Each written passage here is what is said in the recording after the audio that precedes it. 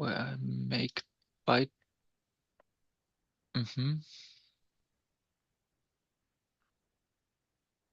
There's the link to the post. You click on top of the post on the 3 dots. You can copy and paste the link of the post, and that should be then the link to the live stream as well for LinkedIn. Once the post has gone online.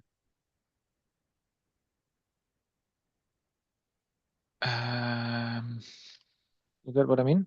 Not at the moment. Wait, I have at the moment open. Just need to ensure that I am. There's messages open. I am logged in LinkedIn with which profile? Personal It one? doesn't matter. Just if you go to LinkedIn on the SINA page, once the post appears of the live stream, click on the 3 little dots on top of the post and then copy link to post. And that's the link we need. Okay, that one I can do. Yep, I'm on the SINA Innovation Academy. The last post is Higher Model Institute, weird one. 0DX Incorporated, but with SINA, the one from you. Yep. And if your post appears, maybe I need to sort by the most recent. That's more helpful. Otherwise, I'll not see yours. And then I can post that link. 11. And people are popping in. 25, 20 more. John, you ready? Your video? Mary? The link is ready for the live event. Already. I copied in the WhatsApp Yes, box. it's live already. So then I start the recording in a second, and then John, you start the live stream once you hear the recording. It's already on the live stream. It's already on. Yeah. Live. Right. Then all the best. You.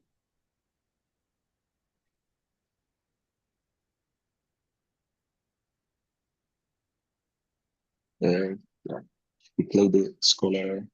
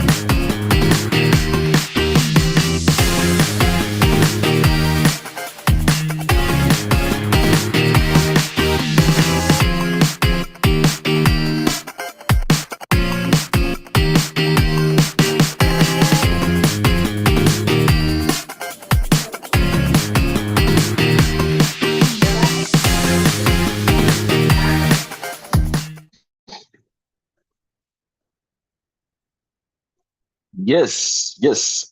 Welcome everyone to this amazing day. It's Tuesday. It's Giving Tuesday everywhere, all over the world. Yeah. And today we are not just going to celebrate Giving Tuesday. Yeah. But it's a special day for us in SINA, where we're going to take you, or you're going to travel with us, on a 7-hour journey across our new SINA communities, our inspirational social enterprises. So we will see how young people from marginalized backgrounds, be it young refugees, who are creating impactful solutions and transforming challenges into opportunities. So this live and this virtual event is going to be an opportunity, a chance that we're going to witness transformation in real time. I repeat, in real time. Whether you pop in for a session, or if you decide to stay with us for the entire day, entire journey, no matter where you are in the world, you are going to be part of people who are going to celebrate this Giving Tuesday with us in SINA. We are so excited to have you all. So excited to see you. I'm go by the name of John Sadiki. I'm part of the SINA Global team, and right now I'm joining from the sunny Burundi. So let's come together today. We're going to connect. We're going to celebrate, as I shared, the potential of all our change makers in different scenarios. So right now, stay tuned, spread the word, invite others, and get ready to be inspired. Welcome.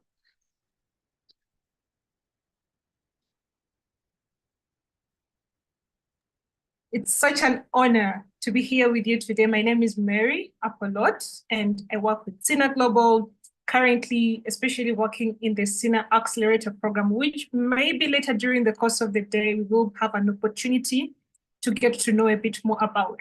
But just an overview of what you can expect today. So we have a lineup of 6 SINA communities, and we have 8 SINA enterprises that you will be able to interact with, get to know what they do, and also see the impact that they have been able to create. But also, just a heads up for logistics purposes that we are aware, the chat section is going to be blocked. However, at the end of every segment, we will have a breakout room where we will invite you in case you might have a question or you would like to have a deeper interaction with either a SINA community or an enterprise, then you will have a breakout room to join in order for you to catch up and interact with them. So for us at SINA, it's a privilege and it's an honor to be able to create the transformation that we desire to see, not only in the communities in Africa, but also other parts of the world, as you will get to know. So once again, you're very welcome to our Giving Tuesday event. And in just a minute, we will be sharing with you a glimpse of what happened in the last year's Giving Tuesday. So last year, we had a similar event on the 28th of November. And we'll share with you just a few highlights of what it looked like, what transpired, and then we will officially continue with the rest of our day. You're welcome.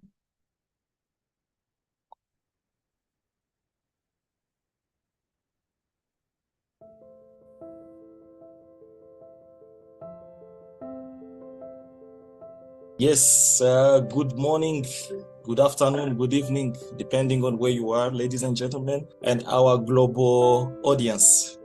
I am John Sadiki, and it is my immense pleasure to welcome you today to this extraordinary journey of transformation, inspiration, and empowerment. So you are part of the SINA's Maker event, where we're going to spend 12 hours with 12 SINA communities who are transforming challenges into opportunities across Africa. Yes, hello everyone. My name is Kisita Aloysius Msansa. I am a trainer here, facilitator. I'm here today to share with you the story of the whole cause that we are here. You can also imagine every day someone gives birth to a child and then they just decide to throw them at the streets. What would you do? Suppose this is your brother, this is your sister. What would you do? When the home expanded, we became around 500 children. It's really hurting to hear such stories, but it is very true. Called Young International, where SINA was born, SINA was created, SINA was developed. A lot of trial and error over a lot of time, and I'll take you through, walk around. We are in Mpigi in Uganda, site of Kampala, capital of Uganda. And on top of a hill, you can see this is the entrance. And here's basically the community that has about 70 people that live here. It is residential, so people sleep here. People come from all over Uganda, even from outside countries, and stay here and go through the SINA framework to unleash their potentials, become change makers. Now we can move into our main hut. This is a round hut out of bottles, the nice grass roof, whereby you can see the bottles as well from the inside. And here every morning there's a morning meeting. About 8:30, the community comes together to have breakfast, but also to discuss what is needed for the day, what are tasks that need to be done. You can see here, we have developed over time with a lot of trial and error, 5 different stages that make up SINA framework. Together we form like a community of communities that is assessing best practices, supporting each other, collectively creating the change we want to see, and also improving the model, the framework of SINA over time, collectively to the best possible version it can be. So with this, stopping here at our SINA logo, turning challenges into opportunity. Thank you for coming by in Mpigi in Uganda. My name is Rebecca Segajawara, currently joining you guys from Accra, Ghana. I currently work as a partner in SINA Global, and I am the contact person for Arise Youth Foundation. So to today, they have been able to successfully empower over 200 young people in the community, as well as have 10 successful enterprises who are not only creating impact in their own lives, but also creating impact in their communities. So I don't want to say much. I just want to give it over to them. So my cameraman is going to community. So as you can see, this is Arise Youth community setup. As you can see behind me over there. Yes. So as you can see, the buildings are over here. Maybe you can please come closer. Yes. So as Arise Youth Foundation, we started way back in 2020 September. Where we were able to, of course, reach into the of charter, and we really didn't have any operating space to start with. My name is Daniel Baraka from Congo Innovation Academy, which is also SINA, located in Kinshasa in the Democratic Republic of Congo. It is one of the communities or one of the SINAs in the movement that's really doing quite well. Our journey crossed over in 2020 in Uganda at the Social Innovation Academy, where we were like scholars, Israel and I, and we were learning entrepreneurship, non-violence, and other skills. Decided to create this SINA and implement it in the Democratic Republic of Congo in Kinshasa, because we started without no office at all. We were staying in someone's house. I've been able to travel around Africa, including in Kenya, in Uganda, in Dubai, and other for conferences. I was honored to be selected by the US government to participate in the Mandela Washington Fellowship in the United States. You can see how a Maluku community is kind of growing. There are a lot of houses around, and so it is a big community we are trying to impact through social entrepreneurship, leadership, some other skills. All this one is our land, 3 acres. We are really thanking you, all of us. Hello, my name is Rebecca Asimwe, and I work with SINA Global since May 2023. So a little bit about myself. I'm passionate about empowering young people and, of course, community development.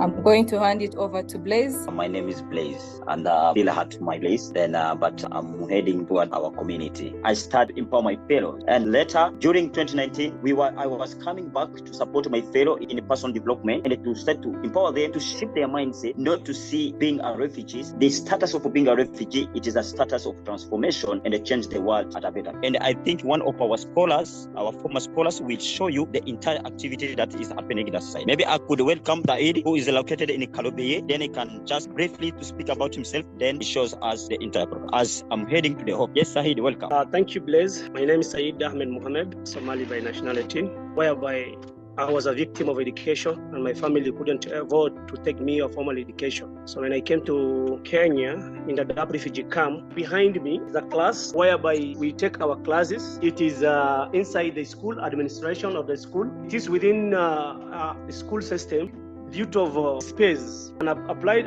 JV. Thank you so much, Said. Now I've already reached to our office in Kalobeye. Believing that my existence was insignificant and my dreams futile. And this mindset really persisted until I joined the Social Innovation Academy, encouraged by a friend to visit SINA PG. My visit coincided with a scholar selection, and yeah, I was selected. My journey at SINA initiated a really profound mental transformation. You know, as a refugee, my focus was consumed by daily needs, causing me my dreams to fade. But at SINA, I began to challenge this narrative. You know, the academy's unique approach guided me through an introspective process of unlearning, confronting, and dismantling my limiting beliefs. And the time I spent at SINA really fundamentally changed my perception of myself and the world. The empowerment became a mindset, not just a term. SINA's model helped me see myself as a change maker, teaching me to take control of my destiny, my thoughts, my attitudes. And this led me to co-found with my friends Lazima Nipate Academy in Kampala. It's an empowerment space for young refugees and underprivileged host youth in Uganda's urban slums. Hello, my name is Miriam Feza. I'm one of the co-founders at Lazima Nipate Academy, which in English means I must get. We started Lazima as a team of young refugees in 2017 as an idea, and we implemented in 2020. We had gone through the struggle of being a youth refugee. Hello, my name is Derek Onyango from Lazima Nipate Academy, where we nurture and empower young refugees and host youth to become social entrepreneurs by starting their own enterprises. Here is our library, Lazima Nipate Community Library. This is how inside our learning space looks like, and this is all of it our training space where we conduct the training sessions from. And here, most of the times, scholars are meeting with different mentors. This is the session room where activities are conducted from. Inside the space, we have some scholars around who will also be given the opportunity to share with us what they have. Hello to everyone. My name is Jerome Piano. I'm also a member of Lazima Nipate community. I've been here for 3 years ago, and we have came up with a project which tackled the problem of language barrier and different refugees camp in Uganda. Hello, my name is Jerome Makuba, and I'm happy to have you guys here at Lazima Nipate Academy. So I'm a mentor, trainer, and life coach at Lazima Nipate Academy, and also as well co-founder of Watoto Tomorrow, as we mentioned in the video earlier. I'm Philip. I had been in Uganda. I co-founded SINA in Mpigi. There's Jenny and Ruben. And those two energetic people from Cape Verde, I got to know them personally when I was in Uganda. And I was on the summit, and there I met them in the SINA summit. They started now an academy. They called it the Morabeza Academy. And it describes the way how the Cape Verdean, how they are. Or when you search online, you find like it's the hospitality of those people. It's the unique way of how the people in Cape Verde, how they live and how they host guests. Hello everyone, my name is Ruben Andrade. I'm from Cape Verde. In the replication journey, I've been learning a lot of things.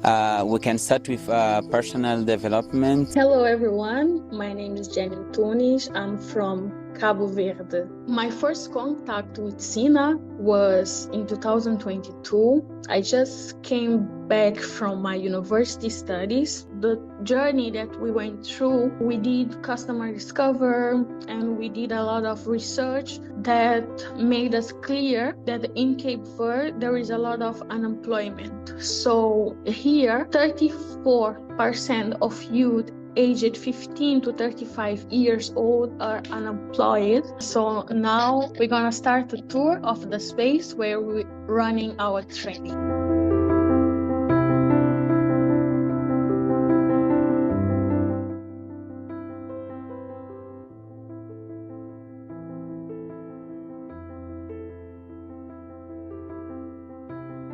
Thank you, guys. This was the tour of Morbase Innovation Academy. We are here if you have any question, thank you for this opportunity. So welcome to Njombe Innovation Academy. I am Ibrahim. With me, it's Johanna. I'm a co-founder of Njombe Innovation Academy. First, I'll be showing you around. All right, thank you. So this building has 3 rooms, and that is the big one is the class, and this one should be like an office. And we have another class, just in case we need it, to build this community of youth. So when we started in 2021. We have rented 2 houses because we have male scholars and female scholars, so we keep them separate. We are accommodating them. We have beds and mattresses and food for them, so they live together and cook and eat together. And that's the perfect thing that we planned since we started. We are already certified trainers, the 3 of us.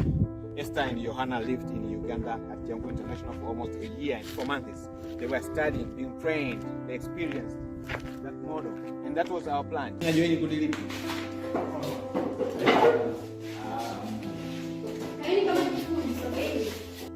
support us. We are Njombe Innovation Academy. Oh, thank you.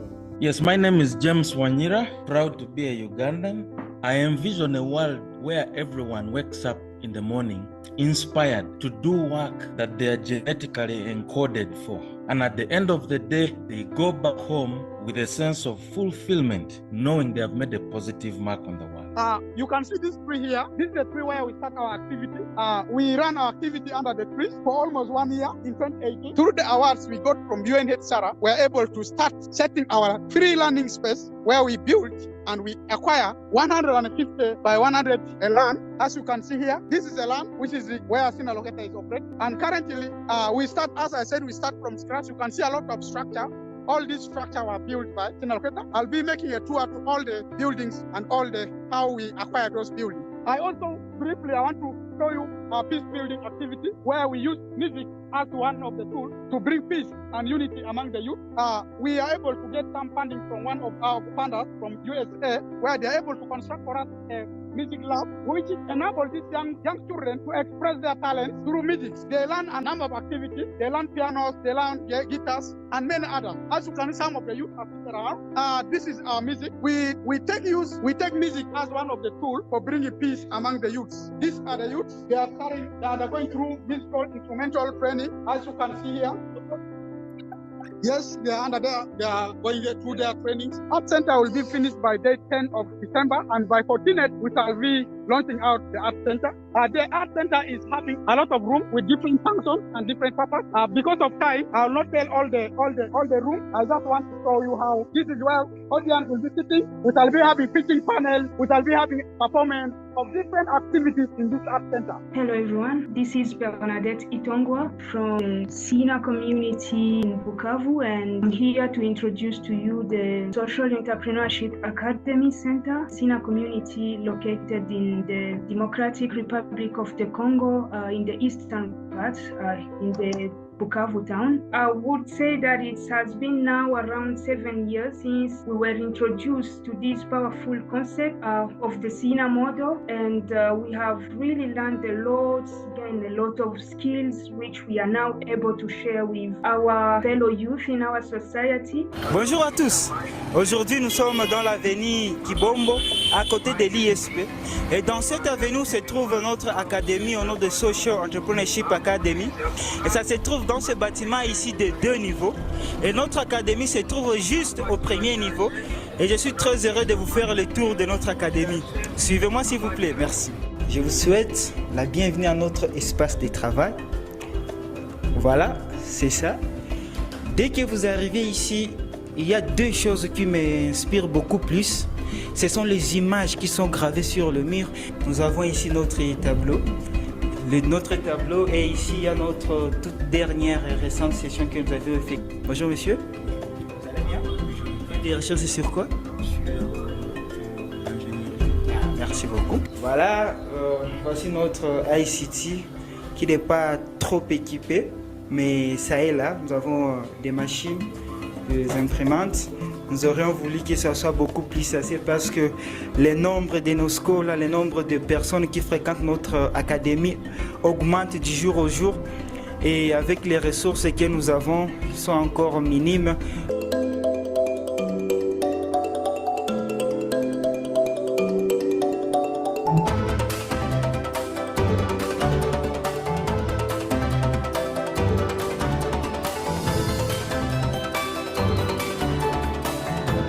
My name is Mary Apollo, originally from Uganda. I work with SINA and I am fulfilling that through SINA Global by supporting and enabling enterprises to be able to go through the acceleration program. Saida and Fadil, from whom I met last year when I visited Zanzibar to conduct a scholar selection activity. So Saida and Fadil, karibu sana, you're welcome. So after 1 year studying in SINA, what SINA does is exactly something that we need to bring or replicate in our, and this is our student. She's one of our English teacher here. And I'm here for teaching English. And this is our scholars. So my name is Saida, as Fadil mentioned, and I'm also the co-founder of Bunifu Foundation. But I've noticed like some of the scholars been mentioning SINA, which is was our first name when we were in Uganda, Django International, which is the home of SINA. When we are starting to ideate what we want to do, and so the names that came first on our mind is SINA, which is treasure, and because we believe all the youths are treasure, especially we know that youths, they're unique and everyone can use the uniqueness that they have to bring out important things and that could benefit them. My name is Micah Nkalubo. Most people know me as Micah of God, the community builder. I'm very passionate about empowering people to build communities. And I'm grateful for this opportunity to introduce Youth Innovation Hub, to see them come out of that stigma, that poverty, that bondage.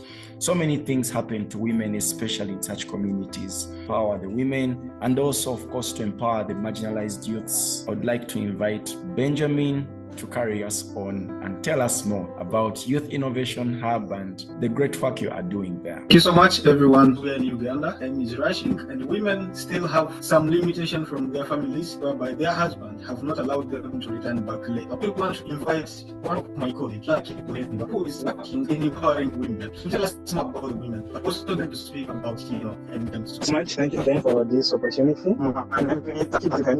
That is aiming at supporting women in the refugee community, in Rwamanja refugee community, to build capacities and also to unleash their potential. In Rwamanja, it has been really the 3 weeks that I've spent in Rwamanja. Coming to in November, this November, whereby the program, we launched the program by supporting 15 women refugees, and within the 15 women refugees, the purpose was supporting them with that we're supporting them to build resilience and also to support families. It's not only supporting these women with the skills, but the purpose is to support these women with the skills so they can be able to run their businesses. So they are going to present in their local language. Jina langu ni Francine. My name is Francine. Ambo. Hello. Mimi ni Tusabe Vestina. My name is Tusabe Vestina. Thank you so much for this wonderful opportunity. Hi, I'm glad to connect with the whole world and everyone who's watching me right now. Friends, I'm called Magamba Michael. I'm the co-founder of Youth Innovation Hub, and I'm leading empowerment and finance, as you know. Thank you so much, Mike. I'm called Charles. I joined the a scholar, get a job. Yes, I came in Uganda. I tried many times to look a job, but I did not get a job. After joining which is empowering younger refugees to become social entrepreneurs, and I started Avida as my idea. Hi everyone, my name is Evoda Kizmana Haverimana from Transformation Innovation Hub, which is one of the 12 SINA communities located in Tonga Refugee Camp, Zimbabwe. This has led us to unleash more than 15 social enterprises within the community that are supporting the marginalized youth. Talking of the marginalized youth, we're talking of the refugees here in Zimbabwe, and they are also having a source of income to support their families and loved ones. Our solution is to start producing coconut oil, coconut from the liver area, which contains healthy fatty and it also boosts the metabolism. My name is Benny Kasi. I'm from Healthy Feeds, and what we do, we are good staff because we are also trying to supply so far healthy, nutritious food. Gentlemen, my name is Jethro Konde. My name is designer with the age of value request. Amazing. Wow, we deal with different people, young elderly people, young people, women, and so all the bodies and because of their age. My name is Gideon. Here we're using mosquito-friendly chemicals, which repels all kinds of mosquitoes and insects. Thank you very much for your time, and it was really an honor taking you through a journey of understanding, getting to know what we have done and what our enterprises have to share with you. So we welcome you all to join us. Let's join hands and make this world a better place.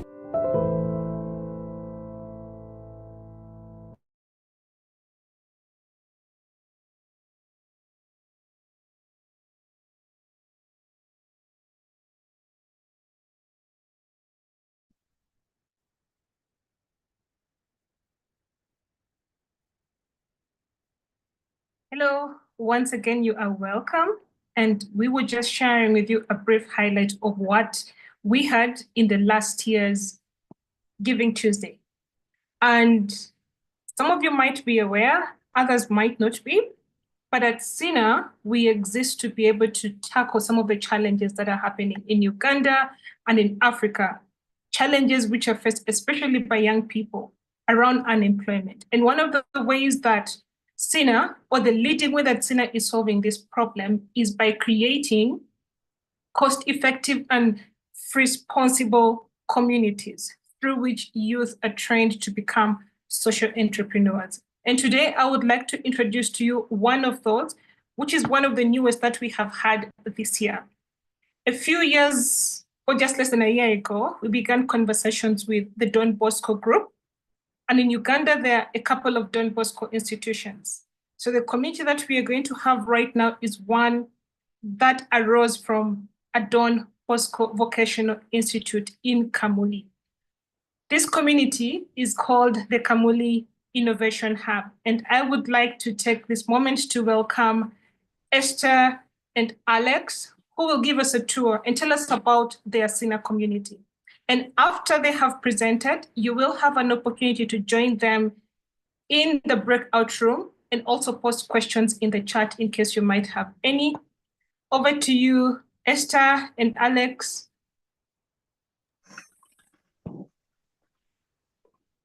Hello everyone, my name is Esther from Kamuli Innovation Hub, and currently I'm a partner with Kamuli Innovation Hub and working as a trainer and a coach as well to support our scholars unleash their potential and create effective social enterprises. So I was also among the victims of unemployment since I finished my course, and during the holidays I took 2 years.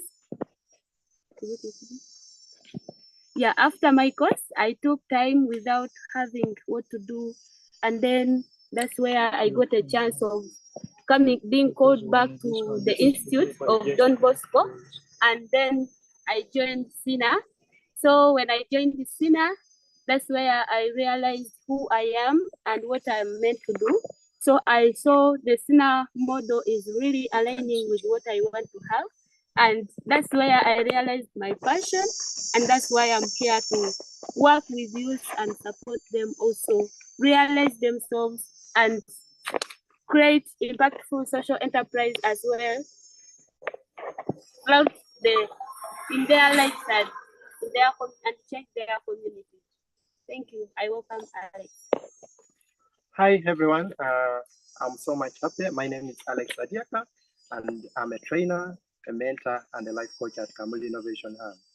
I'm so much happy to connect with you. Just imagine a situation if you're a parent, you're a graduate, and if you're a youth at large, you acquire skills, you go to school, you study, at the end of it all, you go back and stay home. Imagine that pain of all that time you've spent.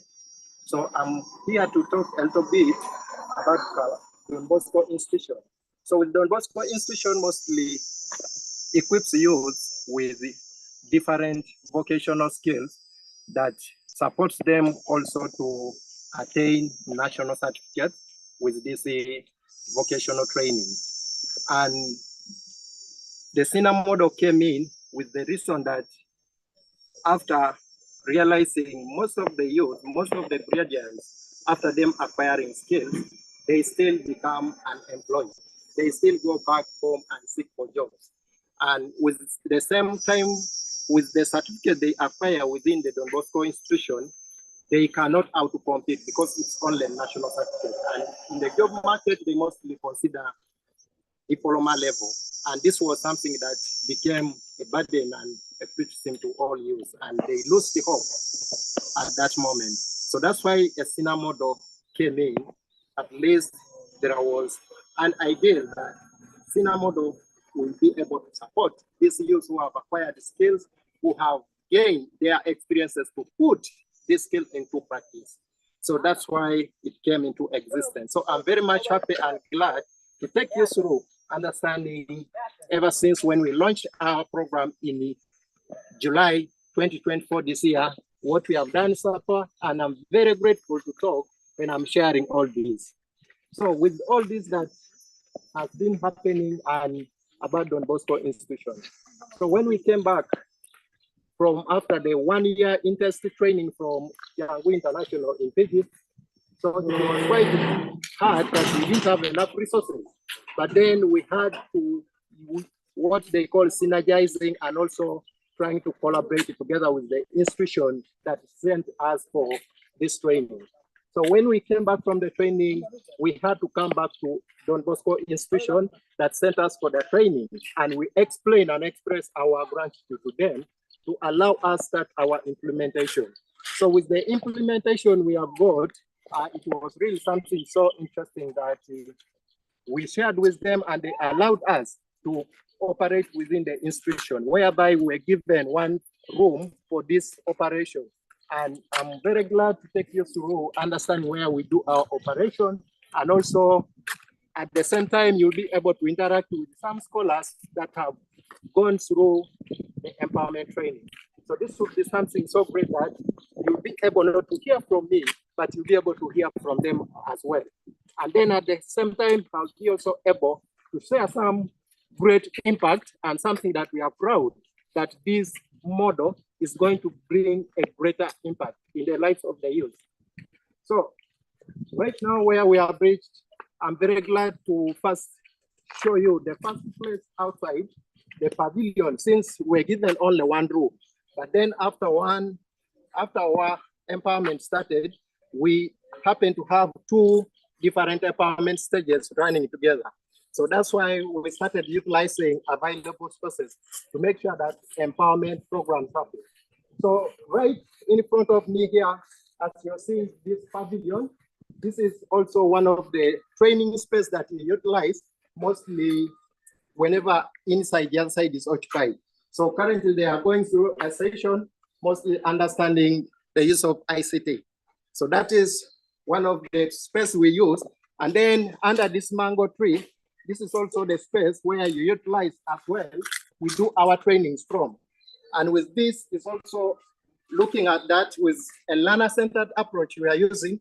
We are trying to see that everyone stays in a space that is free and convenient for him to express his or herself whenever he's learning, to exchange the knowledge. Since with this empowerment, we aim to exchange the knowledge, to learn from them, and they also learn from us. This one good thing that I like about the program. So right now, I'm very glad to take you inside to see where we do our operation from. So welcome so much. Stay tuned with us. So this is inside where we are using, whereby when you look at this side on my left-hand side, this is the place where our scholars receive lunch from. Because we realize also we don't have resources from the start, but we use the little we have to make sure that they also feel free to express themselves. So they receive their lunch from here, and then they use this space freely to do every kind of activity. This is the same space that we do ICT training. This is the same space you find sessions are happening. So in front of here is where you find that sessions are happening always from Monday to Friday. And on my left-hand side, this is the space where our scholars and the trainers sit and do their trainings from. And mostly when they are doing research, this is where they sit. And then right from my left-hand side, this is the space whereby we also try to utilize to make sure that we keep some books for our scholars to at least access them and read and get some information connected to social questions. So with all this, it was something that we found we didn't have resources, but then utilizing what is around you, it was something vital for you to achieve your great impact. So this is how we are and where we are standing at the moment. And I'm very glad for you to at least spare 2 minutes and hear from our potential scholars that are under business structuring. They are also structuring their idea development. And I'm so much happy for you to interact with Nathan Moasepati, which also currently developing something. So Nathan, you're most welcome. Thank you very much, Alex. By the name, I'm Nathan Patrick, a scholar at Kamu Innovation Hub. I'm privileged to share this with you. It was 6 months back when I heard about this Innovation Hub, and I had to take the opportunity given to me. And I'm grateful for it because it has impacted me so much. It has given me all that I need as a person. And personally, we are a team of 2 developing a solution for the tomato vendors that are facing the problem of their tomatoes rotting each and every day. And right now, we are hoping to develop a solution that extends the shelf life of these tomatoes to up to 2 months when you spray the solution on these tomatoes. And after spraying them, they spend 2 months when they are still fresh, other than these tomatoes rotting in 6 days. Thank you. Yeah, thank you so much. At this still moment, I would like us to hear from David Olukot, who's also under developing this project that is dealing with packaging materials. Okay, thank you so much, everyone. I would like to take this opportunity to congratulate all of you. This is David Olukot from Kamu Innovation Hub. Sincerely speaking, the 6 months I finished in this organization has really impacted a lot to me as a person and also the community. After realizing that local restaurants in Kamuli are challenged with accessing food packaging materials, we developed a solution as diners. We are providing reliable and insulated packaging materials to local restaurants, helping them to innovate their growth and also retaining their customers. So really, I'm so glad for that. And I believe that through this program in Kamu Innovation Hub, youth will get really much potential to become the real entrepreneurs and also change their communities. Thank you so much. Yeah, thank you so much, David. And so the 2 people you have heard from, those are the people who are in the second stage of our empowerment program that are mostly now in business structuring. They are developing their ideas. And I will still be able to share with you the impact that we have created, how many projects are under development, and how many scholars have we empowered. So stay tuned. At this moment, I would still like you to hear from one of our scholars who's still currently going through applied social innovation program, mostly working on this personal development. So thank you so much. Just to hear from you for 2 minutes. Yes, by the names, I'm Will Sayas from Kamu Innovation Hub. I'm a scholar applied. By the name already mentioned, for me, I want to just thank our facilitators for the good work they have done. By the time I joined, I was totally poor in knowledge, skill development, and business management. So by the time I joined this program, so far I have managed to know how can I handle my project, how can I handle my business, and such new ideas I have gained, and so far I have started implementing. While I am still in applied state, but I've started implementing this social entrepreneurship skills into the progress. So I thank our facilitators, and I hope by the end of this applied, I'll be achieving my goal. My goal is to see that I improve on my skill. By the time I'll go on the next stage, and I have achieved something from this stage. And I want to thank our facilitators for the good work they have done in us or in me, because they have done a good job, and I really thank for the Community Innovation Hub for the opportunity they gave to us, and I really thank you. I appreciate it.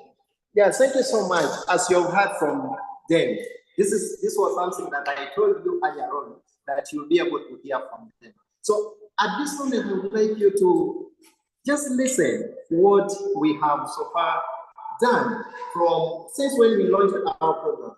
So Community Innovation Hub started in July 1st with the first applied social innovation program, whereby when we started our program, from that up to now in December that we are going to the end of the year. So we have trained 31 youth, and with these youth, they are now able to at least identify their full potential. They are able to set themselves goals. They are self-driven.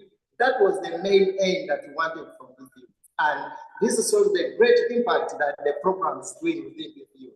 And then at the same time, after the first people we trained, 11 of them, because when the program started, there were some challenges that are happening. So there were only 11 scholars who went through the whole process. And out of this 11, they are now in emerging stage where they are structuring their enterprises. And I'm very glad to let you know that today, as we are speaking, we are ending a year, ever since we started in July, that we are having 7 enterprises. Just put that into yourself. Just within 6 months, we are having that milestone of 7 enterprises under development. And we believe by January 2025, these enterprises will be already to be tested in the job market. And with this, I'm very glad to say that this program is more powerful, is life-changing and transformative structure that I believe with the continued support and the collaboration that we can consider within our family, this will be support us reach to our milestone. So our visions of next year, however much we have faced challenges of this year, whereby we had a lot of challenges, limited space for the operation. Mostly at the moment, our scholars, most of them that are in the second stage, they are going through product development, but you find we don't have available resources, how they can develop their product within the same place. And also with the restriction that we are getting, some of the things we are taking. So, but with our ambitions of next year, that we aim to reach over 100 youth being empowered in this program and extend it to at least 15 enterprises, if all goes well, and we believe with all our potential, we shall be able to do this. And our mission says that we want to create a world where every youth has a sustainable enterprise that is creating for positive change in their lives and the communities at large. And this is worldwide. So please join us in this journey. And I'm so much happy, and we are very, very open to any kind of question that you have for us, any kind of interaction you have for us. We are so much open, and we believe with any piece of a word that you can say to us, it will bring some lasting impact to our program. Thank you so much for listening to us, and let's stay connected, and we love you all. We remain Community Innovation Hub as we are fostering thriving change makers in this world. I love you all. Thank you.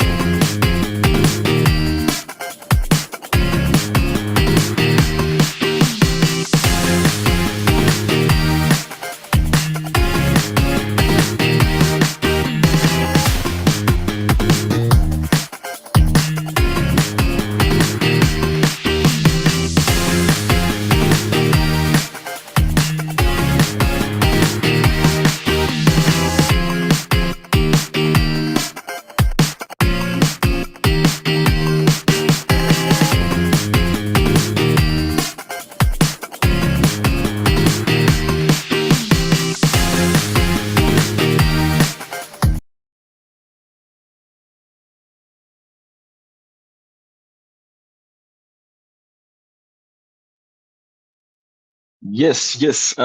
Thank you so much, Kamuli, for the great presentation and the great work you are doing. That was really, really amazing to see all the achievements and the nice place where you conduct your sessions. By the way, if you want to hear more from Kamuli, there are breakout rooms where you can go and ask more questions. And if you want to be involved, if you want to support a scholar from Kamuli, you can follow it up in the breakout rooms. Yeah. Yes. They are already set. Yes. Yeah. It's great. We are still here. This was a test of what we are expecting to have for the next hours that are remaining on this journey. And now we will have another amazing enterprise from SINA Locator. And they are a powerhouse in the SINA communities. And before I say so much about them, I'm going to leave the floor to them, and then they will be able to tell us more about what they are doing, their innovation, and how they are creating change in their communities. Thank you.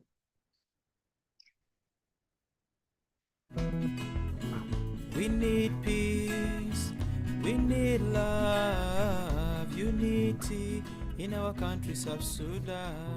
The dream has come into life. As I'm saying now, we have host number of events, refugees coming together and they do their cultural exchange. We have number of activities here where the students come, they learn piano, they learn guitar. Also, they learn also computer lessons. And then through also this, we also engage them to learn entrepreneurship skills where we want them to develop enterprises for their innovations. And we also engage the community to learn agrofarming practice. We have our nursery vets, they learn permaculture. The project is working, and we have created a big impact in the settlements. Right now we are in the Bidibidi Music and Art Center, which was built by TO.org. And this center alone brings a lot of people, and it has helped improve our activities in terms of the infrastructure. We have a recording studio, there is a music classroom, we have a very large auditorium, and then we have a water collection point that stores water in 200,000 water tank that gives water within the center and also to the community. So it's all in one center, I would say. Bidibidi refugee settlement is inhabited by refugees from South Sudan.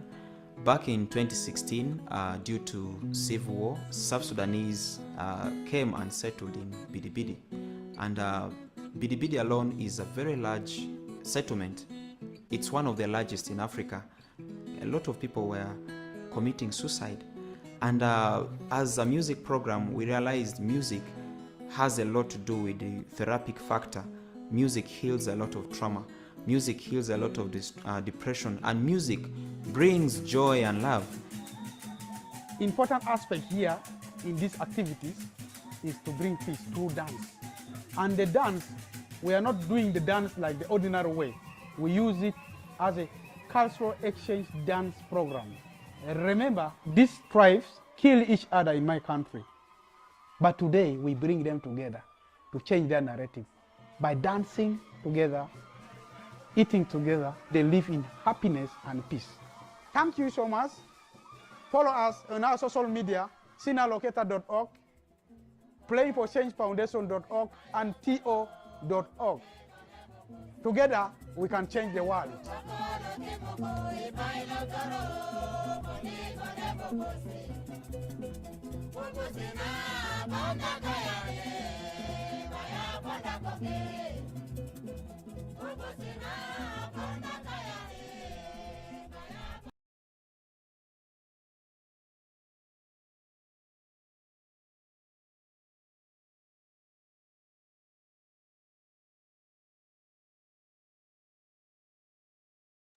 What we've just seen is a reflection of the SINA community in Bidibidi refugee camp, which is called SINA Locator.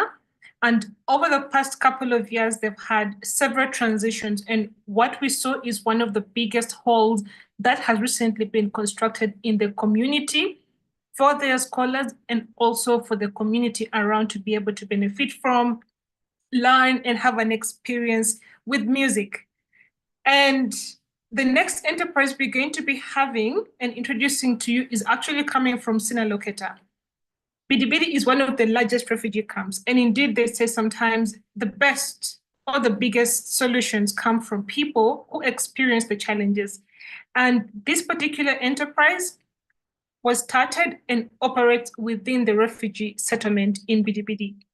It's called Generous Designs Africa, which was founded by Emmanuel Lomoro, and their aim is to be able to transform the world of plastics.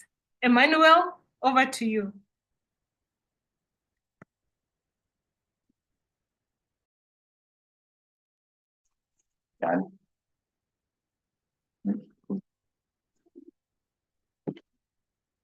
Hello, are you able to see me? Hi. Yes, Emmanuel, you can go on. We can see and hear you well. Yes, hello everyone. I am called Lomore Emmanuel. I am the CEO of refugee-led enterprise that's called Generous Designs Africa. At Generous Designs Africa, we turn the disposed plastic waste into high reusable products.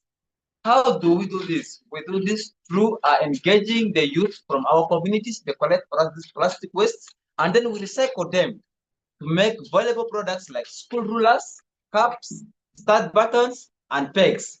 As you can see here, we have some of our products that are already available with us. But before we go and show you our products, let me share you my story. I am a refugee from South Sudan. In 2016, when the war occurred, I had to run to Uganda to receive a refuge. When I came to Uganda as a refuge, I have no access to join school, no medication, and no even school fees for paying my school. So I happened to get this opportunity of scholarship to join SINA Locator, whereby they empower the marginalized youth from the community to become social change makers. How they do this is through training us on personal and professional skills. So in the personal stage, where I came to discover who I am, identifying my strengths, my weaknesses, and my purpose of why I am existing.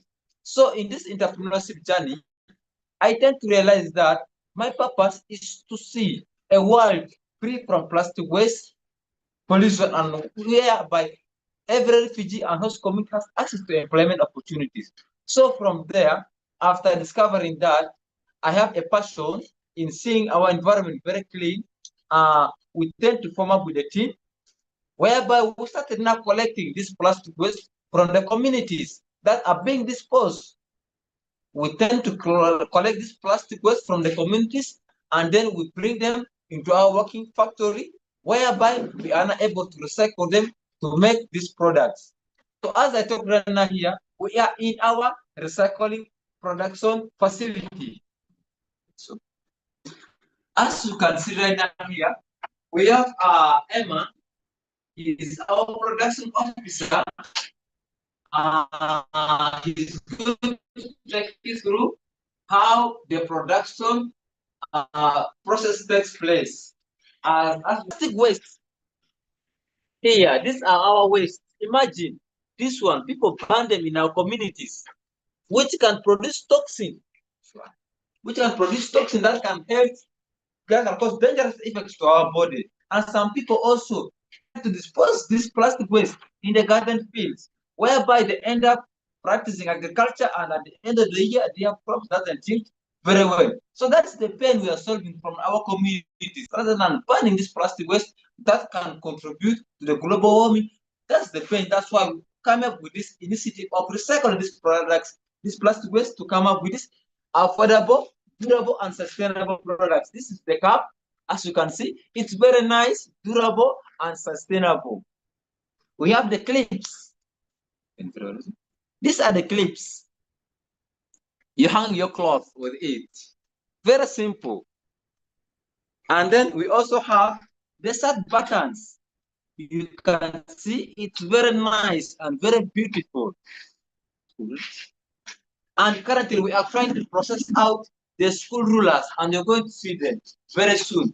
So at this time, I would also like to give Emma to also talk to you about the recycling process of how it works. Thank you so much for the opportunity, my colleague, Bomaro. My name, I'm Colin Maben, so works with the production. So in the production, things are categorized differently. At the past, we collect the plastics. We have single mothers that collect the plastics in the community. They brought to our working space. Then we also have youths that they doesn't have anything in the community. They wash for us the plastic after washing, they dry the plastic.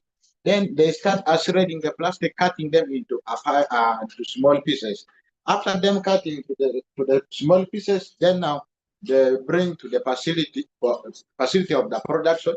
Now, if they're ready, they bring to my working space. In my working space, I have a machine called plastic trainer. Our machine use solar panels for doing the process. So after bringing the plastic, when they are ready, we fixed on the machine.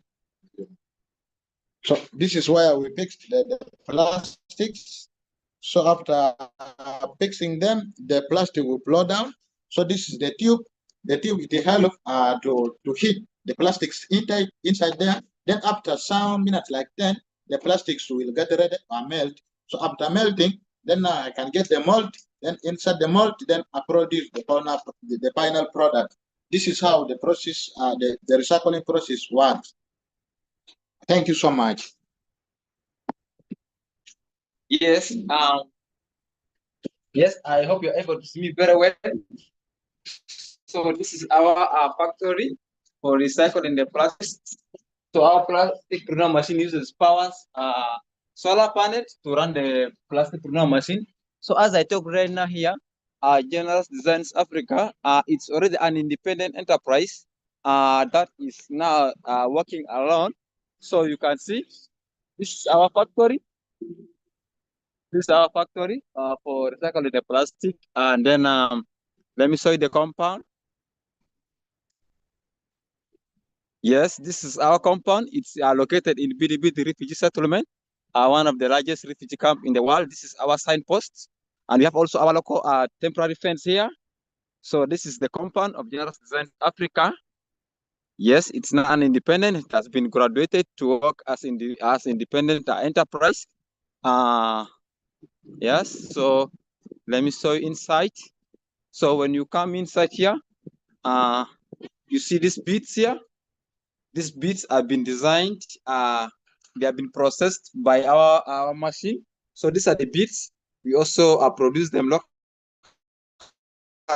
Plastic wastes that are left up in the communities. So you can see the beauty of the recycling that we are really doing in Bidibidi refugee settlement.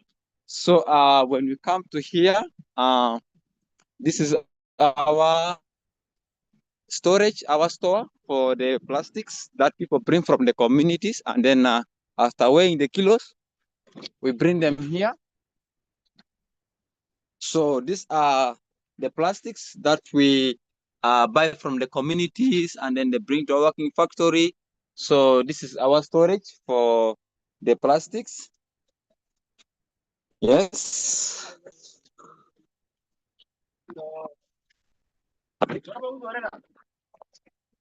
Yes, I am here, Emmanuel. So I will show you the compound of General Designs Africa and what we do here as refugees in Bidibidi settlement.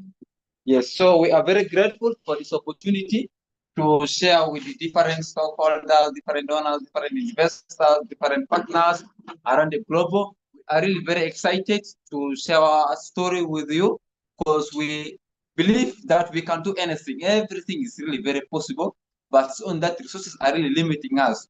So that's why it's enabling us not to reach up to other goals. So we are facing some challenges within our enterprise. As you can see, We are running up our machine with the solar, but the powers it's really very small. That's why sometimes when people order, we delay to send our orders to them because of the power system that we are having here. It's really very small. And then also on the side of marketing. So we are also trying to see how best we can so scale our beautiful products to reach to the outside world, so at least they're able to learn refugees are capable of transforming the world. Because we believe when we come together, we're able to do more. So we are very grateful to SINA for their empowerment that they're really given us, because we have discovered ourselves, and we're also transforming our communities with a lot of energy and with a lot of vigor. So we are very grateful for this opportunity to share with you. Otherwise, from our side, we are very grateful. So yeah, these are our products. Yes, we have varieties of products here from plastic waste that are being disposed anyhow in the environment. So our vision, we are envisioning at creating a sustainable communities free from plastic waste accumulation, and every refugees and host community have access to employment opportunities. Thank you so much. This has been a presentation from Generous Design Africa in Bidi Refugee Settlement. Thank you. Thank you so much, Emma, for your presentation. And I would just like to share a few highlights. Some things that some of you might not be aware of is that for most refugee communities, when a family or an individual comes into the country, they are handed a package, a startup package, which usually contains tarpaulin, basins, and majority of it is plastic. But the question is, where does this kind of plastic end up at the end of the day? It probably just goes back to the landfill. And this is what Emma is addressing with his social enterprise. And this was one of the very first few enterprises which came from SINA Locator, the community in Bidi. We are happy to see your progress, Emma. And by the time an enterprise gets to this phase, they have gone through several phases of growth and development and being supported to become what they are today. And just to highlight for you once again is that the breakout room is going to be open. You can feel free to dive in to ask Emma some questions. If you might have some thoughts or comments that you would like to share with him, please do that in the breakout room. And in just a short while, we're going to be having a glimpse of another SINA community in a refugee camp in Zimbabwe, because, well, SINA began operating in Mpigi, but also currently having presence in several refugee camps. So this particular one is a SINA community in a refugee camp in Zimbabwe called Tongogara Refugee Camp.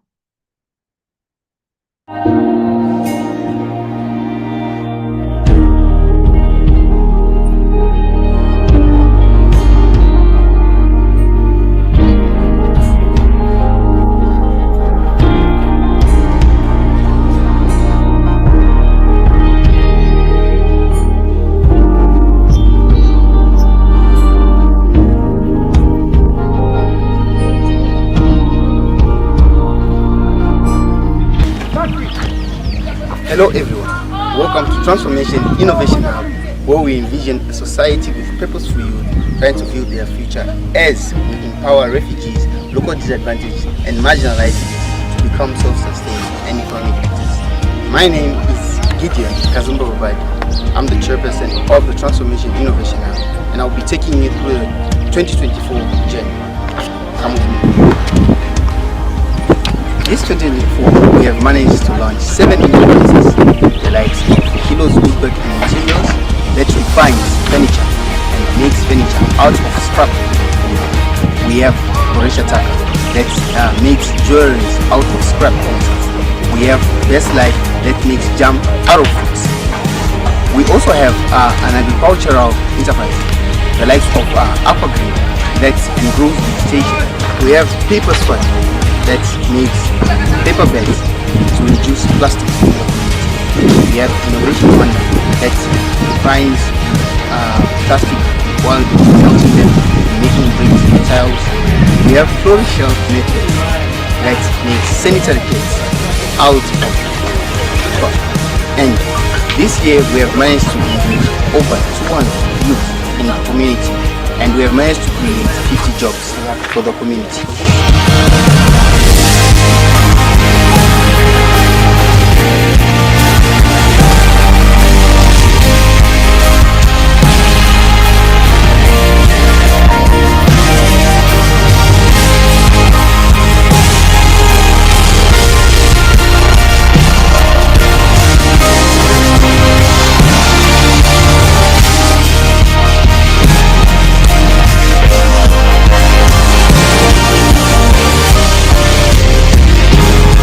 We came and asked for a space which we can incubate and make it happen. To help us on how to live and feed our families.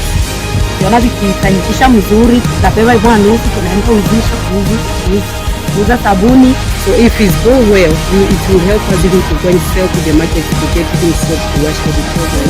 Provide food at home.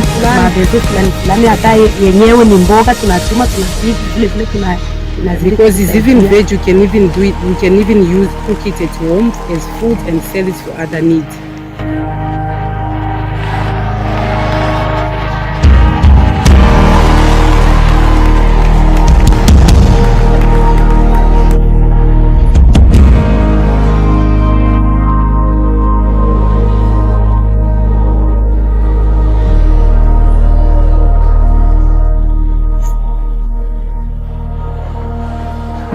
This year we have managed to engage our youth from the community in different activities.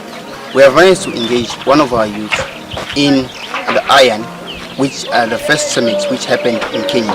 We have also managed to engage 4 of our youth in the internship of the Fair Chance program, which is currently taking place at the Transformation program. Yes, my name is Lasan Lakimbui.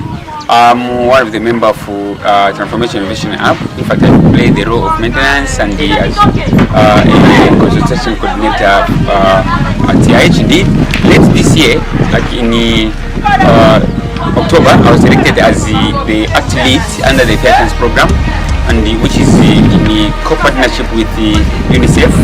And I'm the athlete who's operating under the engagement of young people in Tongara refugee camp. Indeed, from 15 to 30 years of age, they are acting in showing their skills as well as their talents, indeed, in different categories like sports, arts, and even show talents, indeed. In this regard, presenting to you in order for you at least to see the impact that we as the facilitators or coordinators at TIH have made this year, indeed. Thank you. Hello, my name is Kayungu Muleka Jensi, and I am a facilitator at Transformation Innovation Hub. We have been selected as the interns who will be working together with the Fair Chance. My role was to be an accessibility lead, and in the accessibility lead, I had to work as someone who will be working together with people and with everyone, the participant who want to participate in the project or in the program, so that they can all be able to participate in the program. This program had to be digital, and it involved people recording their own videos, uploading on the Google application. So here in Tongogara Refugee Settlement, we had the issue of many participants not knowing or not being very fully aware of how to use the digital world. So my job as I am also an IT support here at Transformation Innovation Hub. In the interns, I was also an accessibility lead, and my role was really to help everyone in this initiative so that they can all access the program, they can all upload their videos. Everyone who has a challenge of uploading their videos, creating a Google account, or maybe getting access to the internet. So me and my ambassadors had that responsibility to help them to get access to this program so that everyone can be included in this program. Thank you so much. My name is Jonathan Sefu. I'm a facilitator and mentor at the Transformation Innovation Hub. And this year we were selected, and I identify as an intern, and also I have a role as innovative lead, whereby I have to clearly explain to the peers about the business model and also how they can pitch their ideas. So I think that is what we are doing, and also we selected 10 ambassadors that they can help the program to mobilize more young people to participate in this program. So that is the impact that we are having here in the camp and also here at the church. We have managed to engage one of our youth into the Adolescents Youth Advisory Council, who is working together with UNICEF for the 2025 program. We thank you for the support of the SINA community. They have supported us through capacity building, whereby we are now having over 7 facilitators here at the Transformation Innovation Hub who went through the TOT training with James. We also thank the SINA for supporting us through the acceleration program, whereby they are not ending only on funding, but they are also supporting us through one-on-one, through the progress presentations, and we are also gaining the capability and support of enterprises to also build strong. We thank you for the SINA community for supporting us in all we have done this year, and we encourage them to keep up the support so that we empower refugees to become self-sustaining. Our message to them is that let's do this now, sometimes later becomes over. Thank you.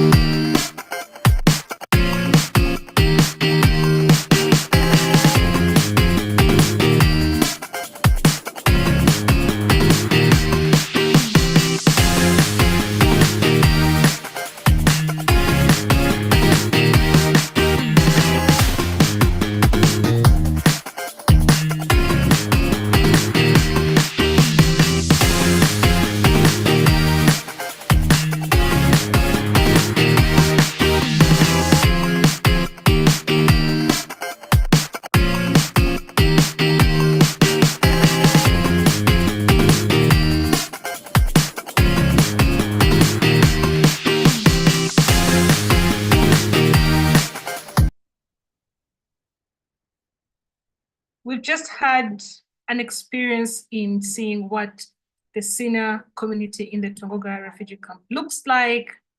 But I would also want to give an update because SINA began in 2014, and over the years, right now we have 18 SINA communities in different parts of Uganda and other countries like in Kenya, in Zimbabwe, in Congo as well, and others coming up so soon as well.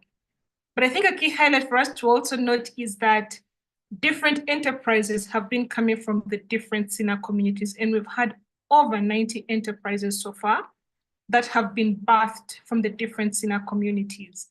And from those 90 or so enterprises, over 1,000 jobs have been created, either full-time or part-time. But this is exactly the impact that we hope to create by starting off with the enterprises that we have created through the different SINA communities.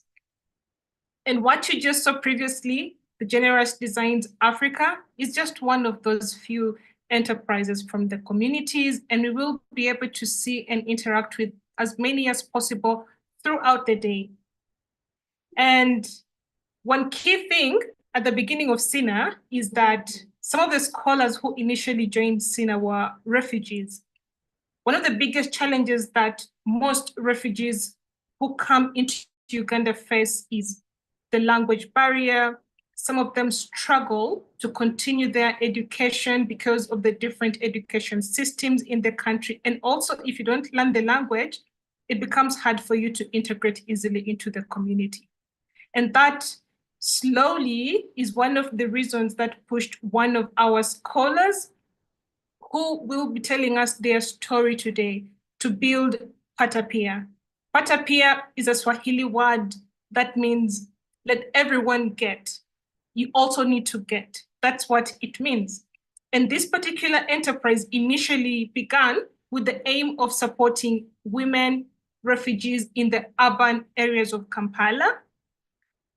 And this year, it also transitioned after realizing the need that the different women have. They noticed that women do not only need the financial support, but they also need support in their entrepreneurship journey. And that has also birthed the Patapia community, which is a SINA community. So it doubles as both an enterprise and also a SINA community.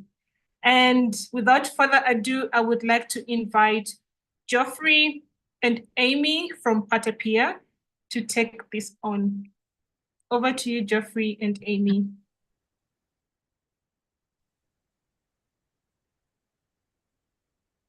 Hey, I'm Emera Baker from Patapia.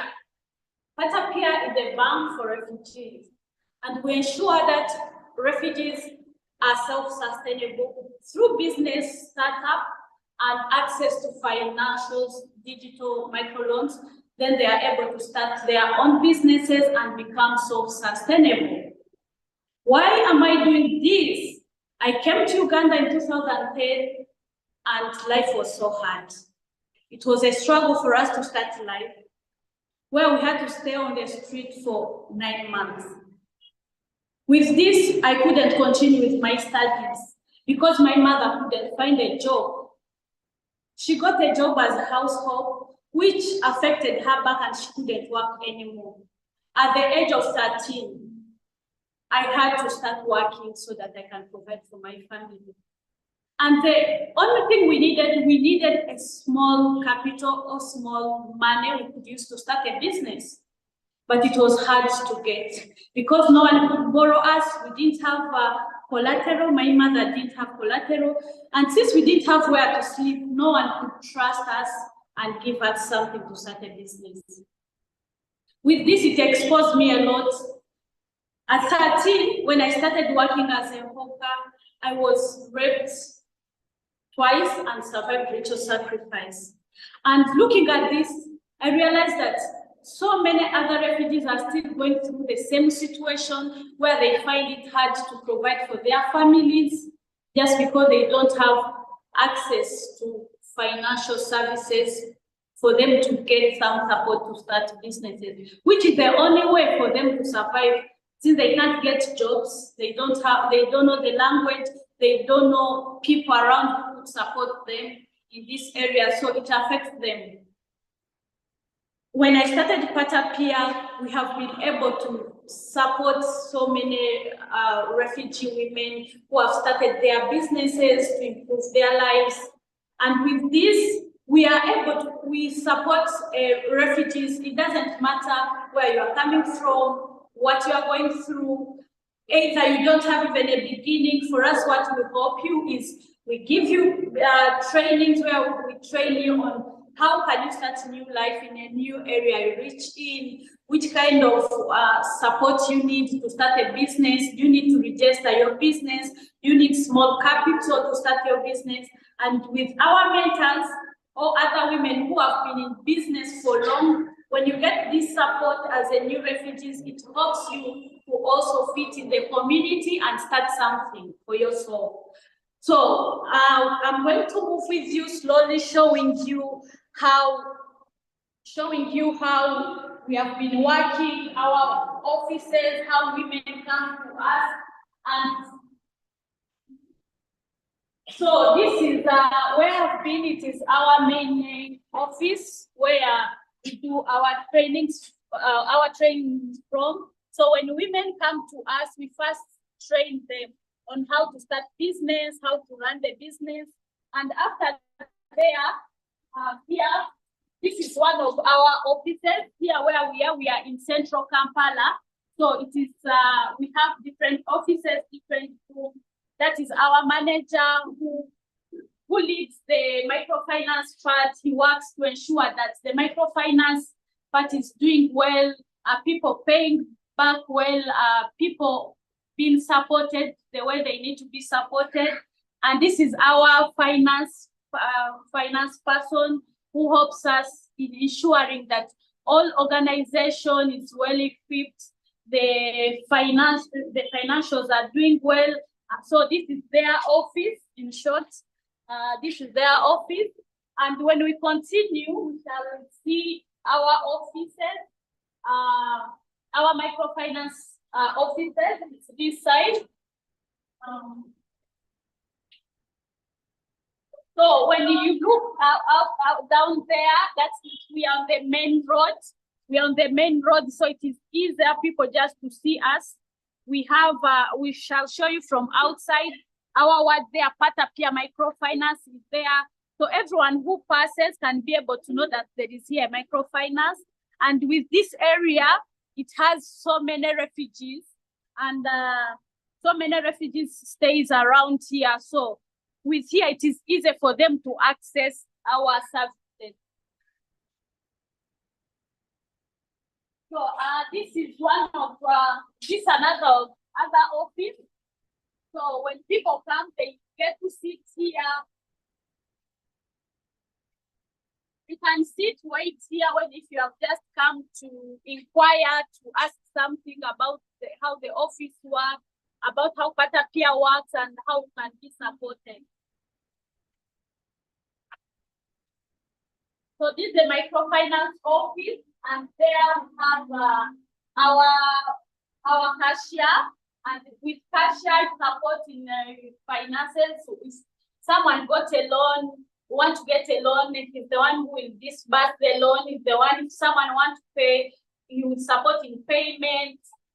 Also in other things which works with money at during a day. And here we have found one of our clients. So this is our loan officer, and for him, what he does is to works with refugees, other people, to really support them. If you want to get a loan, so he's the one who will help you, to show you which kind of loan do you need, how will be supported, how much are you supposed to get, and also to go and visit you, to visit in the field, to see which kind of support you can give the person. We realize that some refugees, they are doing nothing. So he's the one who will tell us, according to how I went in the field to see these people, they need this kind of support. And also to help us in our impact measurements. So when we go to the field, they are able to understand the state the refugee is in and which kind of support to give them. Here we have another loan recovery officer, and I think now he has gone in the field. So right now, when he goes to the field, that means he has gone to check, to see other refugees, people maybe who got loans before, to talk to them, to check, and also to measure our impacts. We are done with this. We could go down. I wanted really to show you one of our beneficiaries, because we have a client Nia who is in same building with us, and we'd like to go down there and see how she was supported. She got the money from Patapia, so she started her thing. At this point, we want to really know what are they doing, how are they doing it, and also how did Patapia support them. So we'll be going down. Our offices are up, but one of our clients is downstairs. So you can go and check what they are doing, how they are doing it, how Patapia is able to support them. And our vision is we don't only vision of supporting refugees in Kampala. From last year, we have been working. We have grown whereby we started with refugees in Kampala, but right now we are also in Rwamwanja refugee camp. We are working with refugees in Rwamwanja refugee camp and Chaka refugee camp. With this, we are growing our impact, and we are fully setting up our offices there. So right now, Patapia has grown in the point where we have 3 branches, one in Kampala, another one in Rwamwanja and Chaka. So this is one of the women we have supported, and let us enter inside and hear from her how Patapia has been able to support and how it has improved her life. Hello, everyone. My name is Maria Muganza. I'm a Congolese by nationality, but I live in Uganda. I'm a refugee. I came here in 2018. By the time I reached here, life was hard and it became so worse. I suffered a lot until I was moving around to look for something to do, washing clothes for people so that I can survive. During that hard time, I met Patapia and it changed my life. It gave me a starting capital. I started the business. As you can see here, I started selling clothes and shoes for all people. I really thank Patapia because it has helped me a lot. It has changed my life. I'm now okay. I'm so happy because really without Patapia, I would have been in the streets. I would have been maybe a street girl. And I would have got even trauma. But through Patapia, my life has changed. I really thank Patapia. Thank you so much. Yeah, that is her business. What she does, she sells clothes, second-hand clothes, and also second-hand shoes. So this is what we have been doing, and other so many women we have supported. Some are doing their clothes business, others sell food. They have stores, and others make some soap, some other small businesses just to sustain them. Yeah, and during that time, after I'd started Patapia and when also my life changed, because after all I went through, my life changed, and people in my community, people who are seeing me, who saw me how I came and the struggles I went through before I joined SINA, because I can imagine when I came, I didn't get the chance to go to school. I was just a walk around. So after starting Patapia, people who knew me were so amazed and were like, no, what happened? How can you reach time where you can do such things? How did you work to reach this point?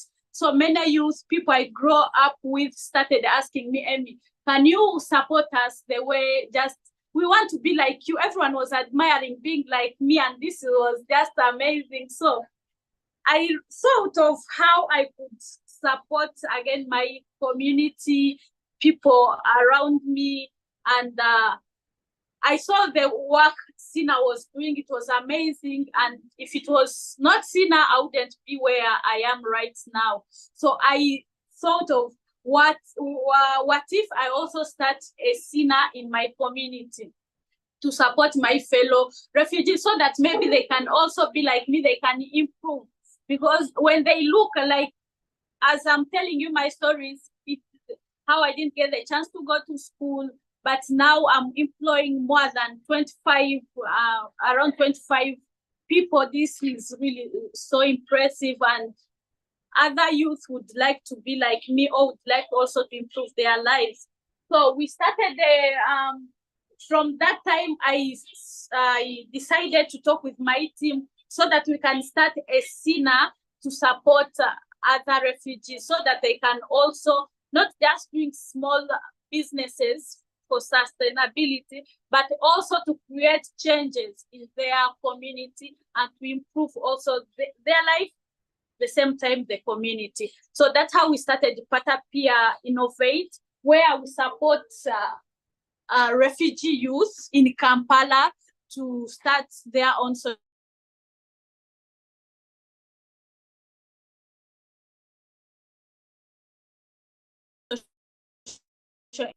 to tell us more about the program and how to work.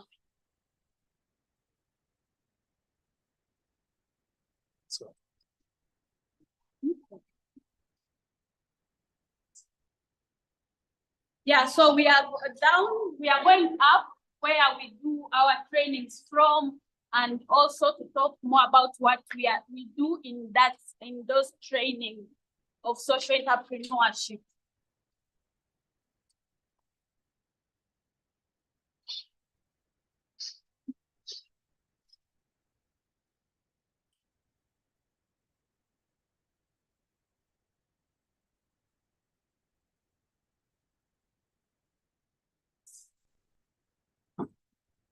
Yeah, so my name is Geoffrey, and I have been with SINA since 2014. I was part of the people who actually worked on developing the SINA model back in 2014. My main contribution was around working on developing the SINA empowerment model, also developing the mentorship structure, and what is currently being implemented in all the SINA communities was partly a contribution from me. So when I joined Patapia, one of the things that we realized was that many of the women we had financed had a goal to grow from just, many of the women had a goal to grow from just running small businesses to actually being social entrepreneurs. So then we designed the model to ensure that those women that were financed before would be able to grow and become social entrepreneurs. So we started the SINA model here, and we've been working with, we are now in our second cohort, and we've worked with over 30 women and young men who have been able to grow their businesses from no idea to already grown-up social businesses. And we are going to share a few of them that are available here. So over here, we have one of the enterprises, and she can share with us briefly what she's doing. Hello, my name is Dorothy. Since in Uganda, a lot of people, almost 94% women households, use chalk and flour to cook food at their homes. I decided to come up with a solution because of the high rate of deforestation. I decided to come up with this solution so that we can save our forests. So we came up with this fuel saving smoke-free stove. It uses, you can use maize cobs to cook, you can use rice husks, wood shavings, and you can also use coconut shells. You can use some of those things to cook food, but it does not. It doesn't use firewood to cook. So when you're cooking, the moment it warms up, it can be able to charge your phone from this side. You can also use this bulb when you're cooking during the night, and it has a certain. It has an element inside here which converts the heat energy into electricity energy so that you can be able to charge your phone from it. Yeah, we will need at least some push because we need some money so that we can be able to start producing these stocks. So far we have produced 2 of them and we sold 1. So if we get support, we will be able to buy more raw materials so that we can make more stocks and penetrate into the market. Thank you. So that is one of the enterprises. And we are going to share about one of the other enterprises.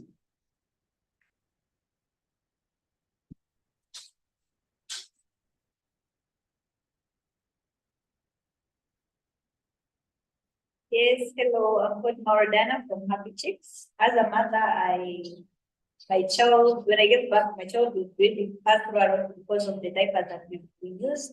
This was due to the chemicals, perfumes and dyes that the diapers were using. That's why I came up with a solution of a biodegradable skin washing diaper that is chemical-free, dye-free.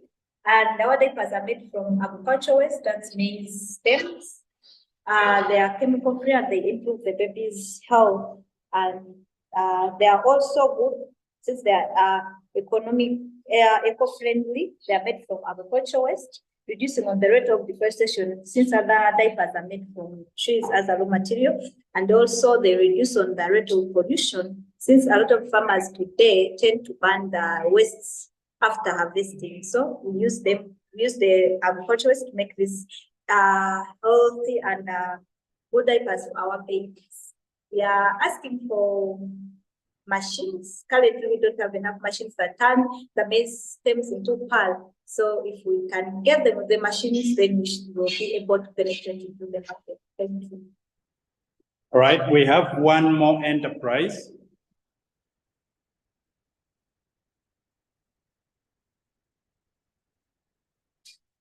Hello, my name is Aline Bulambo, a refugee in Uganda. As a refugee youth, I came in Uganda, started struggling with unemployment. Not until I got a chance to come to Patapia Academy, I started studying until when I got an idea of starting an app that connects refugees youth with skills to gigs that matches their skill abilities. After doing the customer discovery and knowing that not only me that start suffering from unemployment, but there are a lot of refugees youth who are also struggling with the same problem. So that's why I came up with an idea of starting an app that connects refugees youth to gigs that matches their skills abilities, and it also involves in the roles of housemaid. We are asking for a chance to get funds that can help us to start and boost this app so that we can reach to more other refugees youth who are struggling with unemployment, and so that we can get more sales through the app.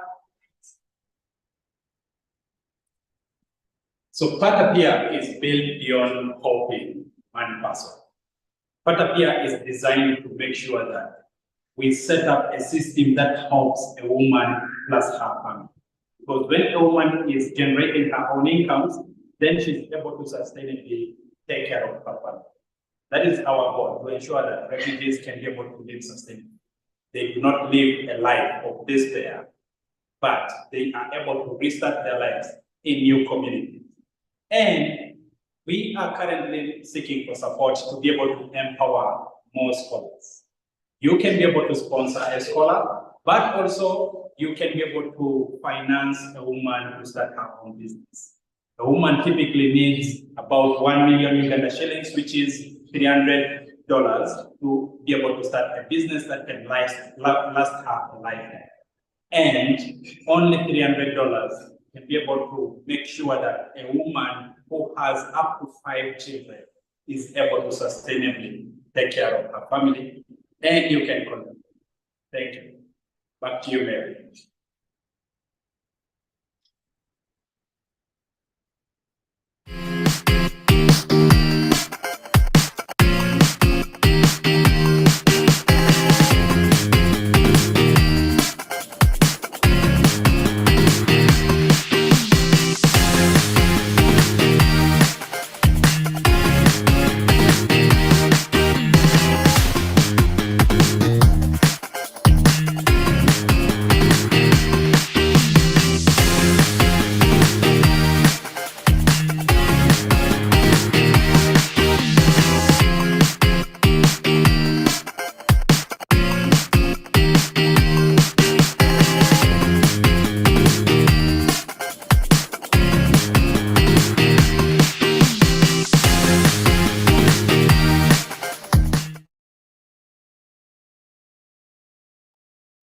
Thank you so much, Jeffrey and Amy.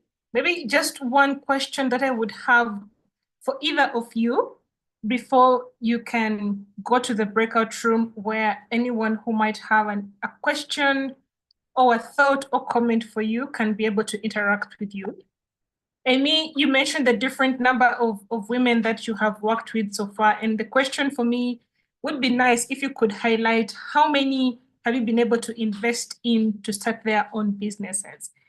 So over to you, Amy, and then you will be able to proceed to the breakout room where you will engage with other people.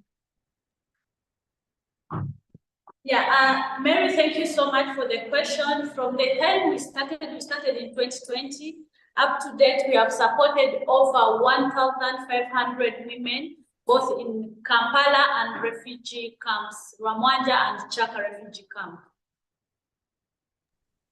Thank you so much. And we really appreciate you taking the time today. And Please join the breakout room and have some interaction, respond to any questions that might be coming your way. And now I will hand it over to John, who will take us up from this point.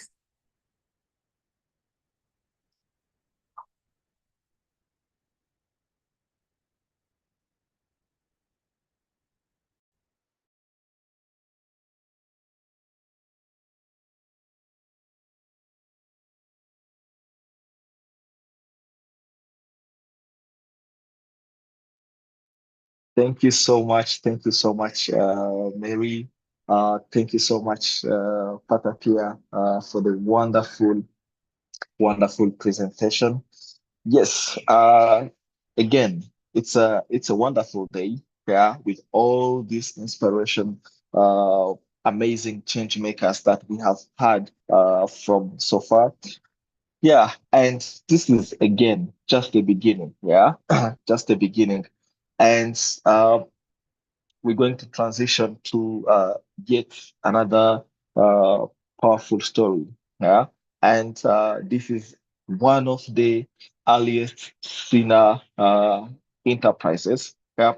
They are doing amazing work. They have been innovating year after year after year, and we are excited and looking forward to hear from them. Yeah.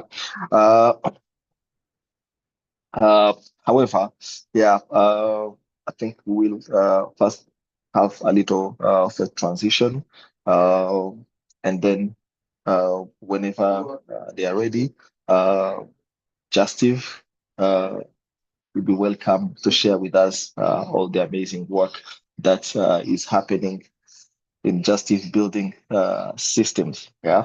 Otherwise, I hope everyone on this live event is having a good time. And don't forget to join the breakout rooms if you have questions for the people who have presented previously. Yeah. And a reminder, we're going to be here for the next few hours. There's still more to come. Yeah, more SINA communities, new SINA communities, and more SINA enterprises. Yeah. Yes. You're welcome, Justin.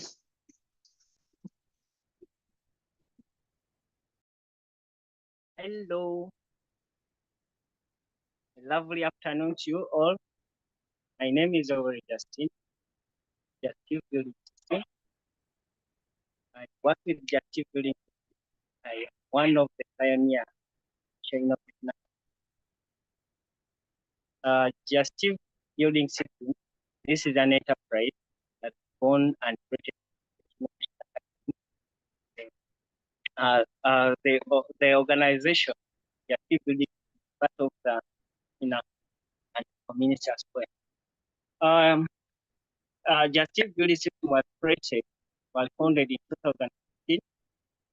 Around Feb in 2015, the aim of building houses using local building materials and as well conserving the environment. You're most welcome today. We're on ground and we're going to share more about the activity and the material that we use to build houses. This is totally saving result in the environment and in the cost. As you hear the background, there are building tasks that is taking place.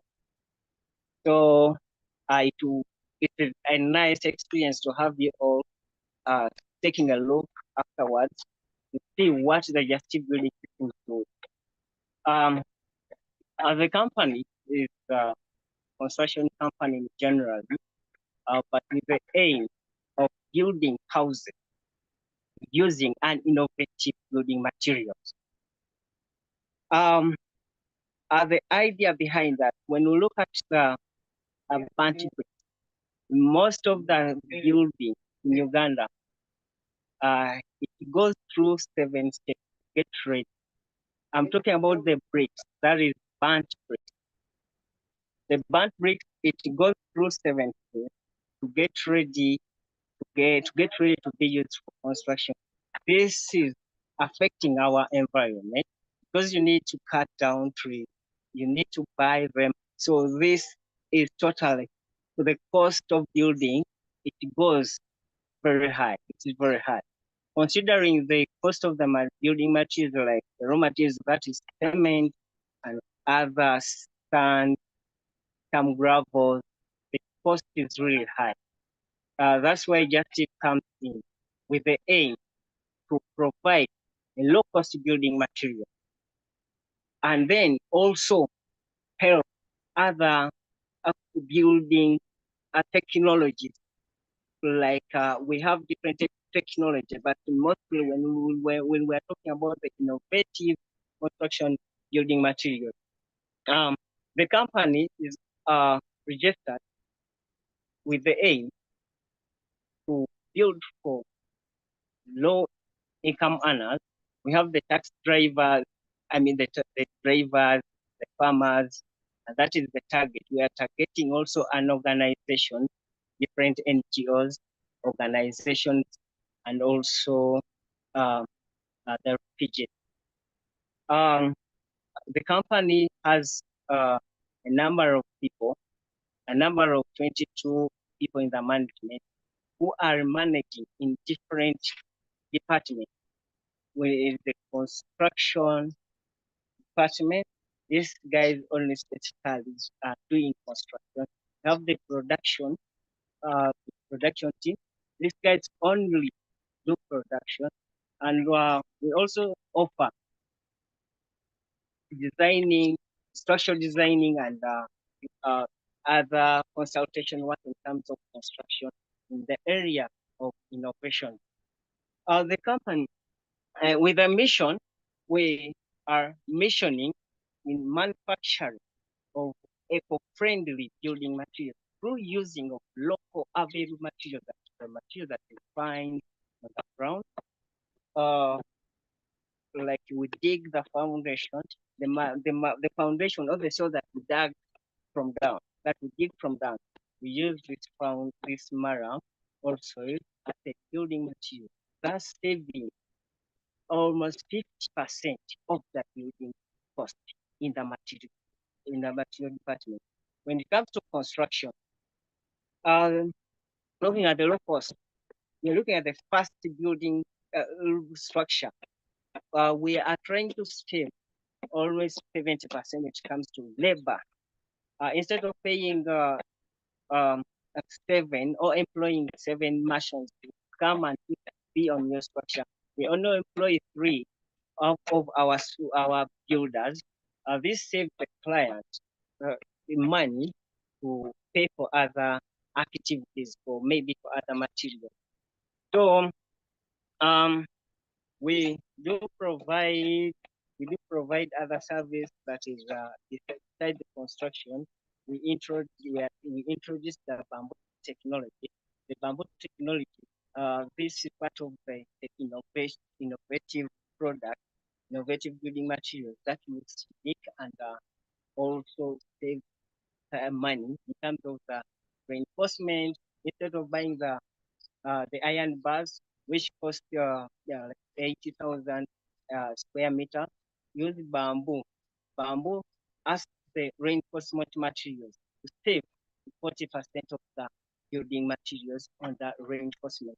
So we are, the company has been expanding since 2015 with the number of youths and with the number of management. We have a team of, as I told you, we have a team of 22 management in the company with different sections, different departments, and the company is growing steadily and professionally in the industry of the construction. Like this on ground, I'll be moving around as I'm sharing more stories about the active building system as a company, as we are looking or we are going through each process. We are going to share more. We're going to have more process in production process and also when it comes to construction. we're also going to have a look at what we're doing on the ground.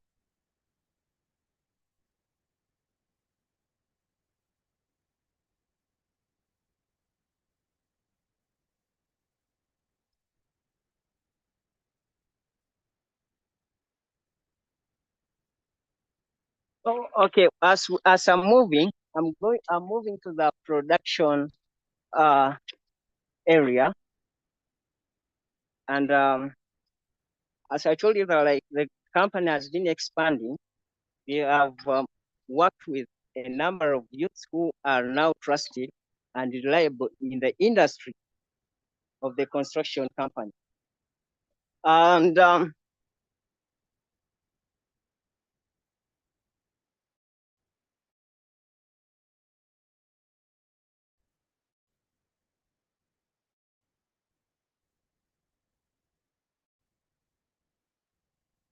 like I have a look. This is one of the output, one of the block bricks. It's called interlocking bricks, and this is the best eco-friendly building materials we have in the market right now. The innovative ones and the service that is very less material used to be used in the structure.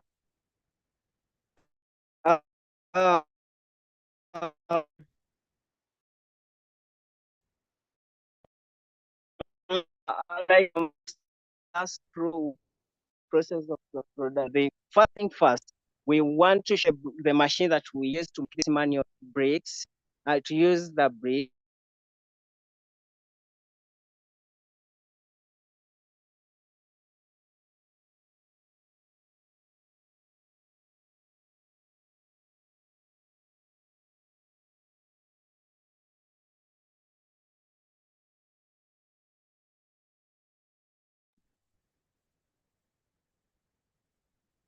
So as we wait for Justin to fix his internet connection, sorry about that, we will have just a very brief video that we will watch while we wait for Justin to stabilize with the internet connection.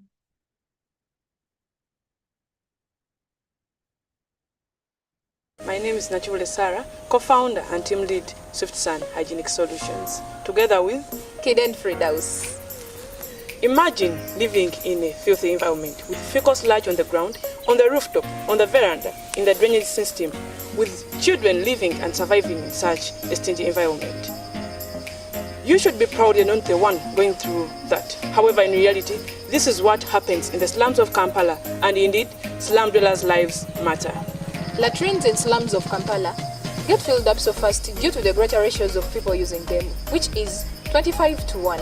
And this forces them to dispose of the waste into water channels like wells and other public places. And this introduces them to diseases like diarrhea, typhoid, and dysentery. As SwiftSun Hygienic Solutions, we couldn't just sit and relax while the problem is escalating. We therefore came up with a holistic approach to solving the problem. We started with producing a decomposer that is Chomaster, that is rich in enzymes and microorganisms that act as catalysts in the compression of the fecal sludge of slum dwellers, hence mitigating health risks among slum dwellers. Our solution works in a way that a half liter of the Chomaster is mixed with 10 liters of slightly warm water, and then the mixture is poured into the latrine. The effectiveness is seen after 15 days. We believe that it is through the production of a decomposer and sensitization of the masses about the dangers of improper human waste management, we will have improved the health standards among slum dwellers, hence mitigating health risks, meanwhile promoting clean and sustainable communities. We are a team backed up by passion and desire to change the status quo of the health standards among slum dwellers. Thank you. Chomaster, the ultimate fecal sludge decomposer. That is just one of the enterprises from Django International, the oldest SINA community. So Justin is back and he's ready to continue explaining to us the process with which they make the bricks. So over to you, Justin.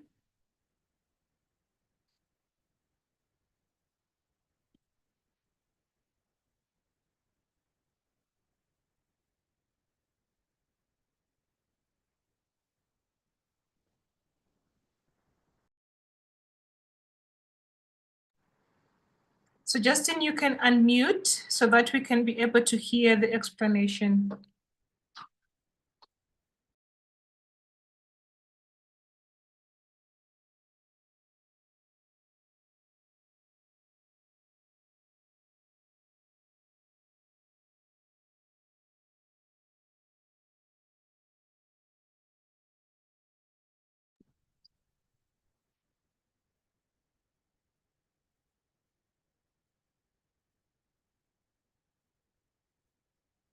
Justin, we seem to have an explanation going on, but we are not yet able to hear you. Could you unmute?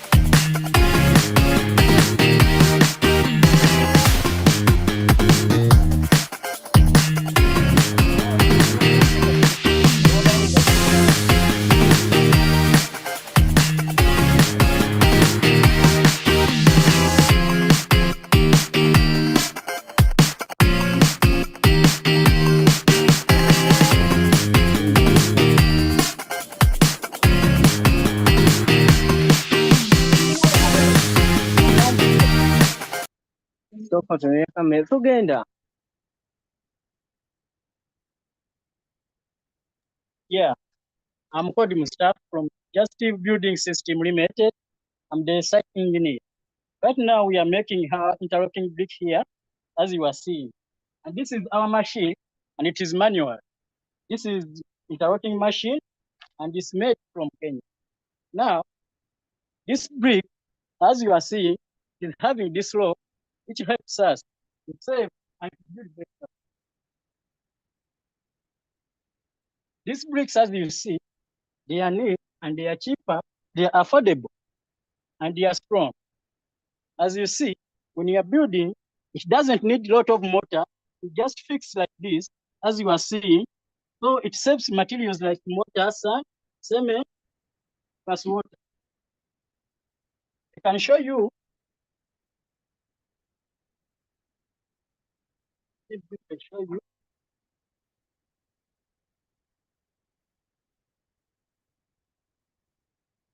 This is the way how we build our bricks. As you are seeing, these bricks are different from this type.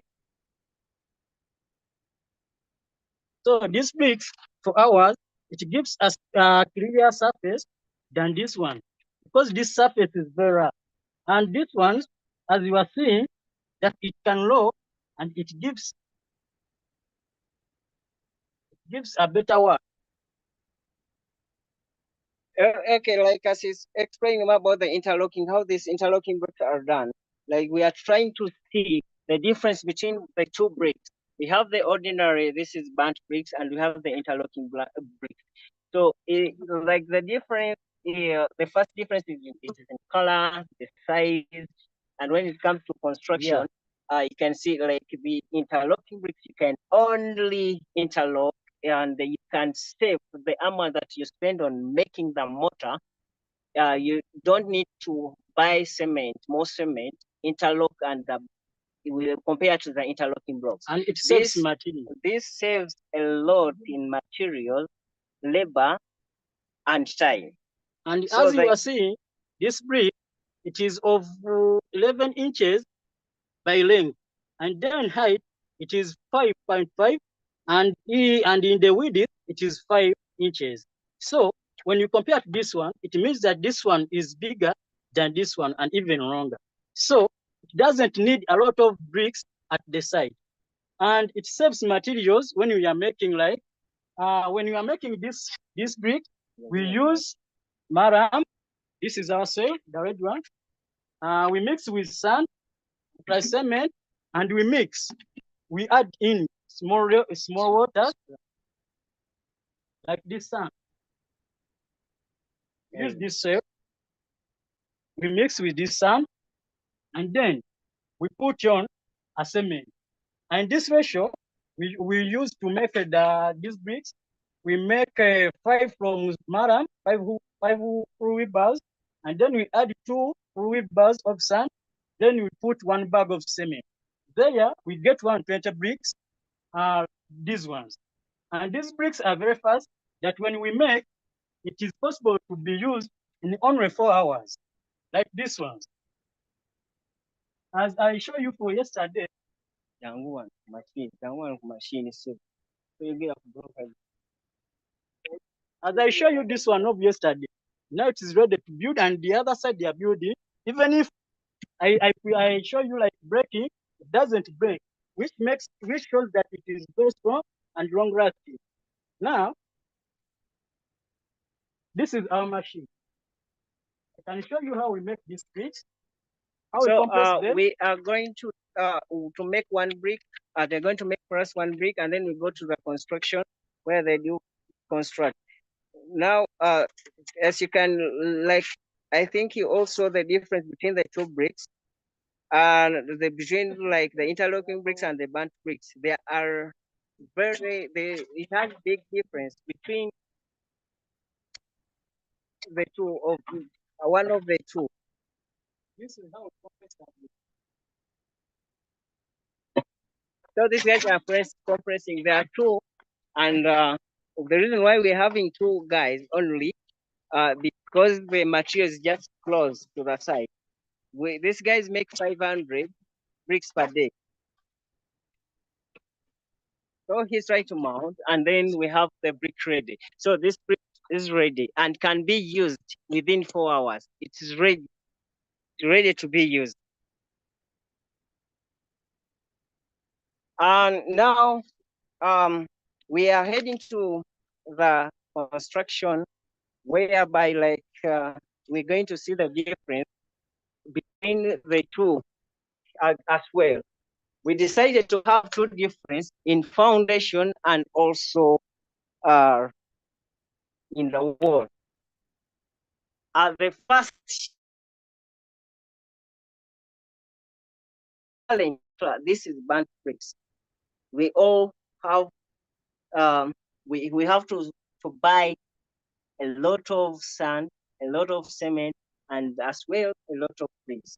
This is actually contributing to deforestation, and this is the big contributing factor to the economy of Uganda as well.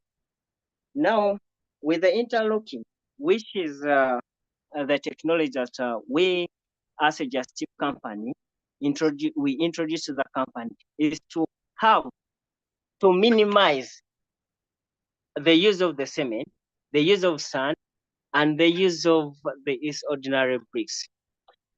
And we always give clients chances to decide 2 of the materials.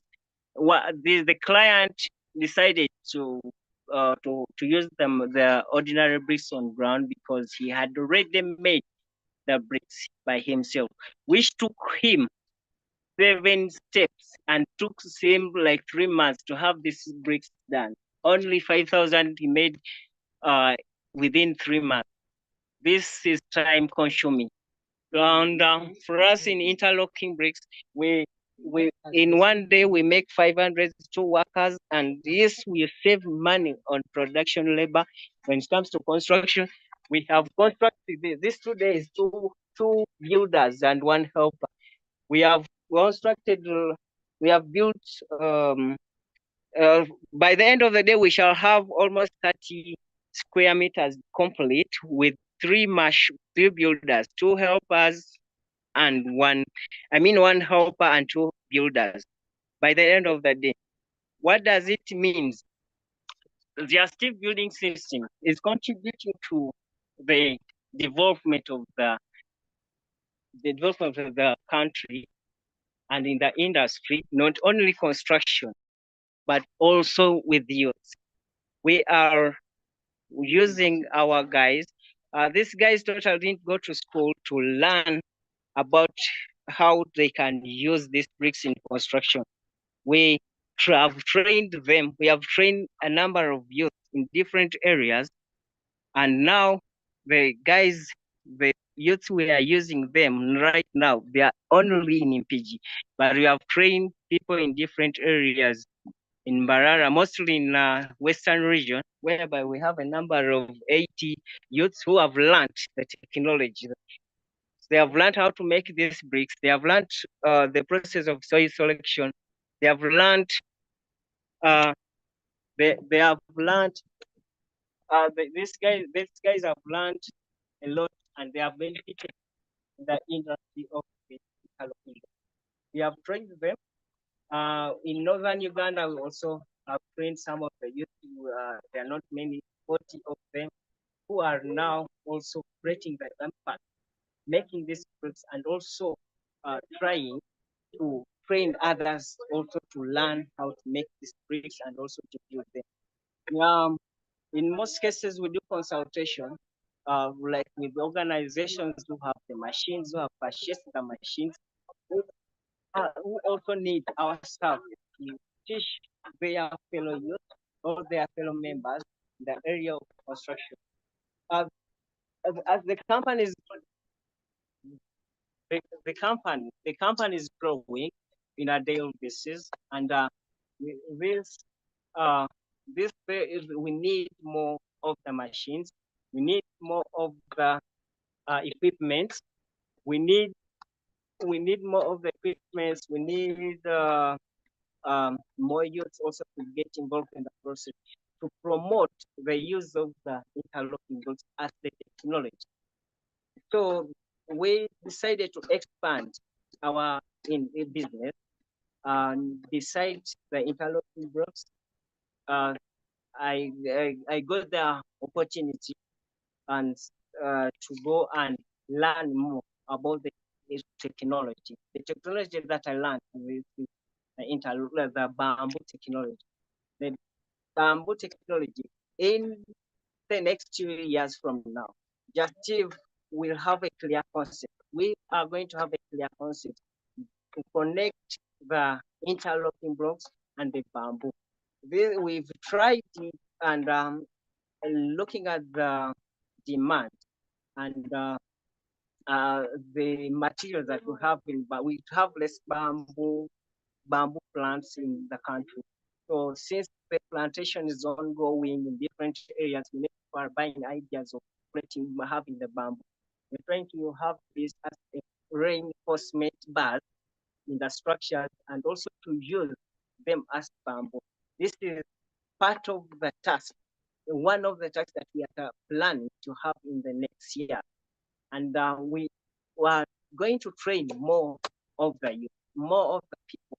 We're going to help them to plant more of the bamboos and also try to conserve the environment.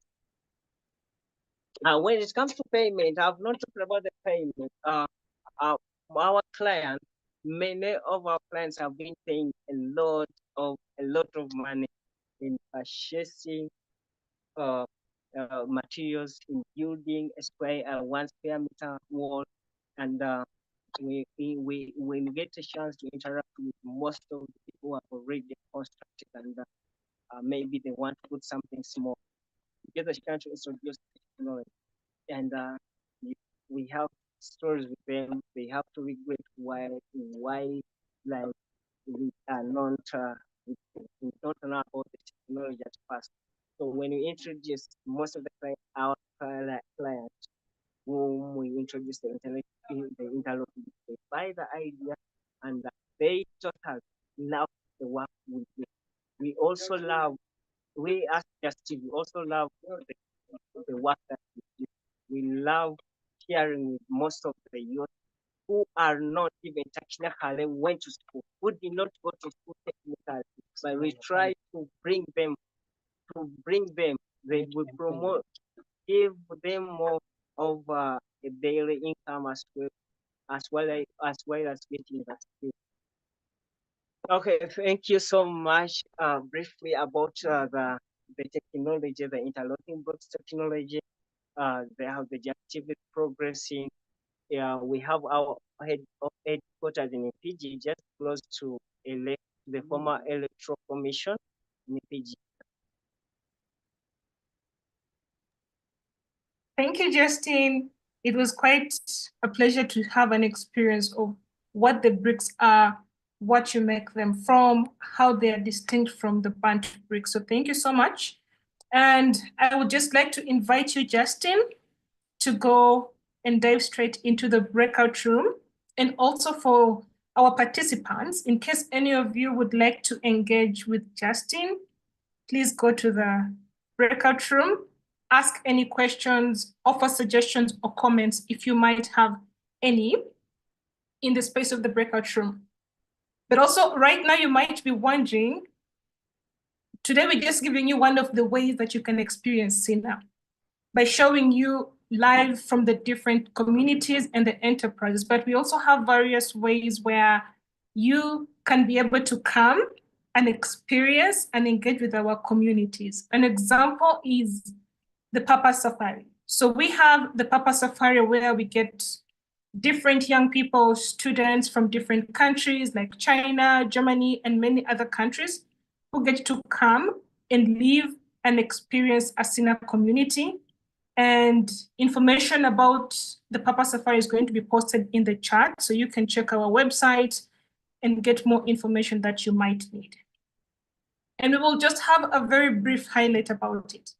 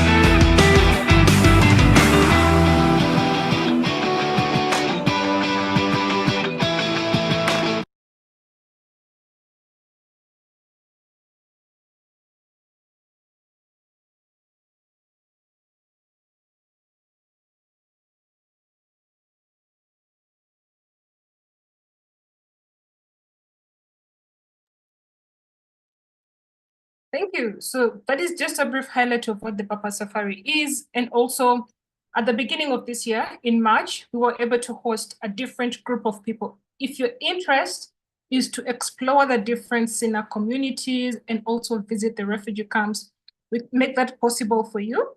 And you can still be able to get as many details on how you can be able to join us on our next trip, which we're planning for next year.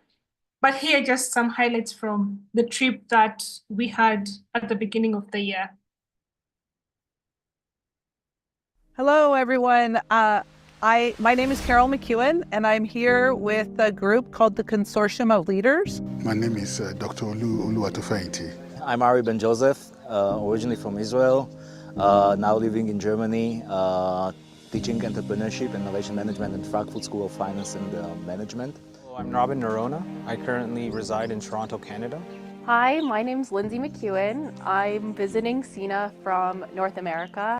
And we came to Uganda specifically to learn about what is going on at SINA. SINA is the Social Innovation Academy, and there's 9 of us here with the Consortium of Leaders. And I just want to say that what I expected and what I received are 2 totally different things. And I can't express how much my life, I think, has changed from seeing what is happening here at SINA. There's a great saying that every time you climb a ladder, you need to bring more with you up. And SINA embodies that. Everyone here leans on each other, and they depend on each other, and it's a collective of mutual respect and also shared accomplishments. No person is left behind here, and that's the true lesson that I've learned. There's 85 scholars that come here and live here on site and are taught about social entrepreneurism and social innovation. And their whole goal is to come up with businesses and graduate from here with a business where they can help support their communities and help solve community problems. My first impressions on the SINA Innovation Academy is incredible, heartwarming, emotional.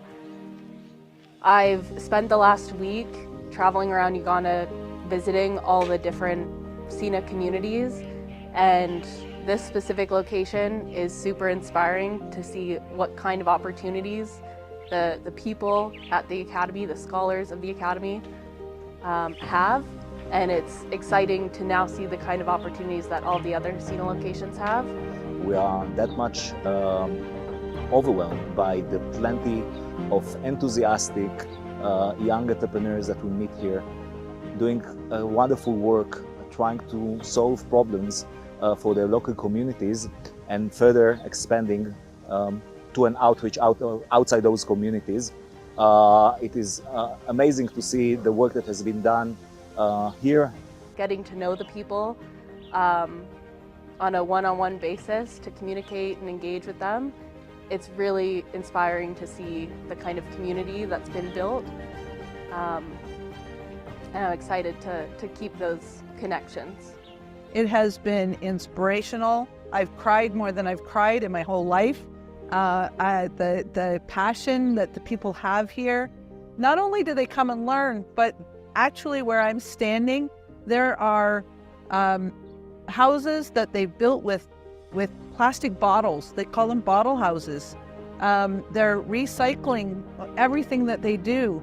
And each scholar here on site has to take up 5 different roles. So it's kind of like a holacracy type governance model. And so the community runs the community.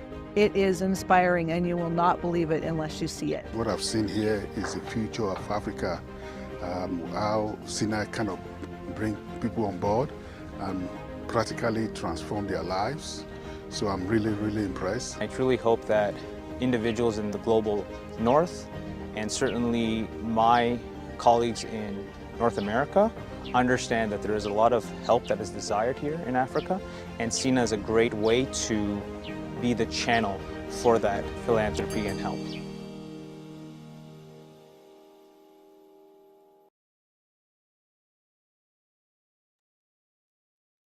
I wouldn't have any better way to put it more than what our speakers have done and the guests who visited us said, that we are creating an opportunity to solve the problems that Africa faces. And surely, this is the future for Africa.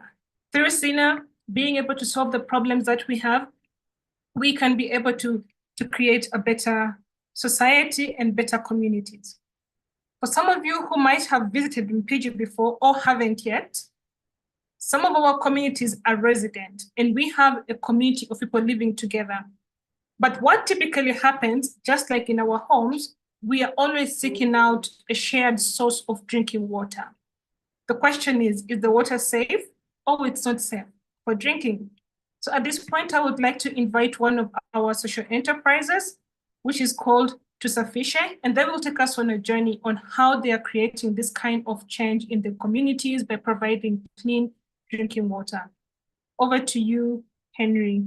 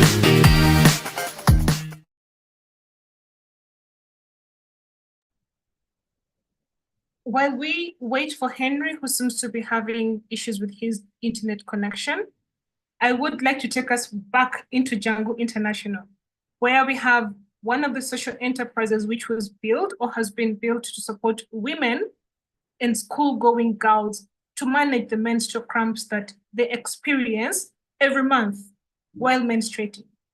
So in just a bit, we will be seeing what She Deserves does, an enterprise to solve the problem of menstrual cramps faced by young girls.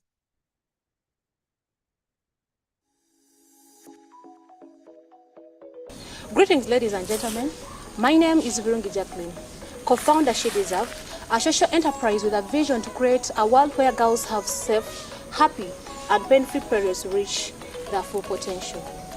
In this, we address the issue of uncontrolled premenstrual menstrual pain amongst growing girls, which is mainly caused by the painful contraction of the uterus muscles. As a result, many are unable to attend to their daily classes. This is why a bigger number prefer taking painkillers, not knowing that they're exposing their bodies to health complications like liver and kidney damage, increased blood pressure, and heartburn. As She Deserve, we use the aromatherapy approach to provide an effective cramp relief dropper that is easy to carry, easy to use, with no side effect. This is She Deserve that provides a cramp relief dropper that helps to relieve menstrual pain. One has to apply 4 drops over the cramping area, rub for 1 minute. It will generate instant warmth, allowing the oils to be absorbed in the body. That helps to relax the cramping muscles in 10 to 15 minutes. She Deserves!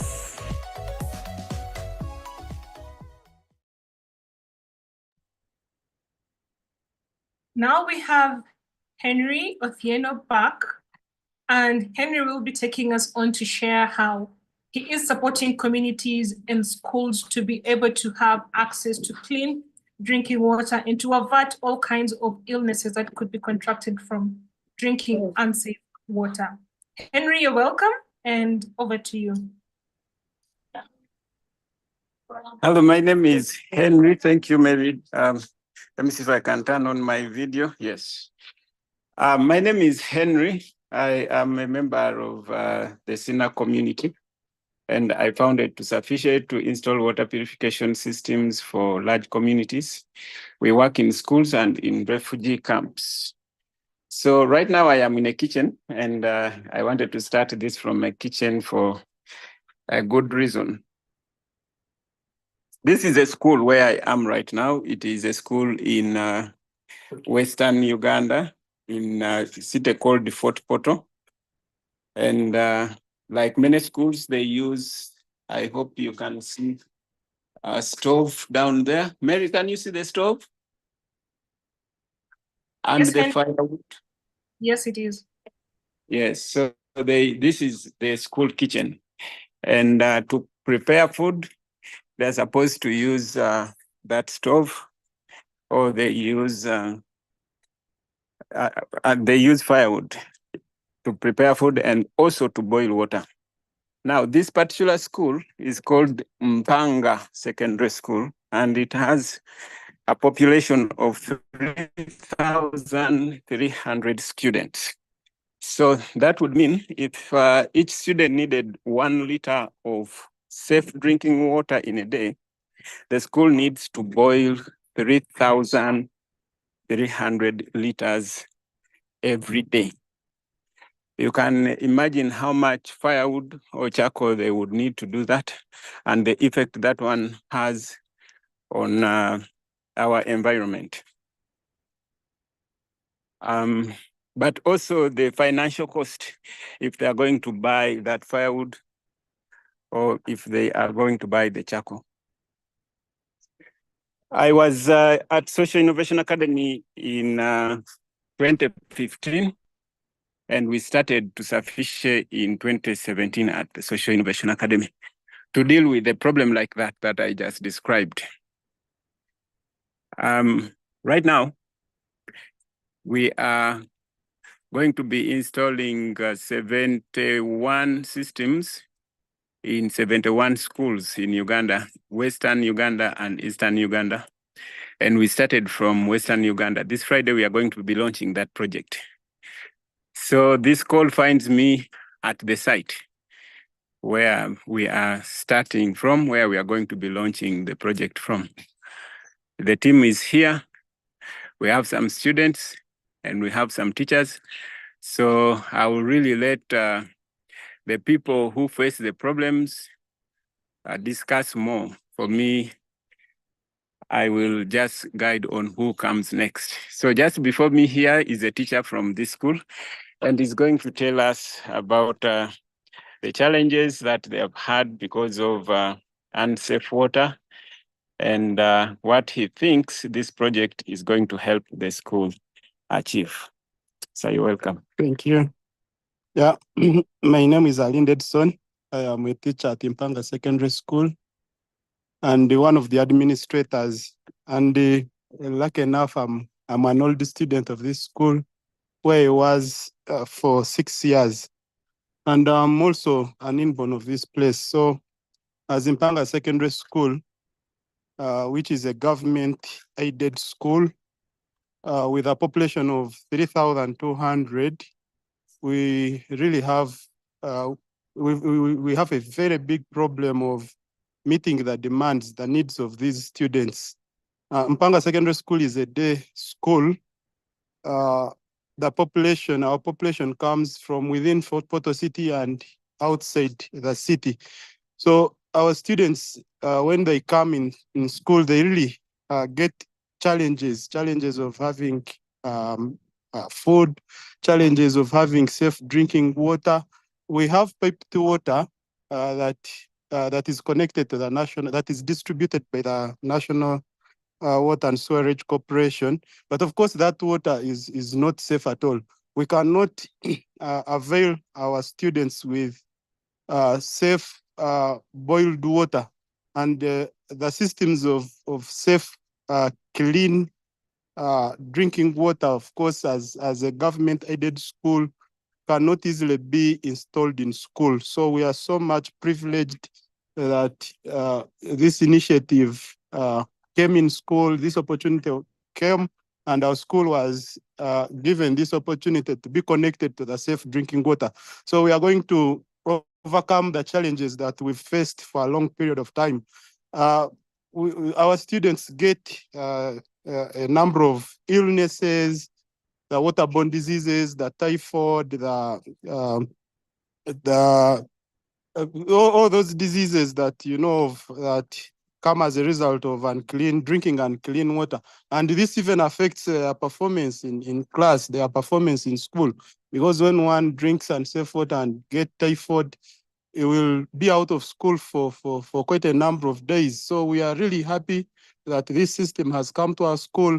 Our students are going to get access to clean, safe drinking water in school. And I believe those who will be in position to come with bottles, they can even take with them safe drinking water at home. Because as I told you, our students come from within the city and a big number outside the city. So in the peri-urban villages of the city, and also the villages outside the city, the water these people drink is not safe at all. So we are going to encourage our learners because this system can be in position to serve them when they are in school, and even when they are going out of school, they can pack water and take it home and continue drinking safe water even when they are out of school. So this is going to really do a lot of work to the teaching learning process, because the rate of absenteeism are going to reduce that result from the diseases they get from drinking unsafe water. So we are so grateful that Mpanga Secondary School was given the opportunity to be connected to this safe, clean drinking water. We are really appreciative. Thank you. Thank you. Thank you very much, sir. Yeah, so you heard it from the school. The school is a big one. I can show you. The students finished their examinations, and so they are not here. There are a few that we invited to do a training, which takes me to the next part of what I wanted to talk about, our approach. So our system was built deliberately to meet the needs of schools. There are so many other solutions that people have, but they have their own shortfalls. And we decided to build a system that we know that will be easy to maintain, that will take many years without having issues.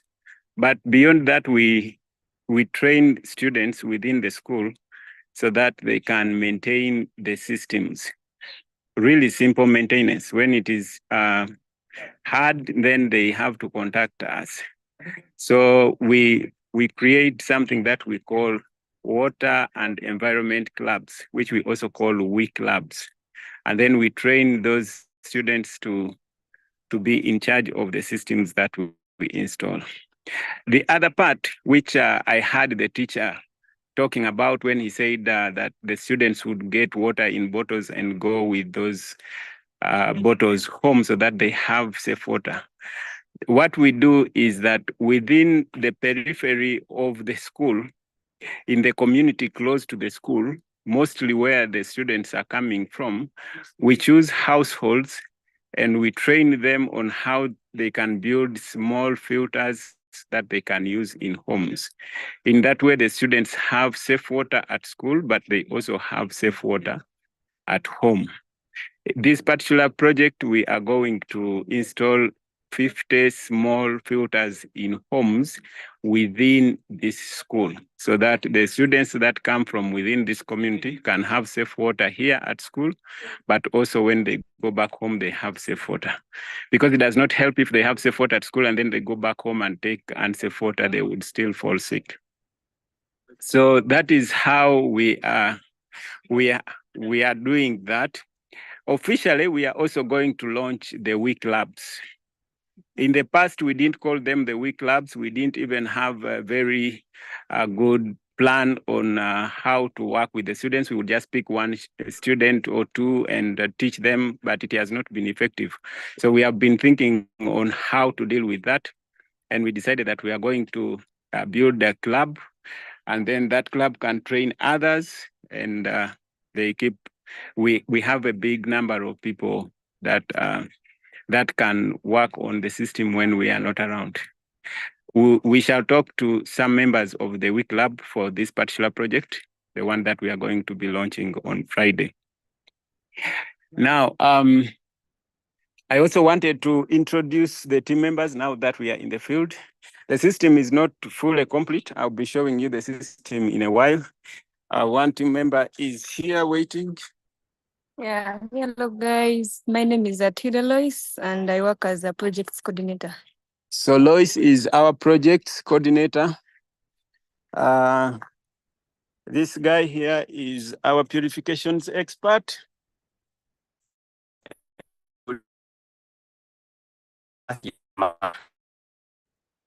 Yes, Kalema, the food purification, he will be talking to us on how he does that. He will be showing us how the whole system works. And then we have Nelson there. Nelson, are you seeing? Nelson is a man, and I'm going to show you the work that Nelson has done. And then we have those two guys there. Three guys. Looks like some of them are hungry. That is Wycliffe there. And then that is Godfrey. They have those beautiful overalls. So in this particular project, normally when we go to a school, we ask them to provide us a space where we're going to install the water purification system so that we control how much interference comes from the students or people from the outside. So it is always in a sort of a house. But this school does not have enough space. They have 3,000, you had 3,200 students, but they don't have enough classrooms. In fact, they come in shifts. So one shift comes from morning until lunchtime. They go back home and then another shift comes just because they don't have enough space. So we decided that we would create that space for ourselves where we are going to install the system. And for the last 1 week, we have been creating this building here. It has taken a lot of our time to create. It is going to be, it is going to also handle to have the taps, so the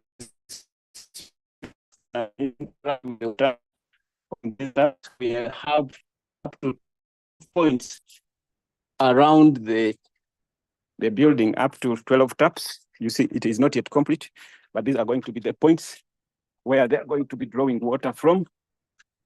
So this is what they have been, the team has been building so far. And we are hoping that this is done by Friday. And we'll launch this by Friday. Yeah, it's a 3 by 3, 3 meters by 3. They have closed it. I'm not sure I have the padlock. So, but also there is nothing inside for now. Whatever that will be inside there is outside there. And Matthias is going to explain to us what it is that is going to be there. There is an header tank on top, which is a 5,000 liter tank that will be supplying the system. And then, so I'll take this to Matthias to explain to us the things that he uses. So Matthias, you will just show us what these are. He has some few things laid down here for us. Yes. Good evening once again. First of all, we're going to start with the components of the filter or the purification system. In the purification system, we have 3 to 4 stages to work upon. First of all, the last stage should be in this tank. No, the other tanks are not displayed in the video, but they are there. Once you visit our site when it is done, you will see them. This is the stainless steel tank. It keeps clean water or already filtered water or already pure water. So that is a capacity of 1,000 liters. Our system is made in a way that it is automated. It keeps filling itself. So when they remove one glass, another glass is refilled.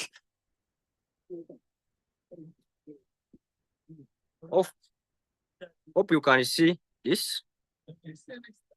This is a brief filter. It consists of a carbon cartridge inside it. On it, we have an inlet and at the outlet. So that's enough. Don't confuse. So that is it. So after this stage, we go with this.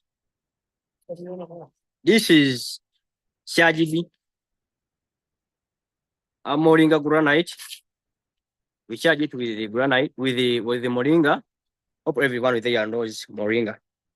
So this is granite. So with the granite, of course, we shall not go in details, but once you visit us, I'll give you the details.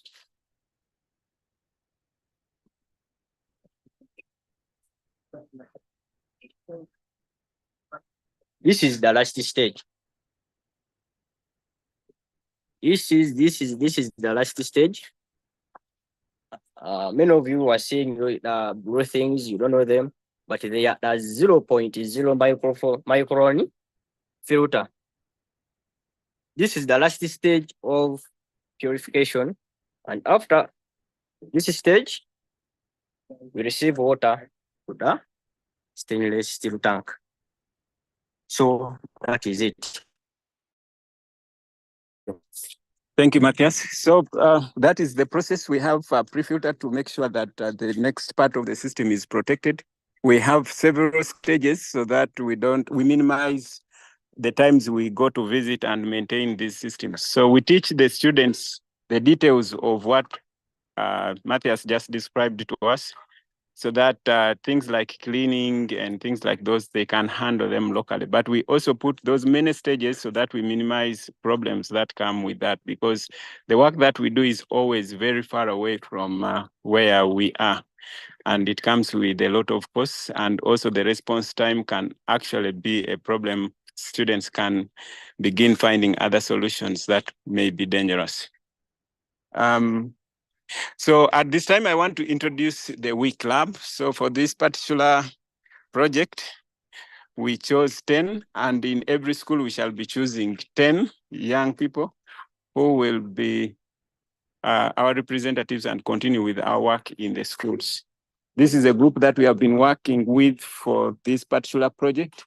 And I will just ask one person to tell us what the WIC Lab is, what they understand as what their role is. And this is Tracy, this is Violet, this is Beatrice, this is Stella, and Angelite, and Yunus, and Mark, and Juma, and Brian, and Amran, yes, sorry, Amran. Amran is my friend. I'm wondering how I forgot his name.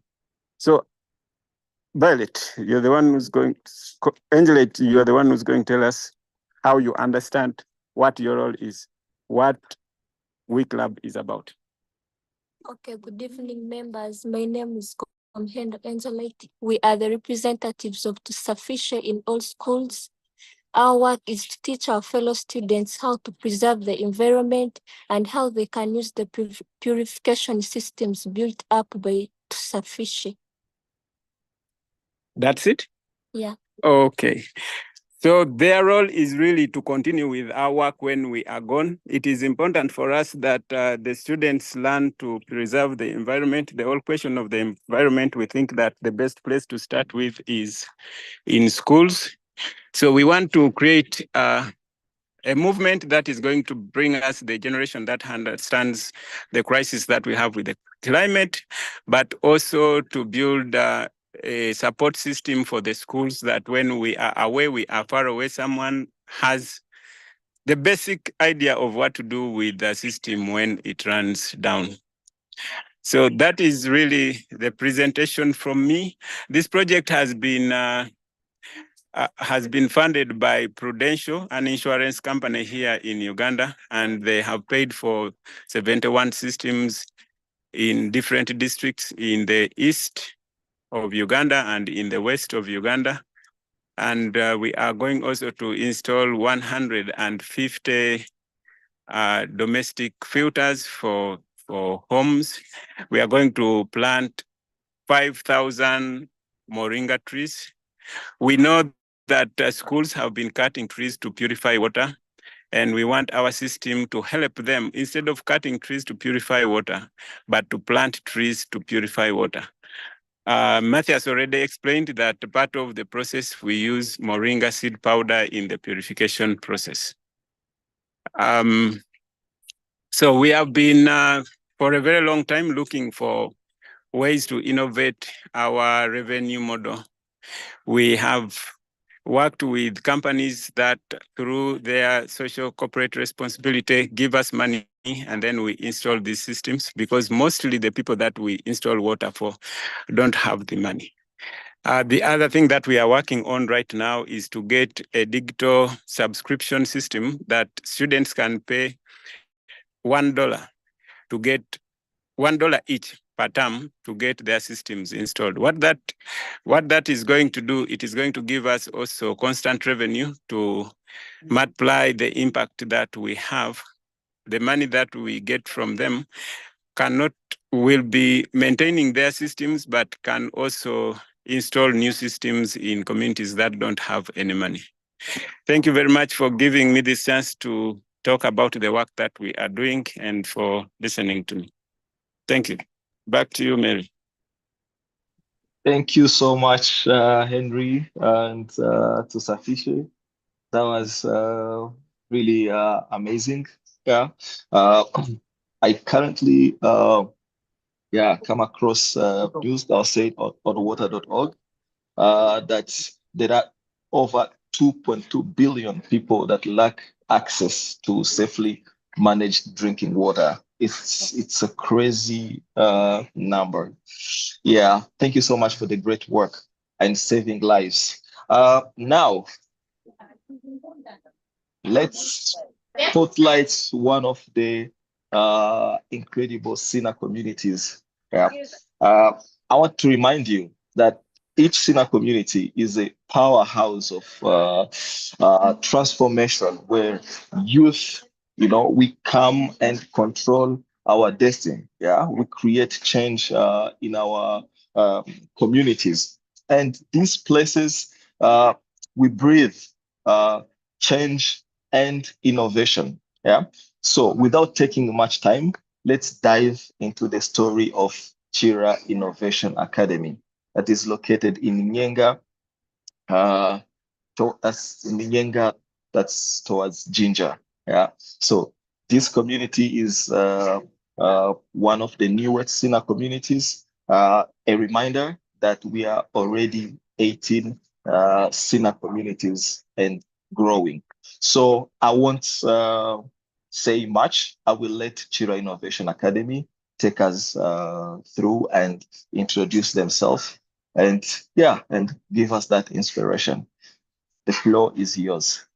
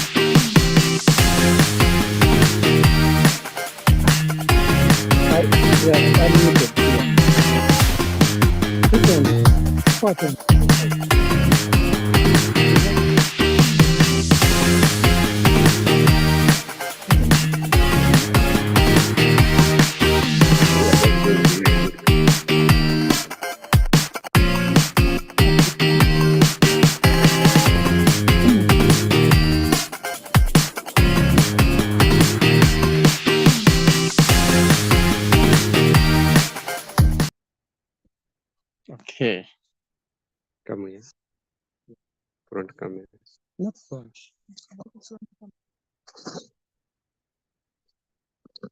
Yes. Hello, everyone, and welcome to Kira Innovation Academy in Nyenga. And thank you so much, John, for hosting us on this live streaming, and Mary for taking us through the whole journey since we started until now. So we are Kira Innovation Academy, located in Nyenga, just close to the Great Lake Victoria and also the Great River Nile. So we are chanced and gifted with these natural resources around us. So it is 7 months ago since we started the SINA, the Kira Nyenga Innovation Academy. And it is still 7 months ago since we kicked off with the replication journey that we perceived from PG, which was something like a year plus, whereby we were on the journey to experience, to expertise, to learn and unlearn, and copy the SINA model to bring it in the Eastern region. So we are really happy for that. And since the 7 months of existence, we have tried to establish ourselves here with a sister organization called Nyenga Foundation that hosted us to give us the premises and the buildings that you will see here where we take our empowerment stages from. And still this organization is supporting us with the health facilities and also other resources like water, trying to coexist as sister brother organizations. Yeah, so far we have had 2 cohorts, that is one applied and the other cohort is in emerging. And we shall also get to understand what these cohorts have been, what they have learned so far, and what they are doing at the current state. So I want us to take ourselves through a journey, a tour where we will get to understand what Kira Innovation Academy is doing, what kind of impact we are creating, and what do we anticipate to have made in the near future. Yeah. And at this point, I will invite Hope, one of our colleagues, one of the co-founder also, to take us through what is all about the premises that we have here, what is happening, and things like those. Thank you. Okay, thank you so much, Charles. These are our premises of Kira Nyenga Innovation Academy. This side, this is a residential area where girls are sleeping. And since we have more girls than boys, we are using two buildings, and also this side of the building. So we have more girls that are staying around more than boys, since these girls some of them are coming from far, so they can't ride any bicycles. So more girls are staying around than boys. So this building here in front of me, this is our session room for the applied, majorly, and morning meetings, unity time, any gatherings that need all the community members to be like together. This is the room we use. And also this room here, this is where the boys sleep. We have 4 boys that are staying around. So this is the room they are using, since it's a bit smaller. So this is the kitchen where we prepare our meals from. And this is Peter, the guy that helps us to prepare our meals for Kira Nyenga Innovation Academy. So he's preparing our supper right now. So this is where the boys, this is where the door, where they enter from to go and sleep. So this small grass thatched shelter, this is where the images are having their sessions. This is what we are improvising for now, since we don't have a lot of structures around our community. So this is what we are using right now. Yeah. Come. Yeah, thank you so much for Hope for taking us through the buildings and what is being done there. So Kira Nyenga Innovation Academy, we took over some buildings from Nyenga Foundation, and these buildings were occupied, they used to be occupied by the orphanage. And just like you see there, literally all they need renovation.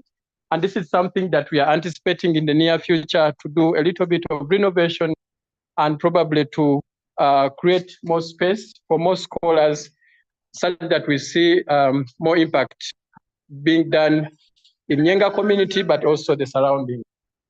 So right here, like Hope explained, this is our empowerment room where scholars come to learn and unlearn, to experience, to share knowledge, to share their backgrounds, and then in the end, try to ideate and come up with sustainable projects that are related to their passions and things like those.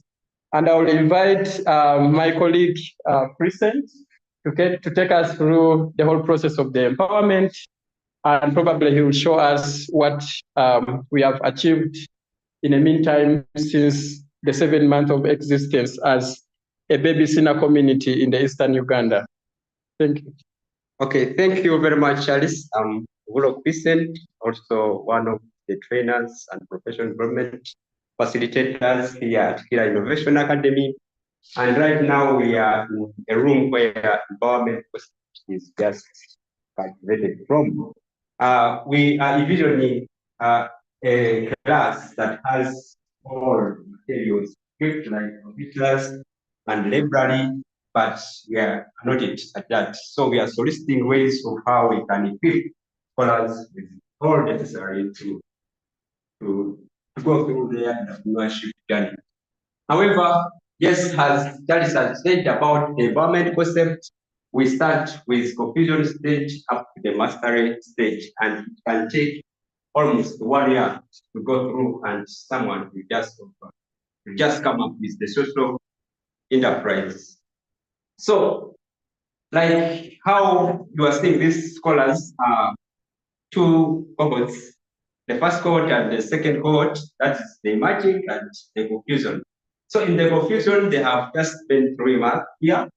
Now they are on their journey to completion. So maybe I shouldn't want to talk by myself, but for them to talk about how they have just expressed this entrepreneurship journey. So I'm just inviting one of the scholars to just briefly talk about how they are looking at the environmental sector today. It's ready? Good afternoon. My name is Ekibaruth Margaret, and I'm in the confusion stage here at Chira Innovation Academy. I'm in my 3rd month, and I've developed skills in life coaching, time management. Ubuntu was my favorite. I was able to embrace and love myself, and I'm looking forward to joining the emerging stage, where I will apply the things I have learned in the applied stage to my passion of mental health. Yes, thank you. Okay, thank you very much, Ruth, for these short words. A little about the second cohort. We had to enroll over 20 scholars to come here, but the turnover was 16. So they were supposed to go through this environmental concept for almost 3 months so that they can identify their passion. Actually, it is just focused on the inner journey of the person trying to build characters. Yes, after that, we go for the emerging, and that's where our first cohort is trying to build their professional growth towards ideation of the challenges that are affecting themselves or the community they come from. Maybe before I talk anything about it, I could invite some of the scholars that are going through this journey also to talk just about themselves. Then we can continue from there. So maybe you can start with Samira. We can just look at what you do. Thank you very much. My name is Namugava Shamira. I'm in the first cohort at the Innovation Academy. I'm in the emerging stage whereby our mentors, let me take it to my workplace, whereby our mentors told us you have to come up with a project in line with your passion, right? So, as you see me, I'm a bit fat. So my passion, I love to eat so much, and I don't like food to be wasted, because growing up, I grew up with my grandmother, and she emphasized food not to be wasted because it's not good. So I sat down and had 2 ideas. So it was more of an associative thinking. Yes, how food can't be wasted. So I sat down, I got an idea of making edible plates from fruits and vegetables. Just like you see here, these are some fruit peelings. These are banana peelings. These are pawpaws. These are apple peelings. Then these are avocado, and then pumpkin fish. So this is aiming at not letting food to go to waste, not letting food waste to be looked at as waste, but as a valuable resource. So what we do, we dry these fruit waste, the peelings and everything. And then after drying them, when they are ready, we pound them in the mortar here. This is our mortar. Yeah. And then after pounding them, when we've made a powder, we mold them with the help of the cassava flour, the plant-based gum we use in our product. Yes. For now, I'm in the bootstrapping stage. I'm just in the initial stage. So I'm still learning what to do, but as I've told you, that this is what I'm doing. So the issue now is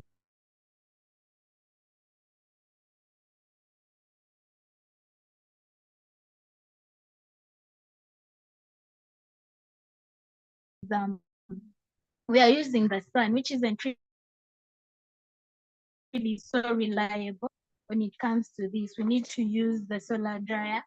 The solar pass, the first thing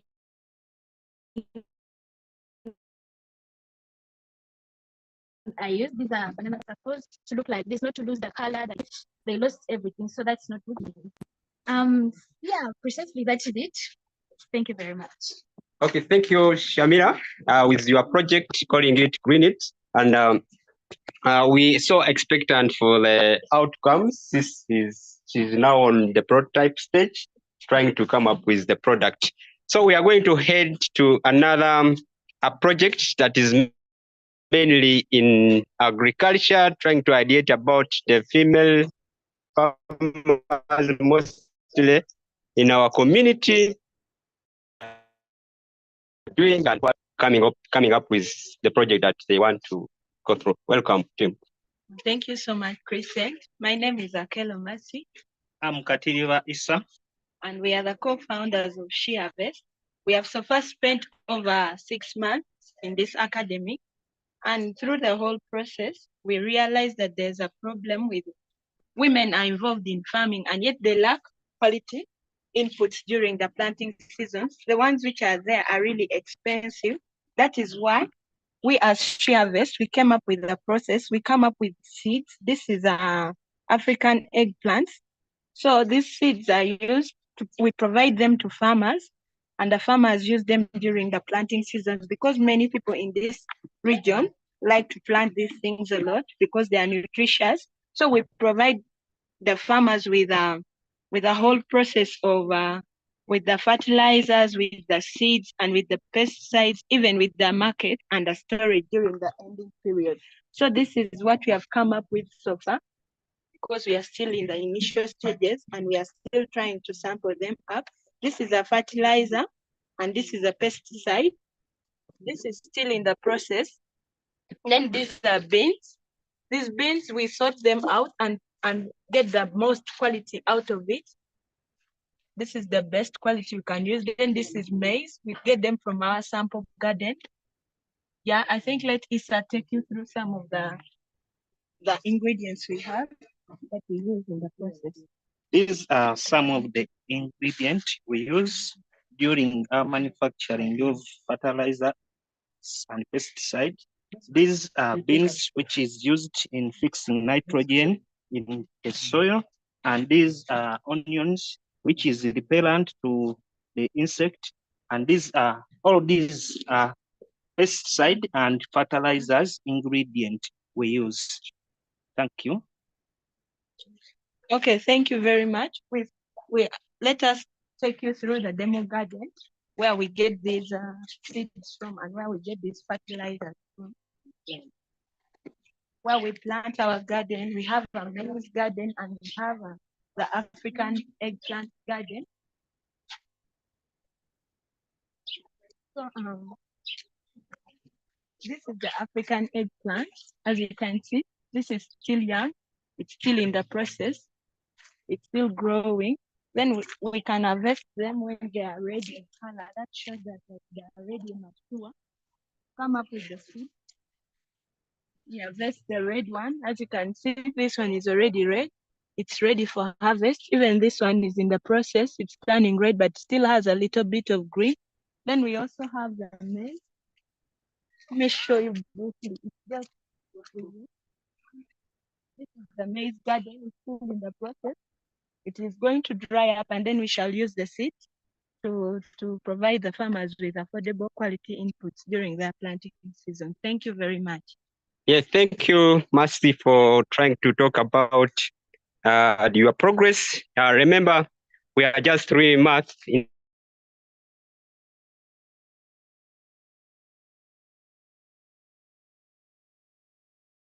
And we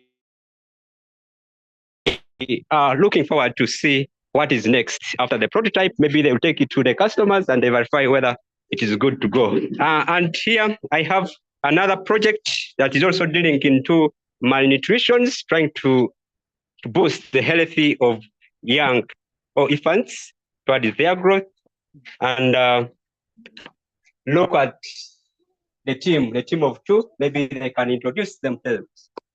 My name is called Kaisa Yunis. I'm called Innovation. The problem we are working on malnutrition because we made customer discovery in our villages and we picked those main problems people are facing. We decided to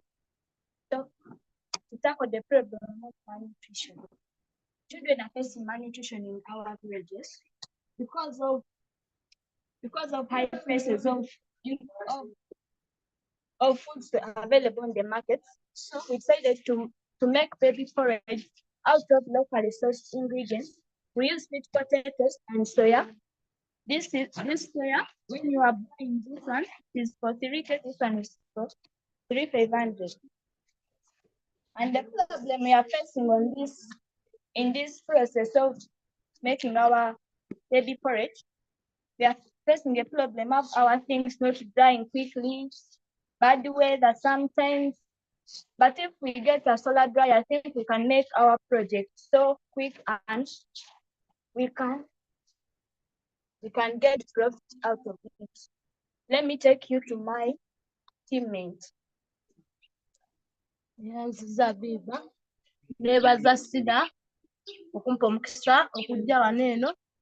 Ffe ng'abazadde twali eyo nga tufa kati abaana baffe bali bubi nga babonaabona, abaana nga tebalya bulungi tebanywa, naye nezijja wano eno okuyiga amagezi era amagezi nagafunye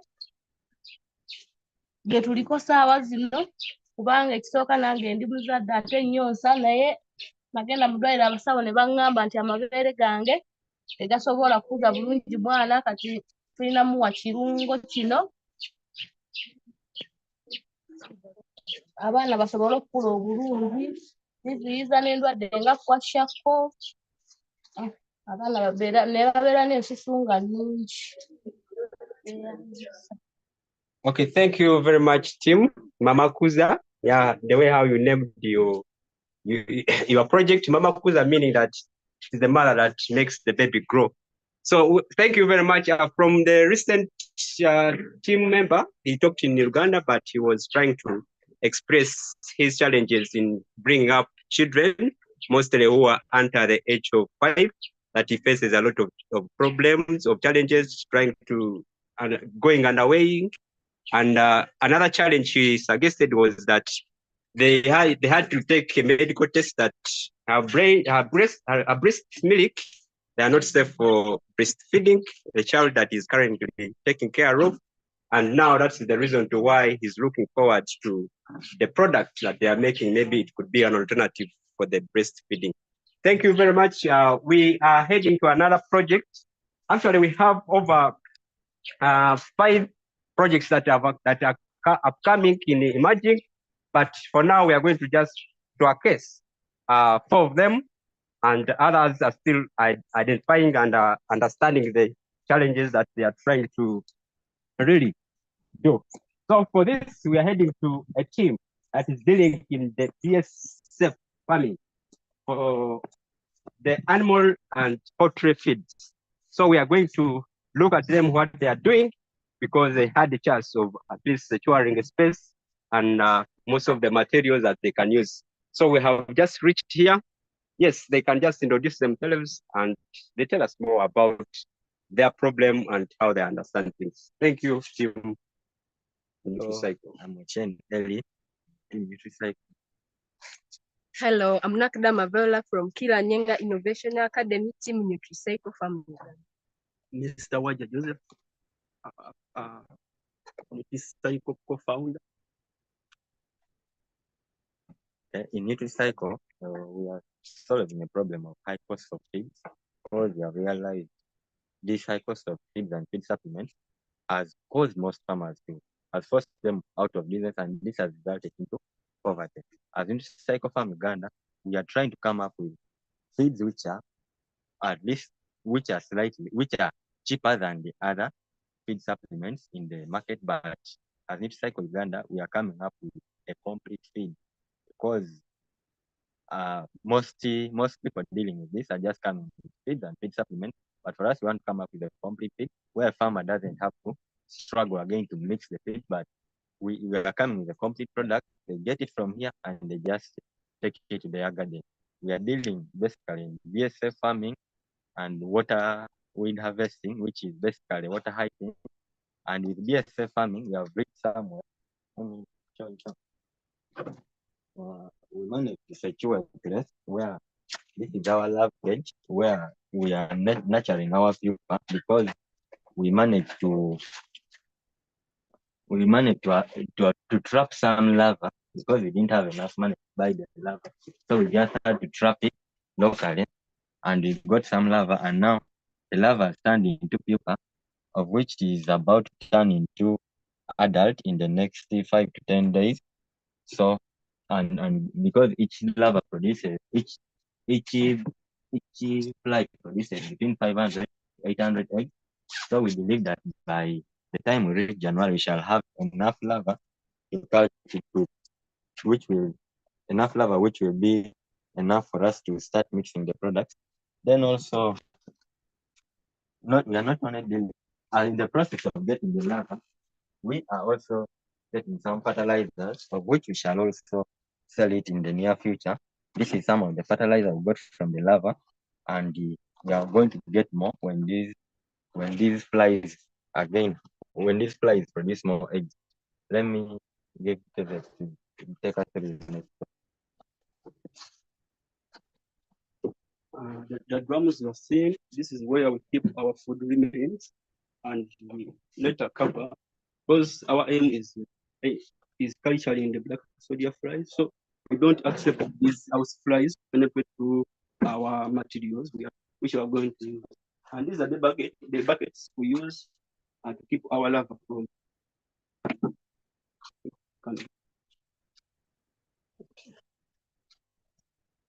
And now, since we are dealing with the remains from the gardens, remains from food, as NutriCycle Farm Uganda, we are trying to manage the over disposal of waste, which is also a problem in our communities leading to global warming. So we are using these garden remains to culture our BSF. And then from here, we have this machine, which we use it to grind these whatever wastes into small particles to make it easy for the house flies or for the larvae to decompose it. So we use the help of this machine, whereby we grind the things. And then since we are incorporating the use of water hydrants, azolla, all the water body weights, we place them inside this machine and they get broken down. Then we put them under the sunshine to get dry, such that we can come up with a final product from them. Also, with NutriCycle Farm Uganda, we have a challenge because drying of the water weeds from direct sunshine, we are going to lose some nutrients. So we need like a solar dryer, which will at least keep that nutrient content in it. And also we also need like a grinding machine to grind the final product, such that we are not stressed going outside, going to the millers to grind our products. But when we have our thing here, it will do better for us. Thank you so much. Thank you very much, Team NutriCycle, for this showcasing about the progress that you are looking at. Remember, this was our first cohort during July intake. We had 20, 16 of them now are dealing with the project, and we have just come up with six projects that are trying to understand the challenges that are facing the community and themselves to come up with the solutions for those challenges.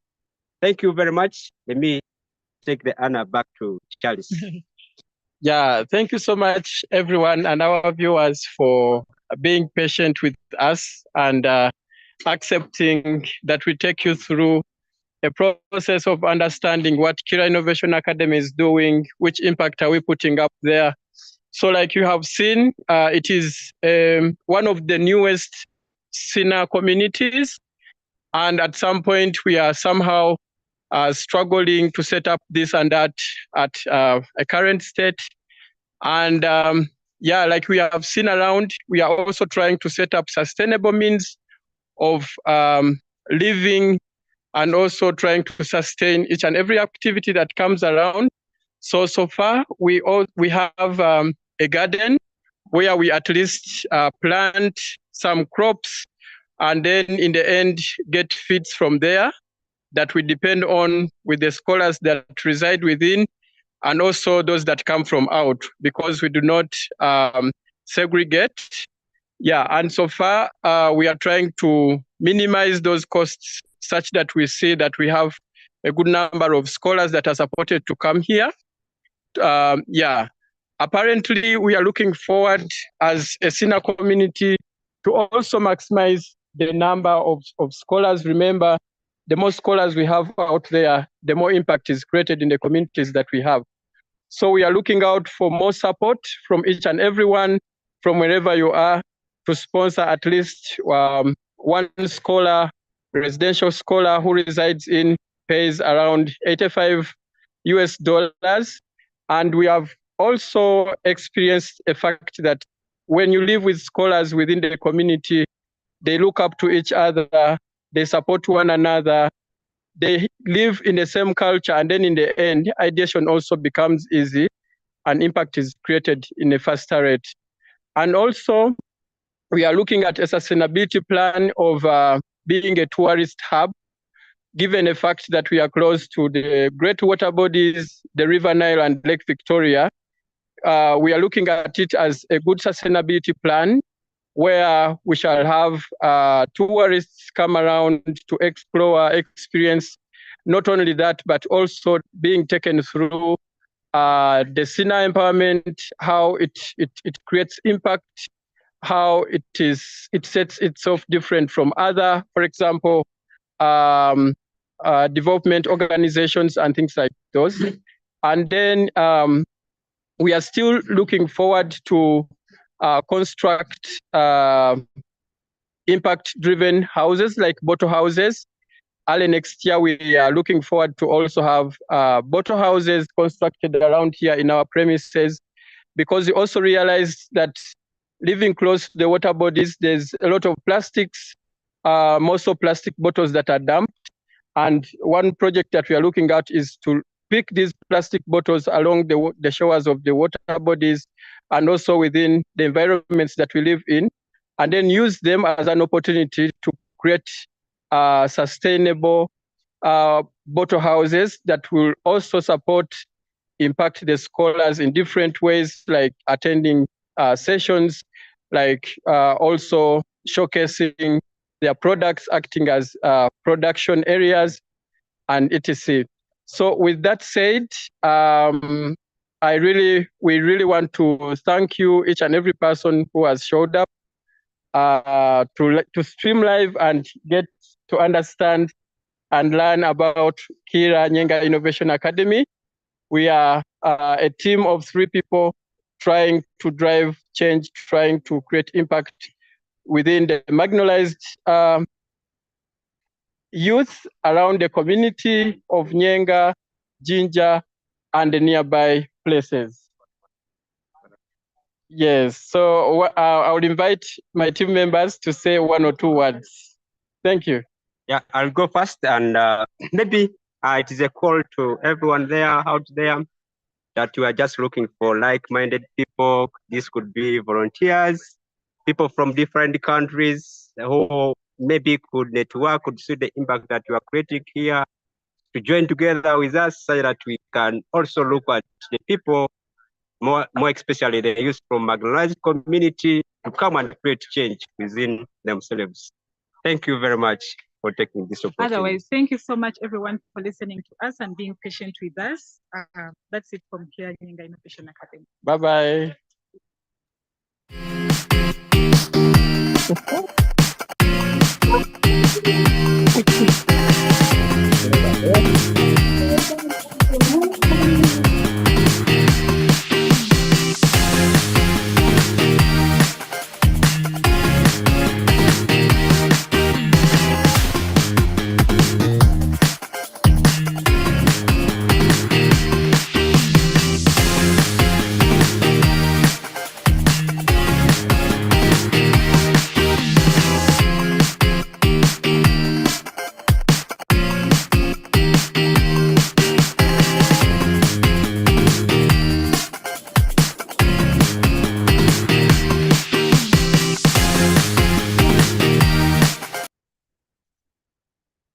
Thank you so much, Kira Nyenga Innovation Academy.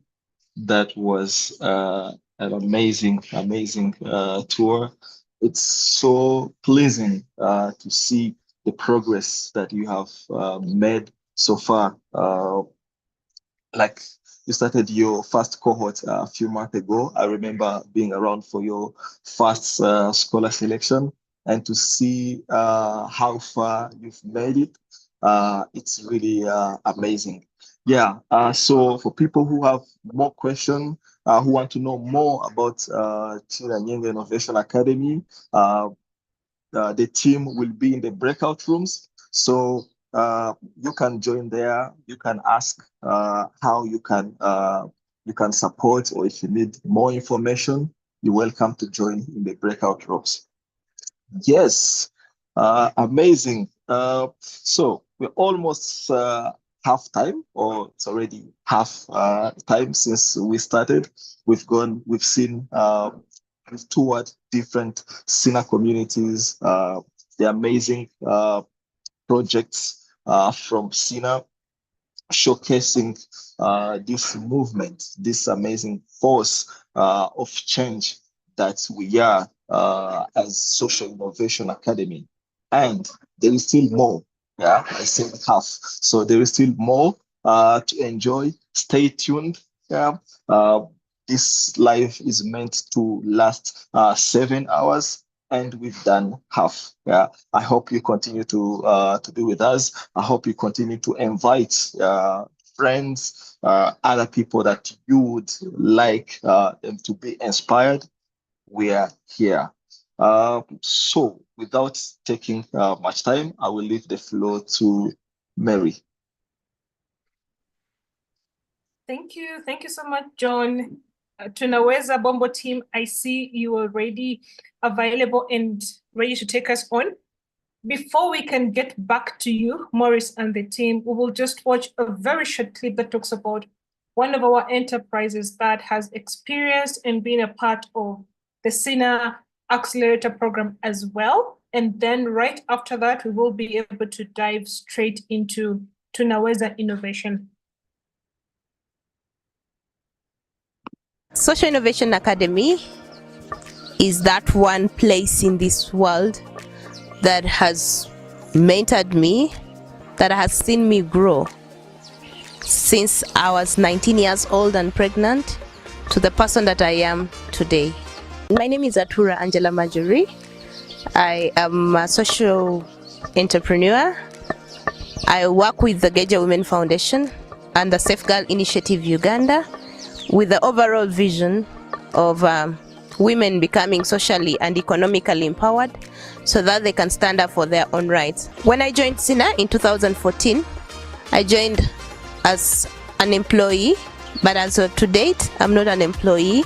I'm a self-employed woman who has gotten all this from the mentorship and coaching and the structure that SINA hosts.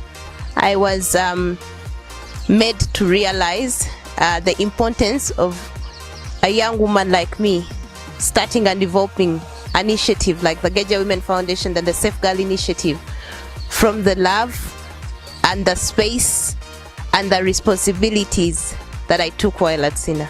Before I joined SINA, I would say I was a very naive, timid little girl. Now I'm a woman who is full of confidence. I know what I want. My dream is clear. I know the roadmap to take, even though it has some bumps in it, but at least I am sure of where I am today and where I want to head. If I were to give advice to the me then, I would tell me then to think outside the box, bring yourself closer to people that can add value in you. If you are always going to be around the same people year in, year out, you may not realize the impact that they are creating on you. It begins with you taking a step and knowing what you want. If all the youth would be given an opportunity to join SINA, to go through the hands of SINA, just like I was given an opportunity, it would be a great change in the employment sector, in the way they view problems and challenges, and in the way they tackle these problems to gain solutions that are impactful to themselves, their communities where they come from. For a young girl or woman or youth outside there, I would want you to take 3 key things into you. So it is passion, persistence, and patience. Not everything comes within one day. Even Rome was not built in one day.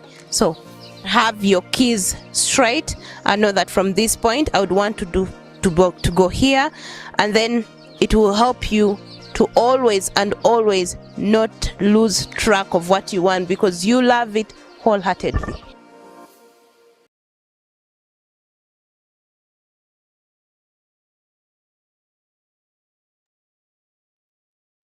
Okay, that is just one of our enterprises, and along the way, you sure will be able to have an oversight or an overview of other enterprises that have gone through the SINA Accelerator program.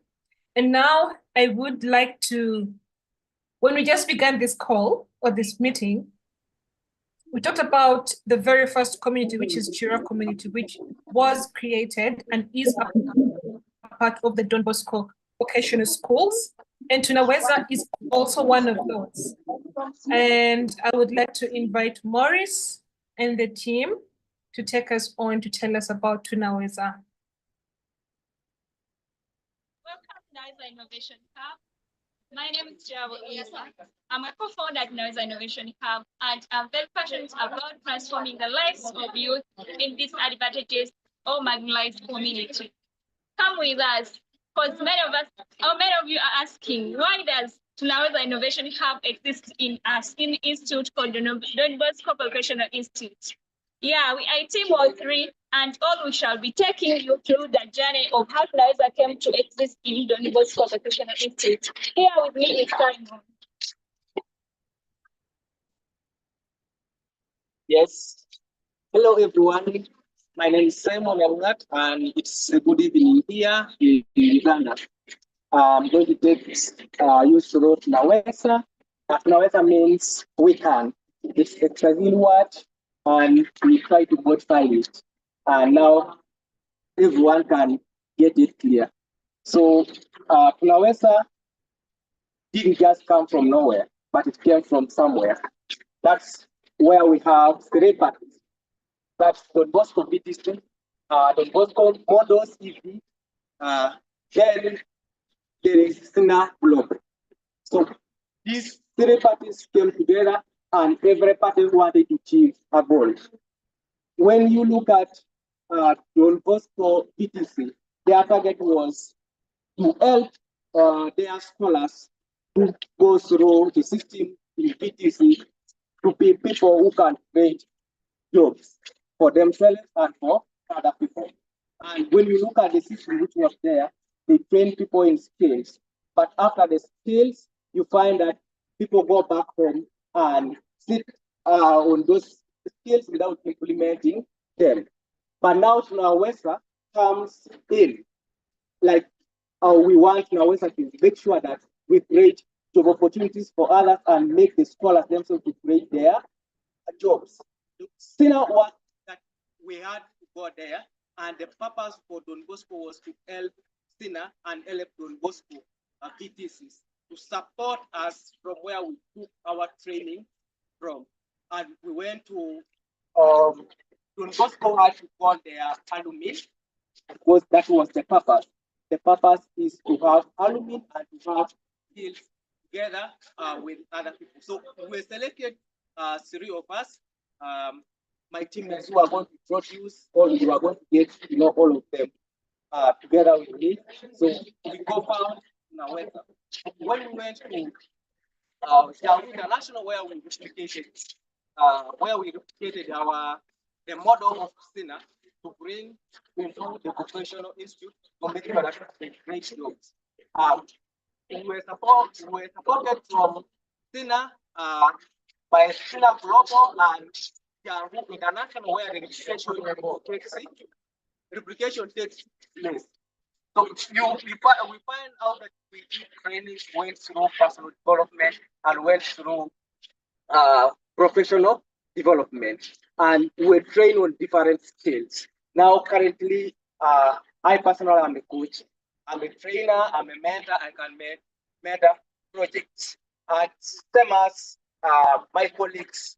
So after attaining all those skills, Jangu and SINA, the other side said, yes, you have grown. So the other side, they were our mother. Then after growing, they say, now you can go back to your dad, which is Don Bosco, etc. So we are back to our dad and we are developing together with our dad.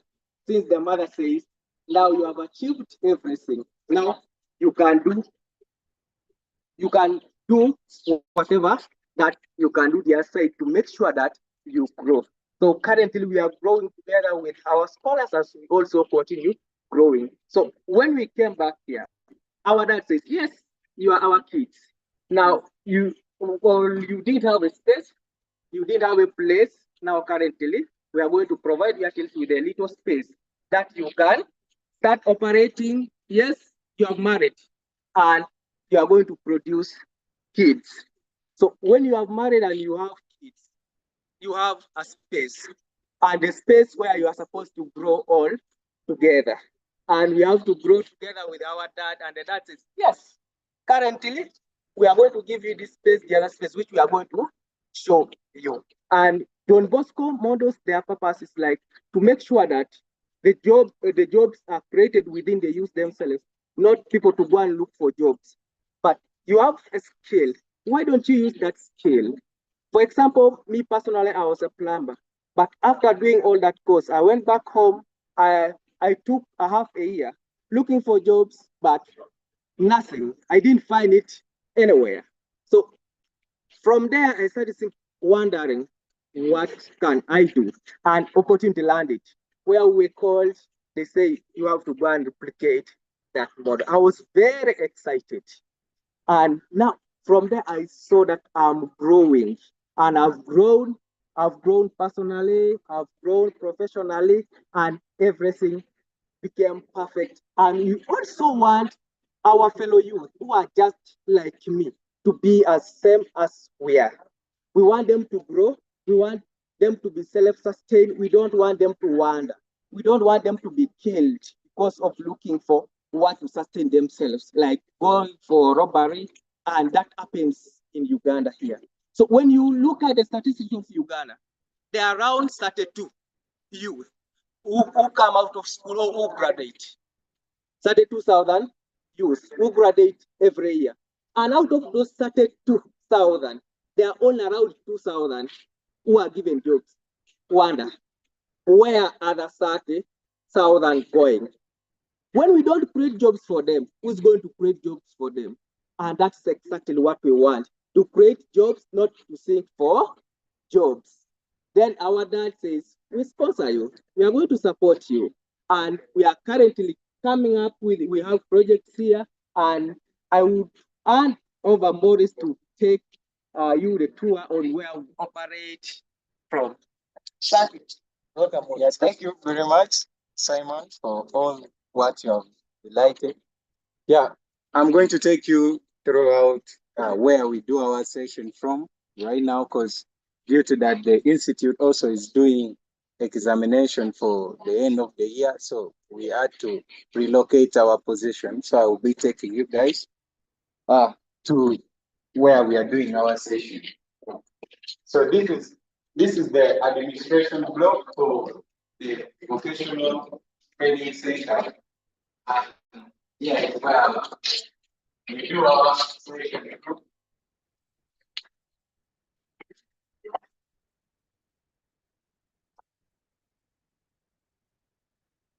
Finally, this is the computer lab, although right now it's not. We also give computer skills to our scholars. So we borrow the computer labs from the vocational school. Also, the assessors sometimes we use it for our scholars.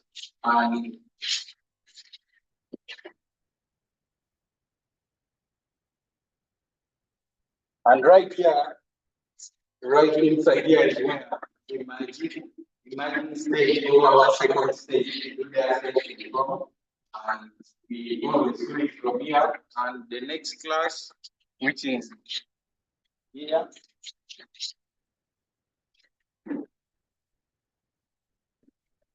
Yeah, so right here is where the first stage which we apply the conduct session from here. As you see, we organize the seats. So we always conduct our session, and we are free also to use the veranda. As you see, the veranda, and we have a basketball court here where sometimes if we have outdoor activity, we can also use the very pitch down. And as we move down to see other places for where we also conduct our session from all the original space where we were given that we should be using for our session. We can slow down for now. Yeah.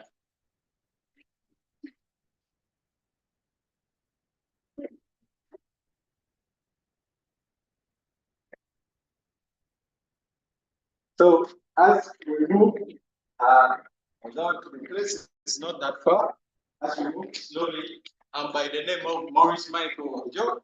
I'm a mentor, a facilitator, and also a life coach at Tunaweza Innovation. Yeah, so as you see our compound is just evergreen because we believe in nature and we also believe in sustainability. So let me drive you, we pass through the kitchen where our scholars get breakfast from, because we provide also breakfast to our scholars to make at least the session to be, because we believe that not everyone, we don't come from our home, we don't know how other people sleep, so at least we provide for them breakfast to make, because we think at least if you cannot have something in the stomach, also the brain cannot take out or take in something. So we provide them breakfast, and this is our kitchen. Although right now it's closed, it's out of bounds due to the time. And here is where we get our water for drinking. And also right here is where we get water for outdoor use or for washing our utensils.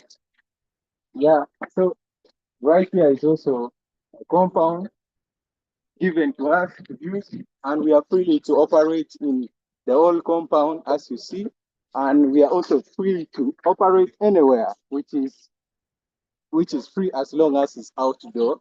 So let me take you right to where Tunaweza is found when people are not doing exam or when the vocational students are not doing exam. So right here, as you see this building here, is the main hall, for the vocational school. So we were given this main hall to conduct our sessions and to do all our activities. And you're most welcome inside. I have it. So as you see right now, due to that the vocational schools are doing exam, it's just safe for their exam, but if there's no exam, these tables are not inside here. And also, as you see, we only use the plastic chairs. Those are things that you can find in here. And if I will be taking you for more details to know what you can know about Tunaweza and also other activities. Due to the echo, we can move outside. Yes, welcome from that session once again. We're having some scholars around, so we are past time, but others decided to stay behind for this event to tell us really what they are doing at the ground, how has SINA framework impacted their lives, transforming. And these scholars that stay behind are those that are alumni of Don Bosco, since we are partners with Don Bosco. So they came from Don Bosco and now they're in Tunaweza. So here is Angel. Hello, good evening, everyone. This is Nakanraj Angel from Tunaweza Innovation Hub at Don Bosco Army 2020-2022, and I pursued a certificate in plumbing. However, when I completed my course, I went outside hoping to get a job. Unfortunately, it wasn't easy for me. I was living a miserable life.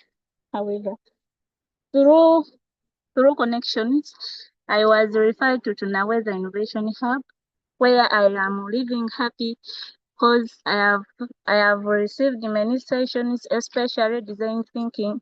In design thinking, I have managed to come up with a project and of which I'm working on unsafe water, especially in rural primary schools, by providing affordable, sustainable, and effective organic water systems.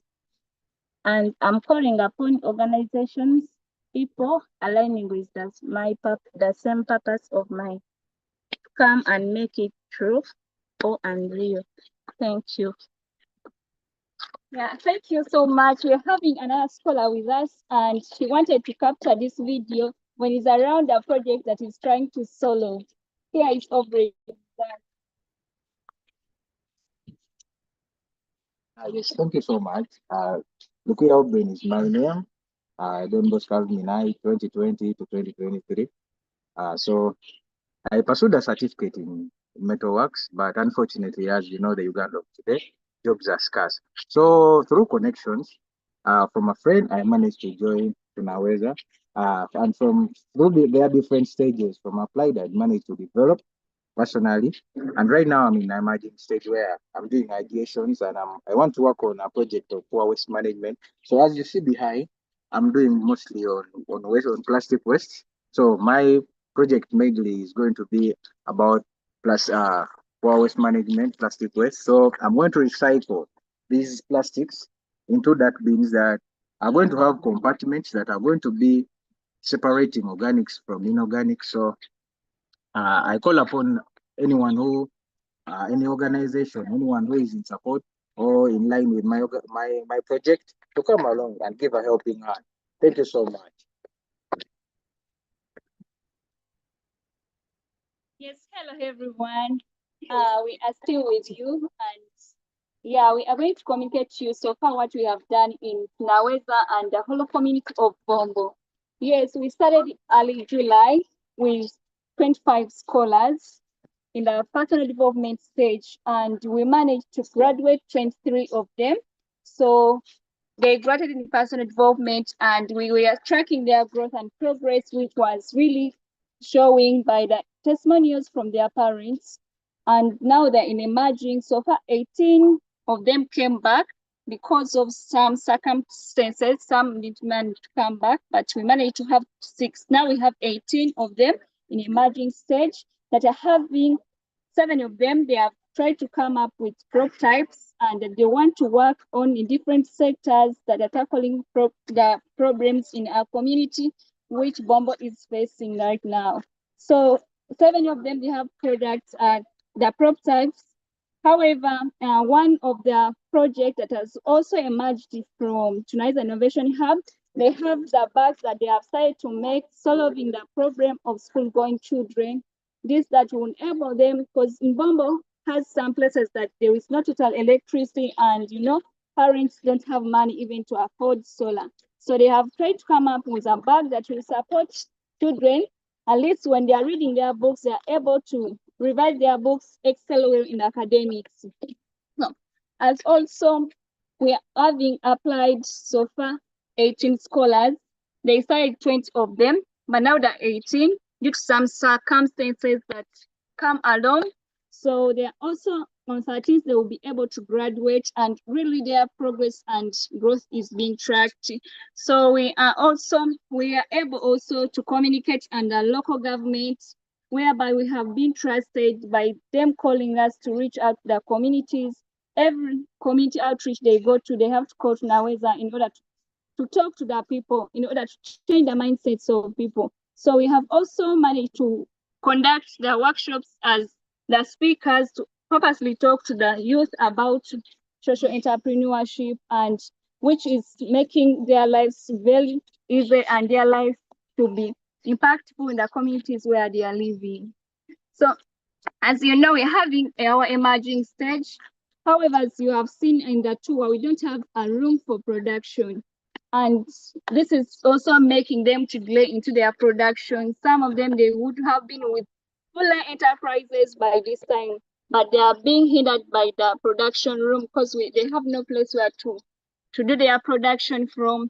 And whenever they try to do something, because we are living in a community where there is different people, you know, you have seen students around, and we don't have totally ownership on the place we are having. So we find themselves, their things are missing. They come up with prototypes, but the next time when they come early in the morning, they don't find them. So it's really challenging us. And as you have seen also, some scholars study from outside, because when it's during total time for school, the other classes up you have seen, already students are filling them. And we only have one block to cater for emerging and applied. So we end up taking up emerging scholars outside to read and study from there and make research. So we are being challenged by also scholars being themselves rating for themselves in order to have also to be part of Tunaweza, but sometimes they find themselves they're absent because they have to look for money for rent, and others are moving from long distances. They have also to look for money, at least for cater for transport as they're coming to school, because we don't have facilities yet for them to be sleeping over here. Yeah, so I'm going to also be checking out with Simon. Thank you. Okay, thank you very much. And that is happening in Tunaweza here. And currently, as you have seen through the tour, and you see we are operating under someone's guidance. So when you go to your dad, there are some rules that your dad can give you. And for you as a child to grow, you need to be independent. And for you to be independent, you can never be so much independent when you're still under your dad's roof, because they can easily chase you at any time, go and start your life anywhere. So that's why we call for people who align with our purpose to help us in supporting us in providing us with a space where our scholars can stay in, since we are operating the system of orocracy.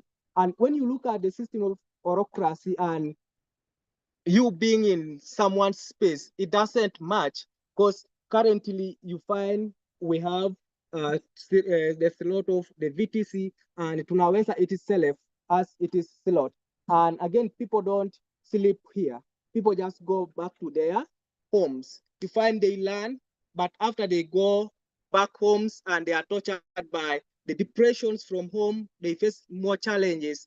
And we are requesting for anyone who can support us and at least a building where these people can come together and we share, we develop together as the partners, the scholars, and the well-wishers, so that we can nurture to see that we pack DCUs to become the best that we want to see in this phase of the earth. And we also welcome people who can support us with at least laptops or computers, because currently you find sometimes we have sessions that need these people to be the sessions to be done, but you find maybe the VTs is using the lab. Since we are staying here, we cannot chase them out. So we have to give them their time. And you know now, when you give them time, and our scholars live here at 1. So when it reaches that time, when they are still there, that means they miss that session. So when we have our own laptops or the computers, it can easily listen. Then also they have to do PowerPoint, because we encourage progress presentations for their project, so that we can easily mentor the projects and know where they are coming from and where they are going. So we need to see when we get that space where those people can have that time of being there, being in digital, being in ICT, I think we are going to grow more and more. And also why we need a space is that currently our scholars are doing prototypes, but you find we do today, but tomorrow will come when they have thrown or when they have destroyed it, because we don't have a space where those things are kept. Like the space where we always keep them is on the main hall that we are given. And you can just imagine currently they are using it for examination. That means everything which was inside, they are thrown out, and we lose like that. That can deteriorate our growth. And we request anyone who can support us in that. We will be very grateful. And also, there are some people currently who wants to join us. Since alumni of Don Bosco, they come from far, and that's what we are targeting. We are really targeting alumni. We want to see how is our skills are evolving in innovative way. How are they going to create jobs? And you find alumni are far. That's why you find we have few alumni, and maybe we have more who are from the community. And we want to develop all of them together. We want all of them to grow. And when we call some of them, they say there is nowhere we can stay. But when we have a space where they can stay, it will be really, really very important for us to have them and to grow with them.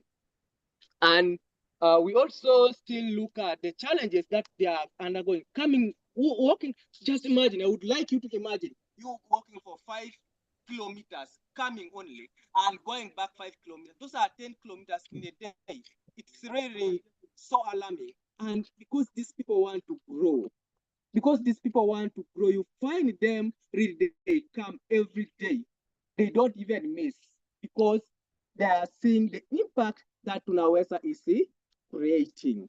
So we welcome all the support from anyone who aligns with our purpose. Thank you. Thank you. Bye-bye. Therefore, we remain as Tunaweza Innovation Hub, impacting the youth for a better world. Thank you.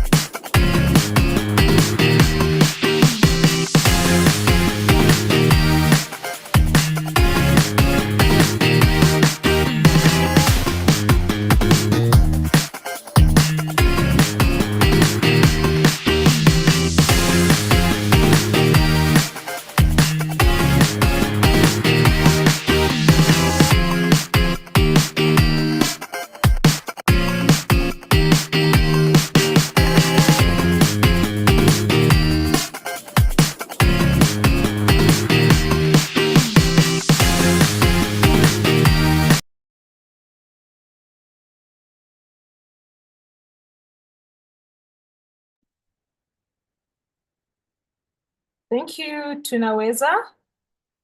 And just to remind you once again, Tunaweza is one of those SINA communities that has been birthed from the Don Bosco, Don Mondo organizations, which also aligns with the vision of SINA of being able to support youth who are disadvantaged to get out of poverty. So we celebrate you, and I would just like to remind you to join the breakout room. Please join the breakout room so that anyone who might have a question or any comments can be able to engage with you in the group, in the breakout room. So Alex, Maurice, please head to the breakout room. And in parallel, we will continue. And I'd like to introduce one of the enterprises that is dealing or tackling an issue that most people in Uganda are either experiencing, have seen, and even worse in the refugee settings. This particular enterprise is in Jangu International, the SINA community in Impigi, and they will be sharing with us how they are solving the problems related to sexual violence. At this point, I would like to invite Eric to present Tocha.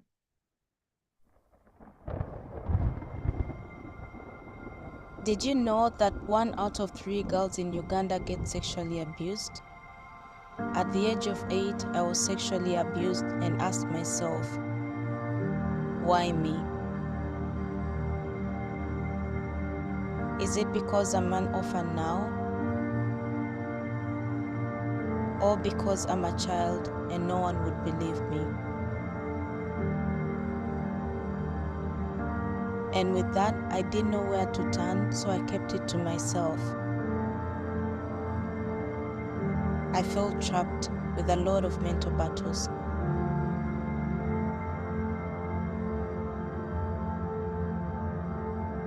until I got the help and knew that I was not alone.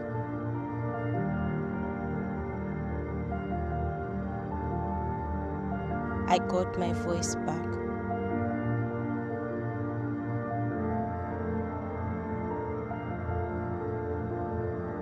And finally realized someone is willing to listen and believe me. I could finally become the person that I am today, leading to the birth of Torture Platform, which supports victims of sexual violence to access psychosocial support to live a better life.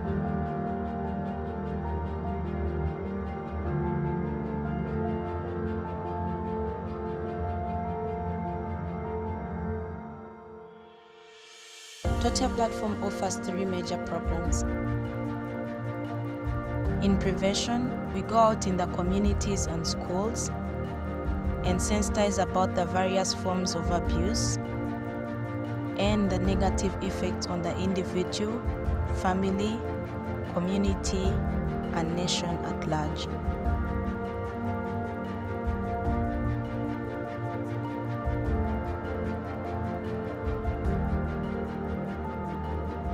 In healing, we offer online coaching and counseling, using our anonymous hotline to foster the mental well-being of the survivor, further conducting face-to-face or monitoring visits to involve the family in the healing journey, and take them to the health facility for medical examination and treatment of injuries. Lastly, to achieve justice, we facilitate the police progress in the survivor's case. Nafuna obuyambi okuva mu kibiina kya Torture. Obuyambi kubumu bwe nafuna, obuyambi bw'omu ddwaliro, obuyambi okugenda ku poliisi paka ku ddwaliro. Nebaza Torture obutandekerera n'okusigala era nga bangenderako mpaka neyanza nnyo ntandikwa nje mwatandikira neyanza nnyo mweyanzeege. Tobola okwekolera ku bibu nze nga sitya.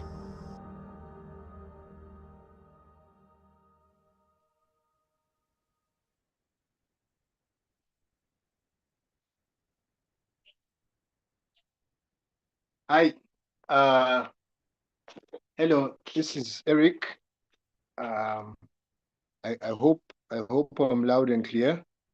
But I mean, just as you've watched the video, the Torture Platform is an enterprise that has been around now for almost 5 years. That is running, that envisions a future where where every individual lives a free and fair life, free and just life, free from sexual violence traumas. We are doing this by supporting survivors of sexual violence. We're supporting them with emergency medical care to help them through the healing process. This medical care goes towards treating injuries that may have been contracted during rape.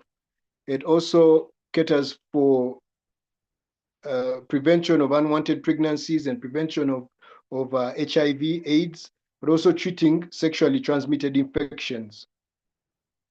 We also, just like you saw in the video, we're working to prevent sexual violence. In fact, we prefer to prevent rather than treat it, because we do realize that it is cheaper to prevent sexual violence than it is to treat it. So our first goal is to prevent it. Now, this involves going out in communities and educating them about sexual violence. And usually this also leads to more people reporting cases of sexual violence, to more people coming forth and saying they need medical support, they need support to access, they need trauma healing support, which leads them to our counselors and our psychology counselors that provide counseling and work with work with the survivors through their healing journey. On top of that, the other very important aspect that we have to our work is helping survivors to access justice. This actually is also a mode of prevention, because when survivors are able to get justice through the police stations, they're able to report their cases and have them sorted, perpetrators put away. First of all, perpetrators are held accountable. Research has shown that most sex offenders are repeat offenders. So when they're held accountable, when they are taken away to be rehabilitated, then we reduce the chance that they will come back and repeat the offense. But also, for a long time, sexual violence has not been spoken about in Uganda. It has been a shameful thing to talk about, and because of this, perpetrators have been continuing to violate individuals in silence and with so much impunity. However, with the work that Totia is doing together with the police and the state attorneys or the public prosecutor's office, we're able to put these perpetrators away. We're able to hold them accountable. And through this, now it is general knowledge that perpetrators will be held accountable. And now it has grown our impact. In fact, since we have, I think, no, last year alone, we were able to put away 76 sex offenders. So in a nutshell, this is what we continue to do. So far, we've been able to hold about 560 community awarenesses.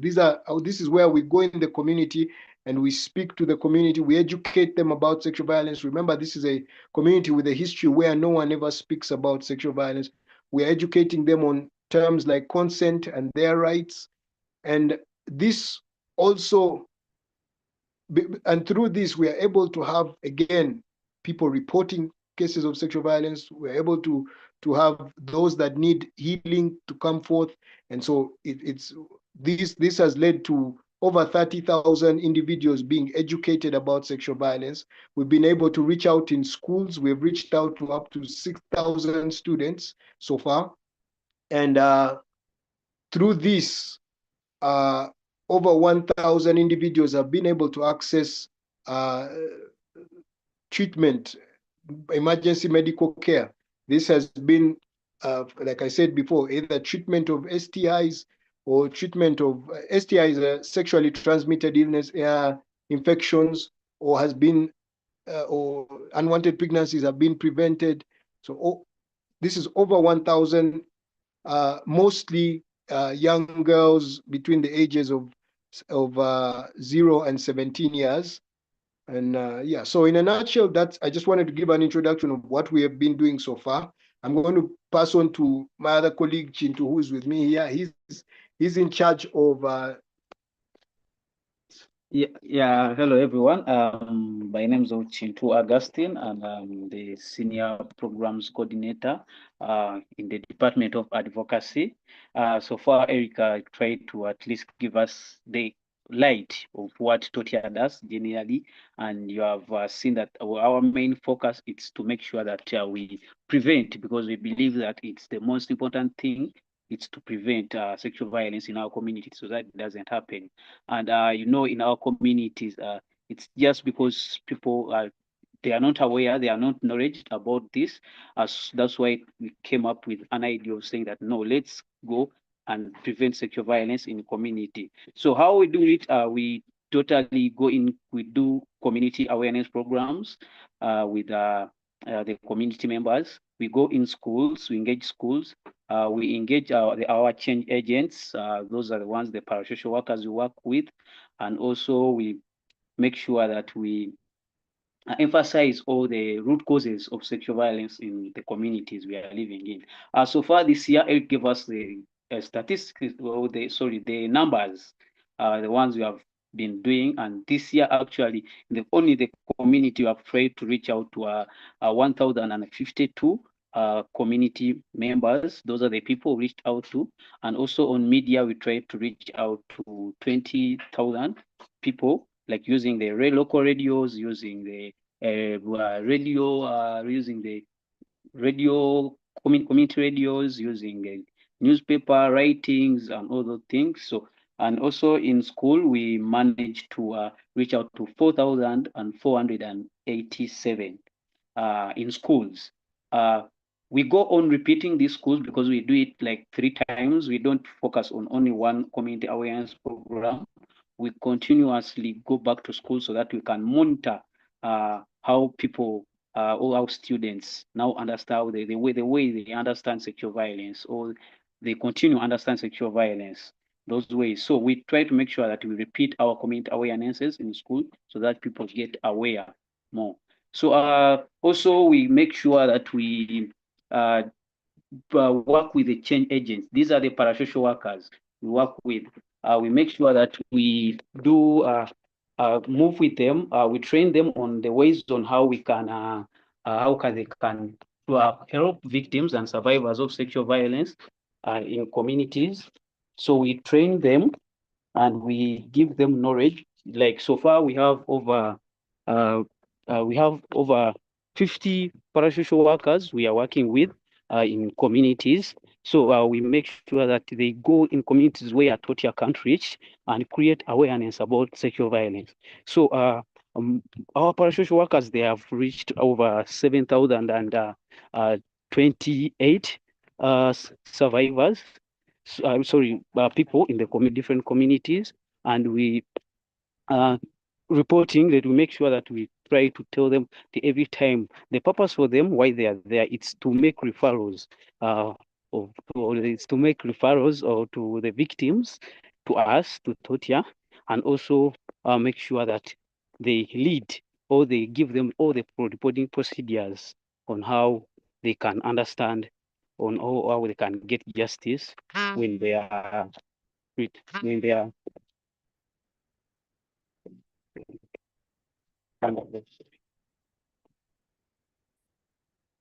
So yeah, that's mostly the purpose for the parasocial worker. And here I'm with another colleague of mine, who is Suzanne.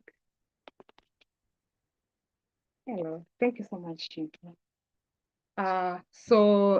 To continue from where my colleagues have mentioned, this is the Department of Emergency and Psychosocial Support. And yeah, welcome. In this department of TOTIA, this is where we handle the medical and then the counseling of the survivors. Now, medical is very crucial and timely. It is one of the important aspects. Yes, we've mentioned the prevention, and if prevention hasn't happened, this is one of the important aspects to a survivor. For starters, we are called through our community volunteers, through the police that we work closely with, and then we are informed. I'm giving you a scenario here. We are informed of, for example, a case that has happened, and we come in to ensure that this survivor has been examined at their own free will. That is, if they are interested in reporting this case. Examination is very important because it is one of the evidences that is used. Now, with that journey, there is need for testing, there is need for treatment. What happens here is testing is done for HIV. If the perpetrator is known, then they are also tested. Now, when a perpetrator is tested, it helps in ensuring that this survivor does not go through that long process of taking PEP. PEP is in prevention of HIV, in prevention of HIV. That is if a perpetrator has been arrested and they are known. When the survivor is tested and they are found negative and the perpetrator is found negative, then we rule that out. PEP is not needed. But then we are left with need for antibiotics, need for treatment of injuries. Of course, not all of them get injuries, but injuries are a possibility. Then we do the treatment of injuries. Let's note that the communities that we work with as TOTIA platform are vulnerable communities, meaning Torture platform through the funders that we have on board, and those we are yet to get have to make this payment. The vulnerability in this way is in this way, that at times hospitals or health centers are very far away, and then there is a cost that is to be paid. Examination costs, treatment, their costs. So that is when the organization comes in. Now, we then start the journey with the survivor, which is in terms of psychosocial support, working. Remember, when someone has been abused, there's that authority, that energy it has taken away from you mentally and physically. It has taken this person's will to consent. So because of this, torture comes in to give that person the free space where they are able to speak out, speak through that moment that they went. It was a life and death moment that they went through. Now that they have survived it, how are they moving on with their life after this abuse? We've heard of many people that have lived with this for long. For example, when our founder mentions in her life experience, it was at 8 years. She gets these torments her for until adulthood, until eventually she gets the help, because she's able to talk about it. A counselor walked the journey with her to get over whatever it is that happened at that time. Now, this is what happened. Fortunately or unfortunately, our biggest percentage are children. We have our youngest at 6 months. We have those around 1 year. Of course, we have also those who are elderly at 99 years. And these are still in our communities that we work with. Now, currently, one of the programs under this department is at the end of the year, because when you hear the torture story, you hear pain. You see, oh, how are you able to work with this all the entire time? We have programs. For example, you do see this picture, this art piece that is behind me. We do have a program that runs at the end of the year, where we reach out to the survivors that invited us to their homes, the ones that we have physically met, to a get together to celebrate them, celebrate what they have gone through and how far they have come. And this is one of the things that brings us joy at the end of the year, where you are seeing that the survivor who came to you when they are very vulnerable, at a time when they felt like they had no hope, you are reaching out to the survivor, and at this time they are speaking about their story. They are able to tell you, you know what, I have overcome that and I am back in school, or I have my baby, but I'm now working to make sure that they have school fees, they can start school. So this is where we are. Up to date this year, currently we do have this year we have been able to reach 491 new survivors. That is from the month of January up to now, as I speak, we have reached 491. Now, out of the 491, we have had 286 that have physically invited us to walk the journey with them. Now, you ask yourself what happened to the other number of 200 and something. The number is yet to invite us, because we do not, mental health is something that someone has to invite you into their lives for them to be able to speak about what they're going through. And we do not force our survivors to do that. It's at free will. When they tell you, okay, I am ready, come to my home, that is when we bring in the home monitoring visits. The home monitoring visits, we ensure that at least every survivor of torture gets at least 3 sessions based on how they are going about it, but we ensure that every survivor gets about 3 sessions with one of our counselors. Now, at the moment, we also do have the walk-ins at our offices right here at Jangu, where any survivor who feels they need to speak to us, we have opened up an office here that they get in and speak at their own free will with no charge, no charge, of course. We are also a section for the mental health for Django International, for anyone who feels like they need to open up and be able to speak to counselors. We have professional counselor. I, for one who is speaking, I'm a counseling psychologist who has been certified. And so for the mental health purposes, we are in safe hands. So yeah, back to you, Mary. Thank you, Eric and Susan, for sharing the story and the work that Tutu does. And I know for a fact, in the communities where we live, this is such a big problem that not so many people have the space to open up. So this enterprise definitely solves one of the greatest problems that we have in the communities. So Eric and Susan, I will invite you to go to the breakout room, just so you can be able to engage with the different people who might have any questions for you, or they might have any comments that they would like to offer regarding what you're doing. Otherwise, thank you so much. And as we are progressing, we currently have maybe just about 3 or less hours before we can come to the close, but I will invite you to stay put and still wait. We still have a lot more planned for you.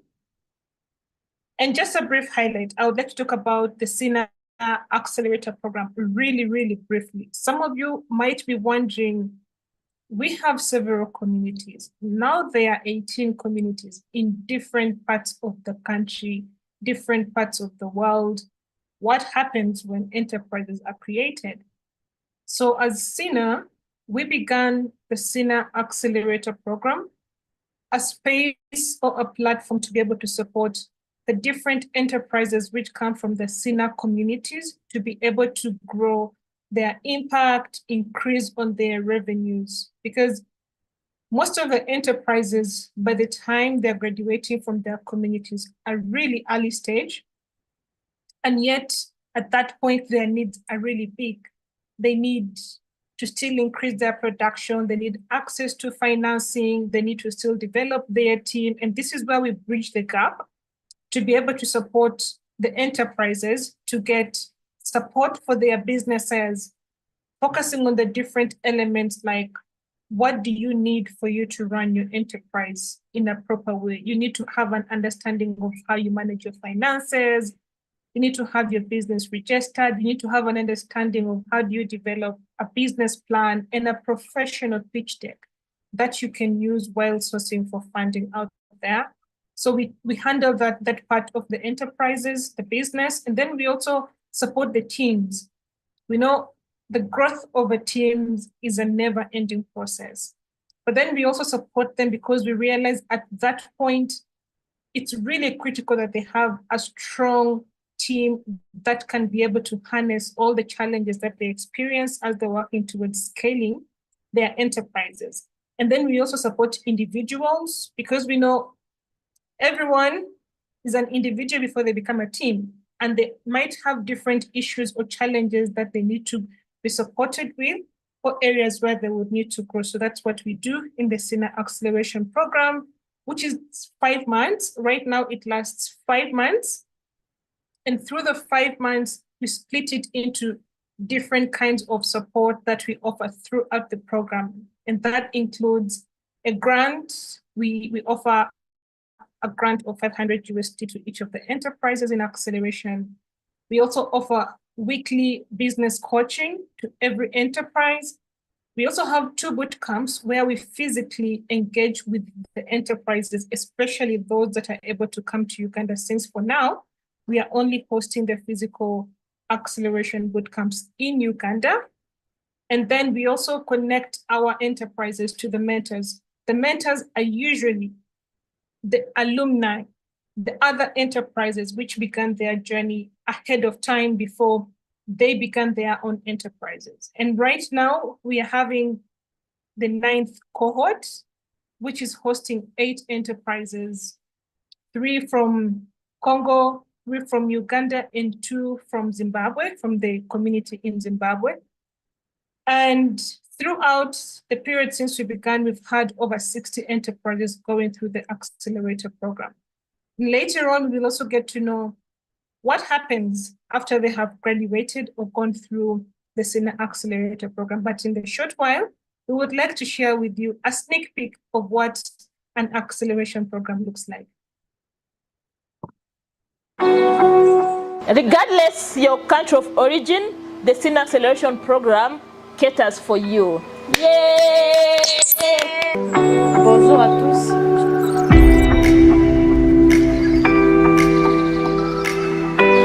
Bienvenue, karibu nyote.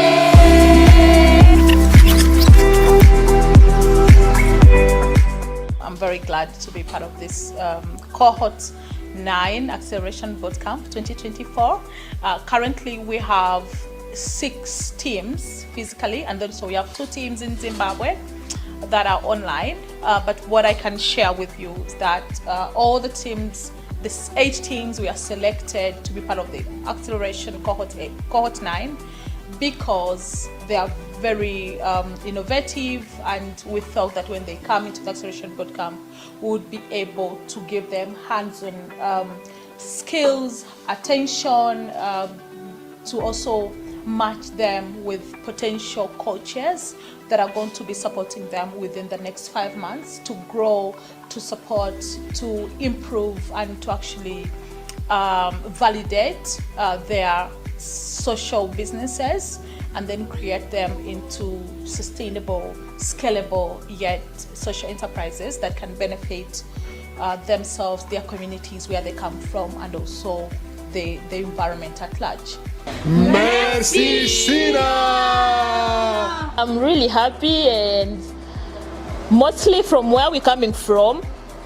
We started on Monday, and mostly with these French countries enterprises, it has not been easy since it's their first time to come to an English country. But not just the first time to come to an English country, but also presenting their enterprise in English and making sure that everyone understands them. And this journey as coaches, we've been there to support them so that they bring this information as clear as possible. But also every time a trainer could give a session, we could translate within the session. But even after the session, we could sit with the team and we explain again in French so that they don't miss anything, any detail. And something that I like about the acceleration program, it has really been inclusive in the way that even each evening after the session, as a team, we could check, are the French guys okay? Are they doing well? Is there anything that is missing? The same with the English, though we could give some specific priority for the French people so that we encourage other countries that speak a different language, that even though we have an acceleration program, they can still participate. They can still have people who can support them and give them a hand. We had a presentation. Surprisingly, the guys from French country did it also well, in the way that they could easily communicate the impact that they want to give, their value proposition, the customer that they want to serve, but also the environmental or social problem that they want to solve. So we've had acceleration bootcamps before, and also the most SINA Social Innovation Academy is growing into other countries and into other communities. We are also extending our services to other people with different languages. Of course, that is expected because different people speak different languages across Africa. But for this specific cohort, we thought we'd bring experts that can speak different languages like Swahili, French, English. And also when you look at most of us, the coaches, we have some expertise in Kiswahili. We can also speak French so that teams are supported fully and also none feels left out. So we were intentional when we were selecting our coaches this time. The coach had to be able to speak at least another language that can be able to support the teams, so that the teams who are speaking French and Kiswahili are not really left out, but they are also able to benefit fully from the whole bootcamp and also from the coaching that we are going to continuously offer them throughout the 5 months.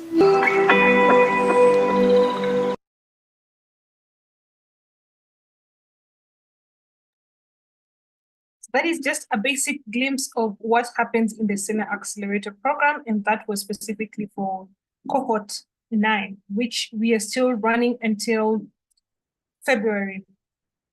And now I would just want to remind us once again, constantly and throughout, after every speaker, we'll be having the breakout rooms running, where you can just dive in to engage, ask questions, offer your thoughts and comments to the speakers.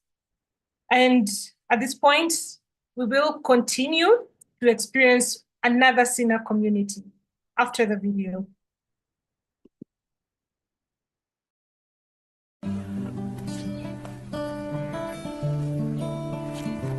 L'avenir a beaucoup de choses. Je suis en train de penser comment faire pour que ma vie soit meilleure. I'm Patrick Uvunga Trikpa. Je suis en train de penser Congo, DRC. Actually, I'm a refugee in Kivale refugee settlement. My name is Sita. I'm coming from DRC, Congo. My name is Saladem. That's my music name. My real name is Motuchara. I come from Ethiopia. I left my country because of war and insecurity, so I came to Uganda as a refugee. I've spent 5 years in Nachivale refugee settlement until I found SINA, the Social Innovation Academy, which is a home for me. And now it's helping me to go forward. So with the Social Innovation Academy, we got an idea to implement the same Social Innovation Academy, the mini SINA, here in Nachiva, the refugee settlement.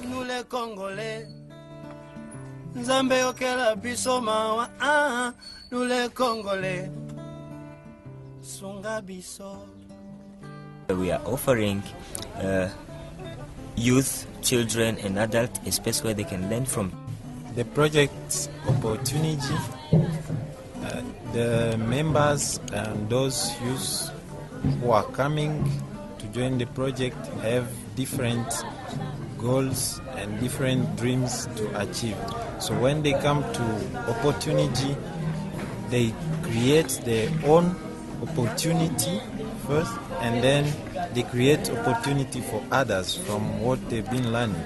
Instead of looking for job or looking for opportunities, they create their own opportunities, and also they create opportunities for the community. We have Somalis, Congolese, Sudanese, Burundians, Rwandese, Ethiopians, we have Eritreans. This center is for everyone. I'm sure I'm gonna realize or to make my dream. I have a hope that my dream can be a reality. Very happy also to see you from different countries, from Germany, from India, to come and support these activities. God bless you.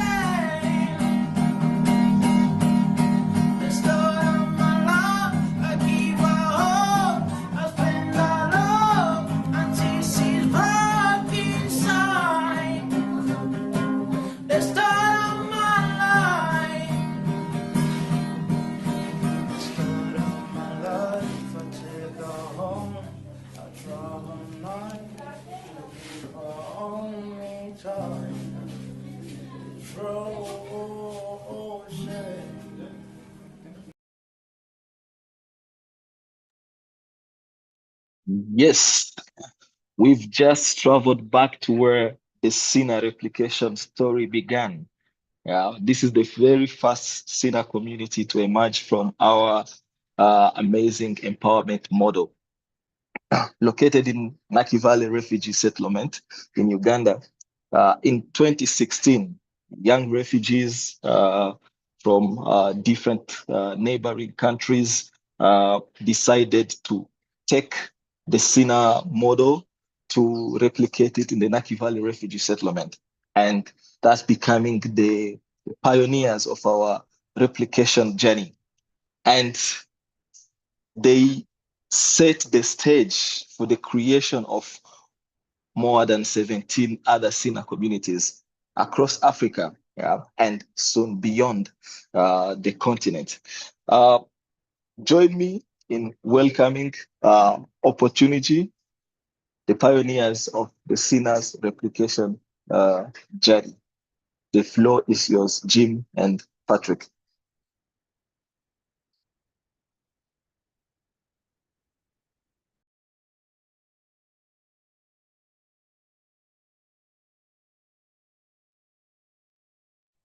Yes, good evening, everyone.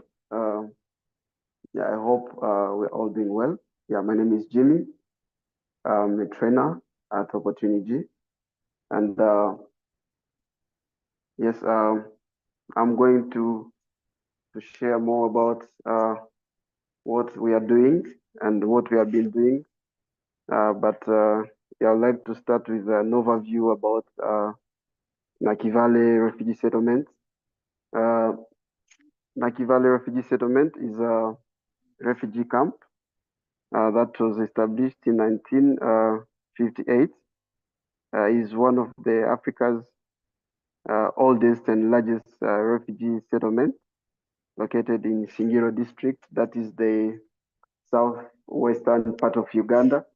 And yeah, if I'm to give a statistic of just recently, October in 2024, yeah, it's now approximately reaching 171,000 refugees from countries including the DR Congo, Burundi, Somali, Eritrea, Ethiopia, Rwanda, South Sudan, and so on.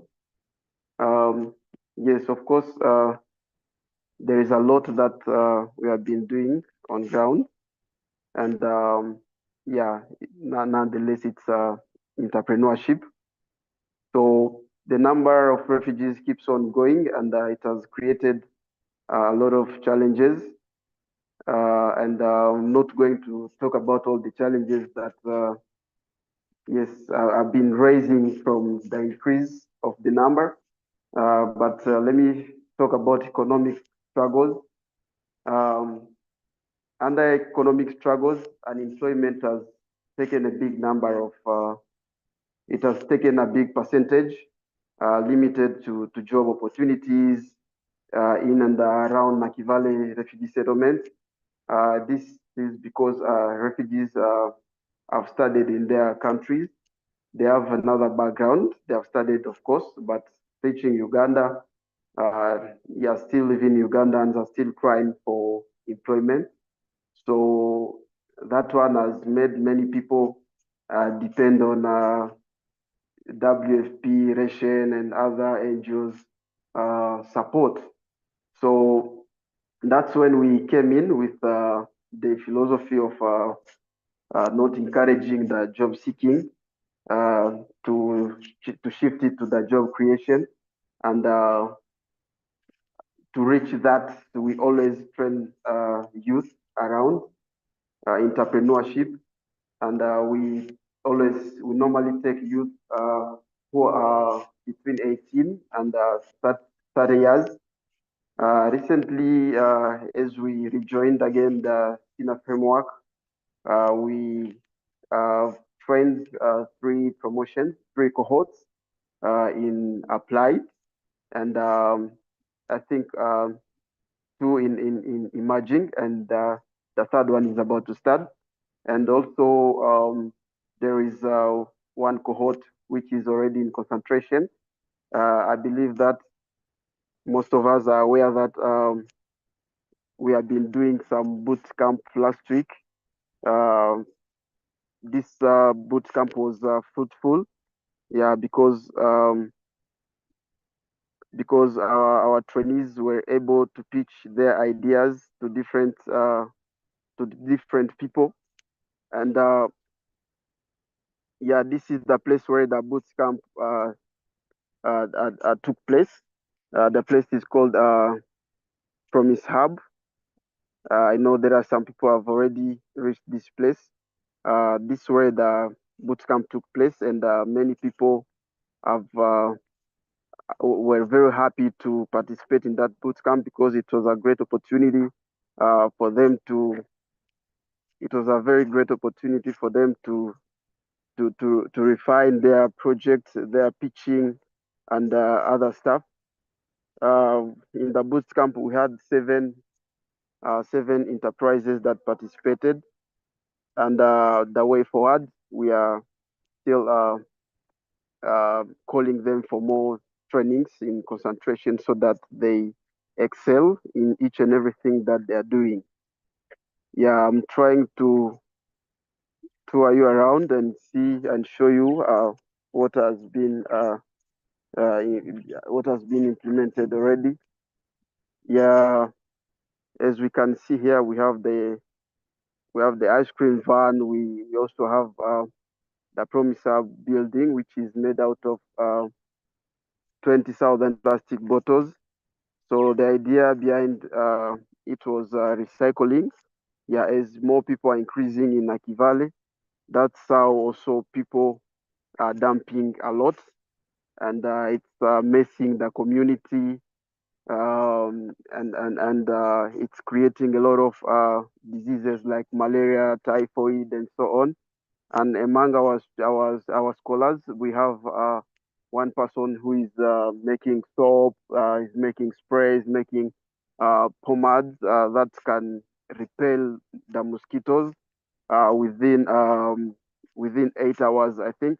And we also have another scholar who is keeping the same spirit of recycling, and is actually making plastic.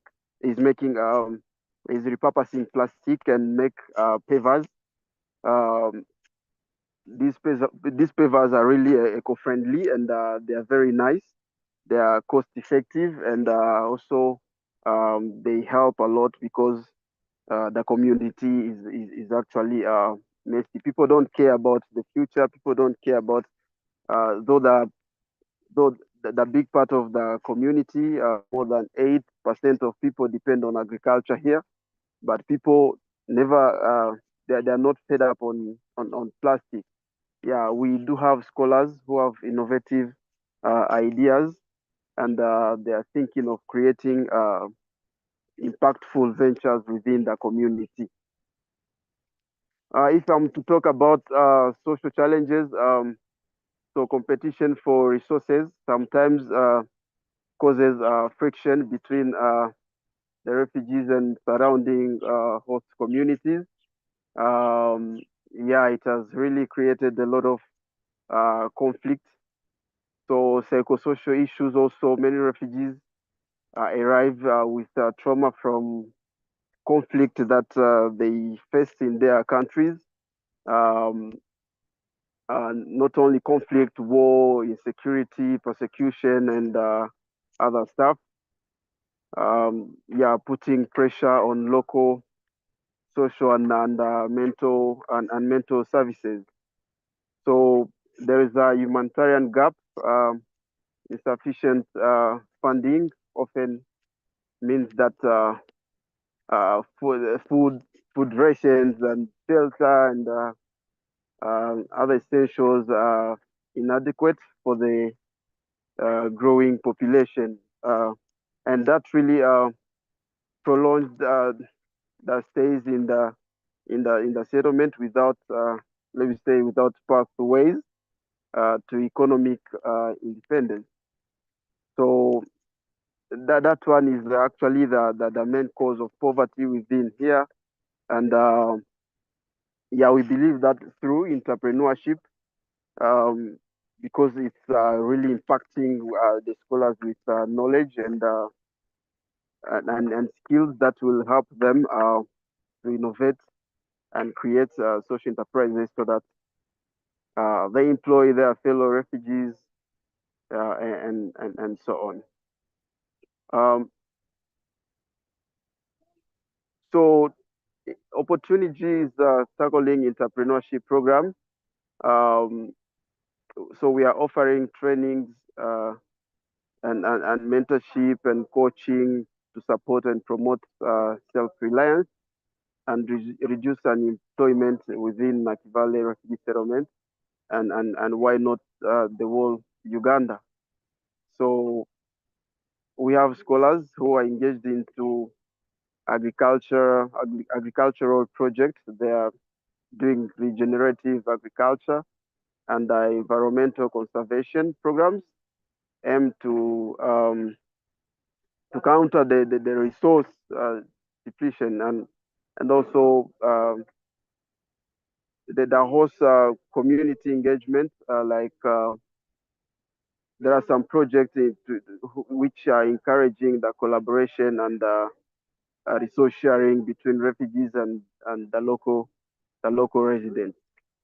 So we also have a space which is providing digital tools to our scholars who are learning here because there are some sessions that they are learning online and it's within from his hub.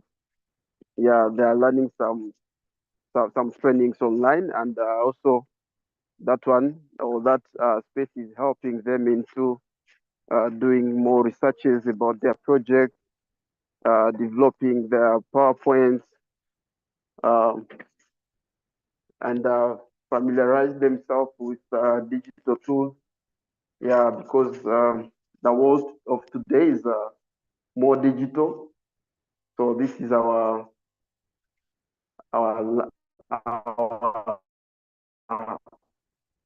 technology hub.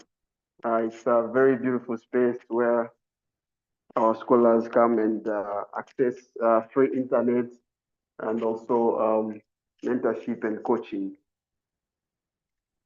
So thank you very much. This is what I had to say. I don't know whether I have colleagues from Opportunity who can supplement or they can add a little bit about what we are doing.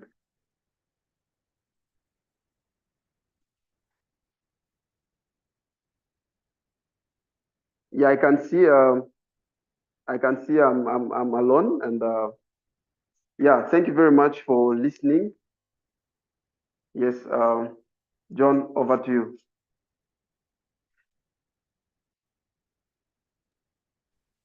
Thank you so much. For the tour and showing us where magic happened, aka innovation. Yeah. If you have questions and you want to know more about Opportunity, Jim will be in the breakout room. You can join him there, and then you can ask all the questions around Opportunity. Yes. Jim, you forgot to show us the amphitheater. Oh, yeah. Yeah, sure. Yes, we actually have an amphitheater, and before COVID-19 breaks out in 2019 or 2018, we organized an event in collaboration with the Roots, which is one of our scholars venture. They are gathering people from different culture and come and expose or showcase their cultural dances, cultural songs, and other stuff from the amphitheater. So it's still under renovation, as you can see. I think there are some people didn't leave it the way it is right now. it was something else, but now it's taking a good shape. Yeah, this is the amphitheater. Let me just tour around. In that event, we actually gathered more than 1,000 refugees who came here and performed on this stage. It's not really fully constructed. It's still under construction, and yeah, you can see the promisal from there very, very far.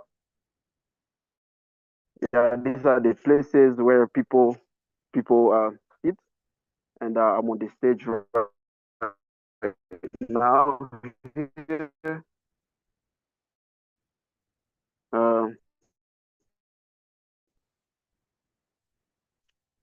Behind the silver space for weights and other stuff. So this is all about the amphitheater. Thank you very much, John, to remember about the amphitheater. Thank you so much for taking time and taking us around that. Yes, again, as I shared earlier, you will meet Jim in the breakout room. If you have questions, anything, or you want to know about opportunity. Yes, thank you.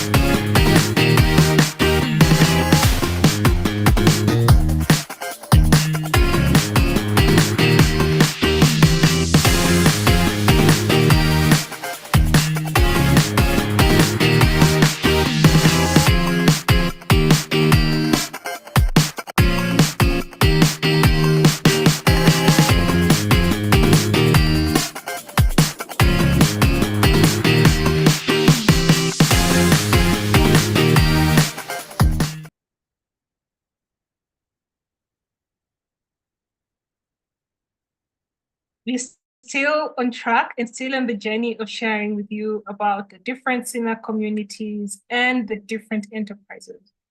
This particular enterprise that I would like to introduce to you has an interesting story, and I hope that Albert will be able to share how it was created. But this enterprise particularly deals in the financial sector or the fintech to be able to support people within the communities, not just to save, but also to make the most of the amount of monies that they have.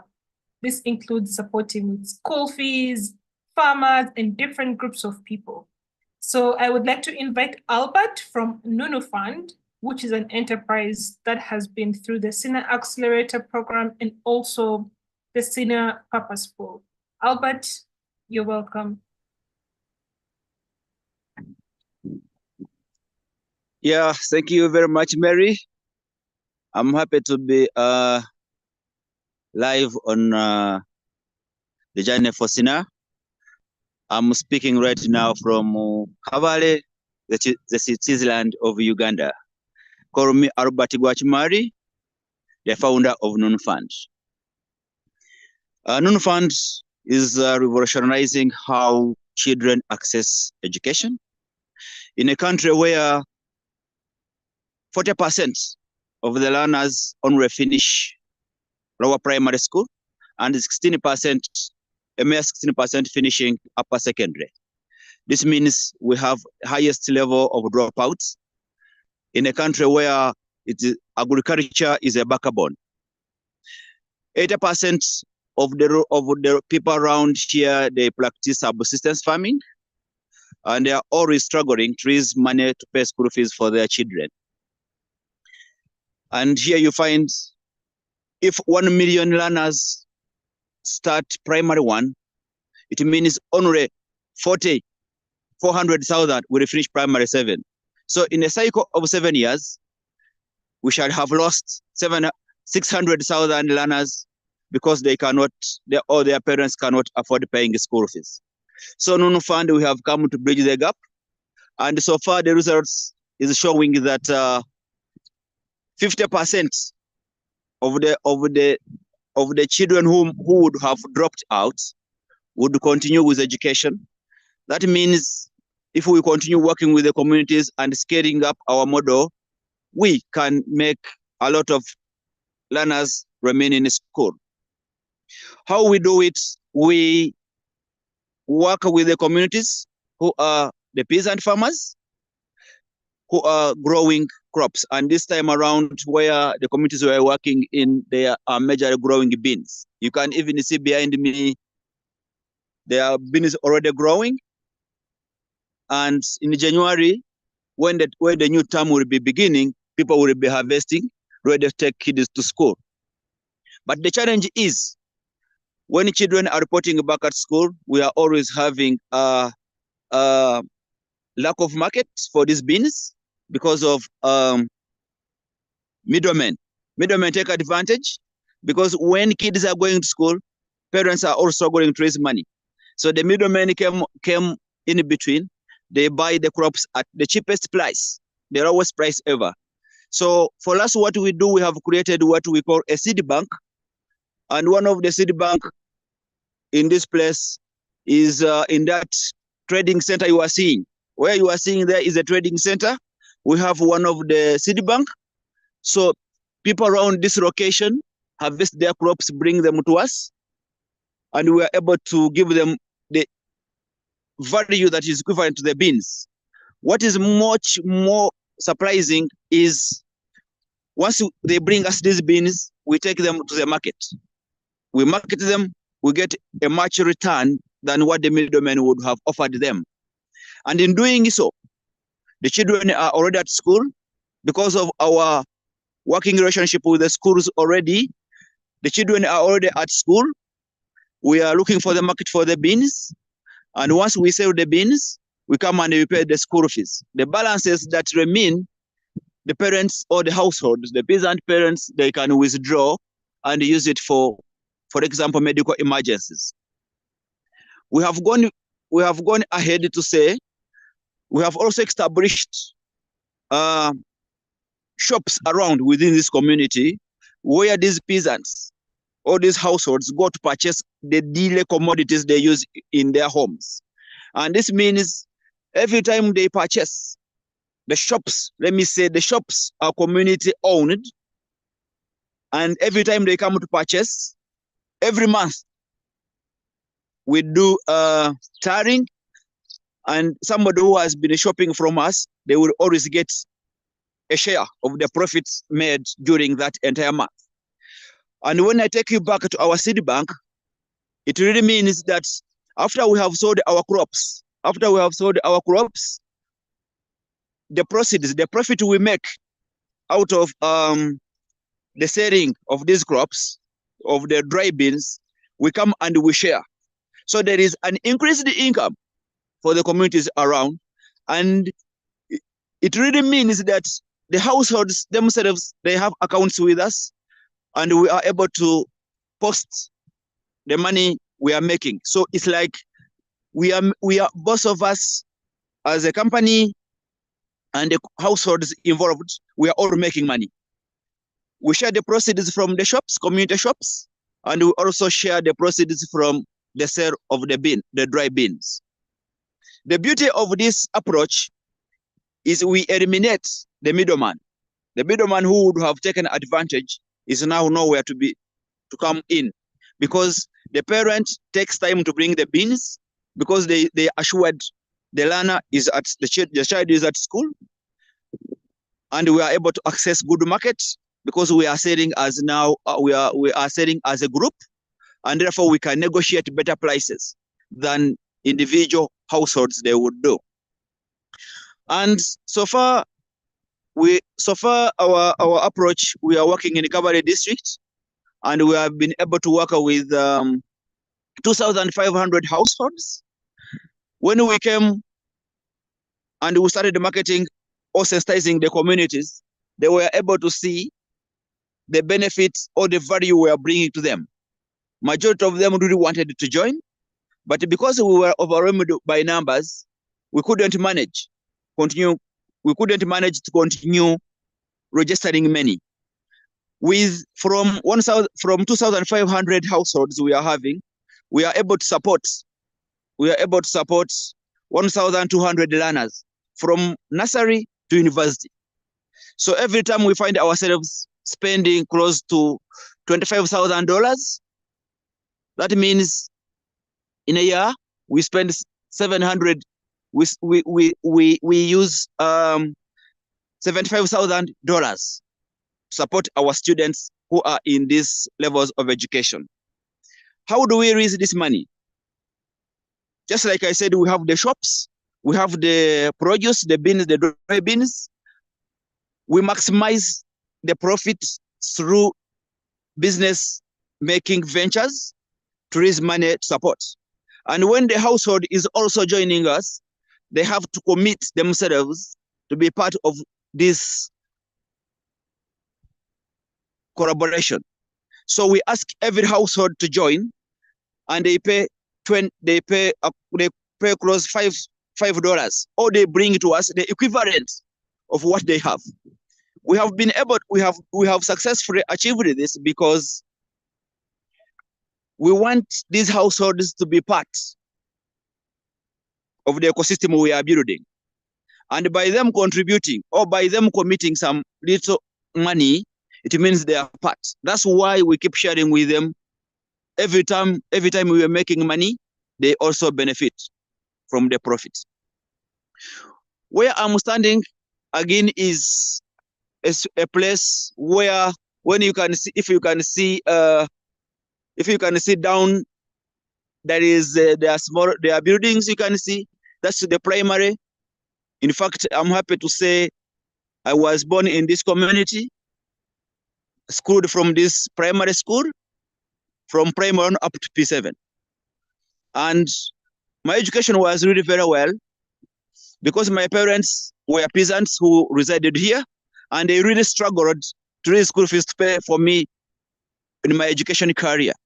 But as I was growing through these education levels, the higher you go, the expensive it gets.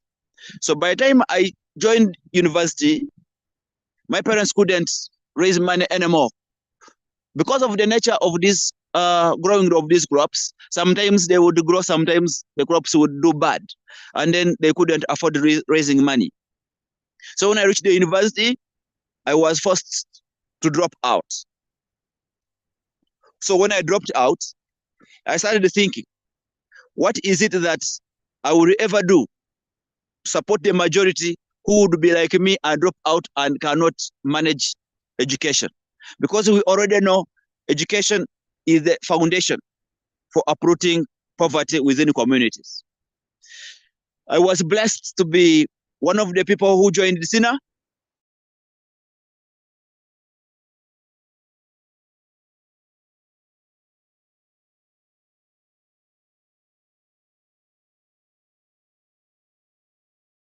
Struggling to pay school fees for their children, I create something for them that would support the learners, or would support the children access education. That's why the idea of Nunu Fund came on board, because now we are looking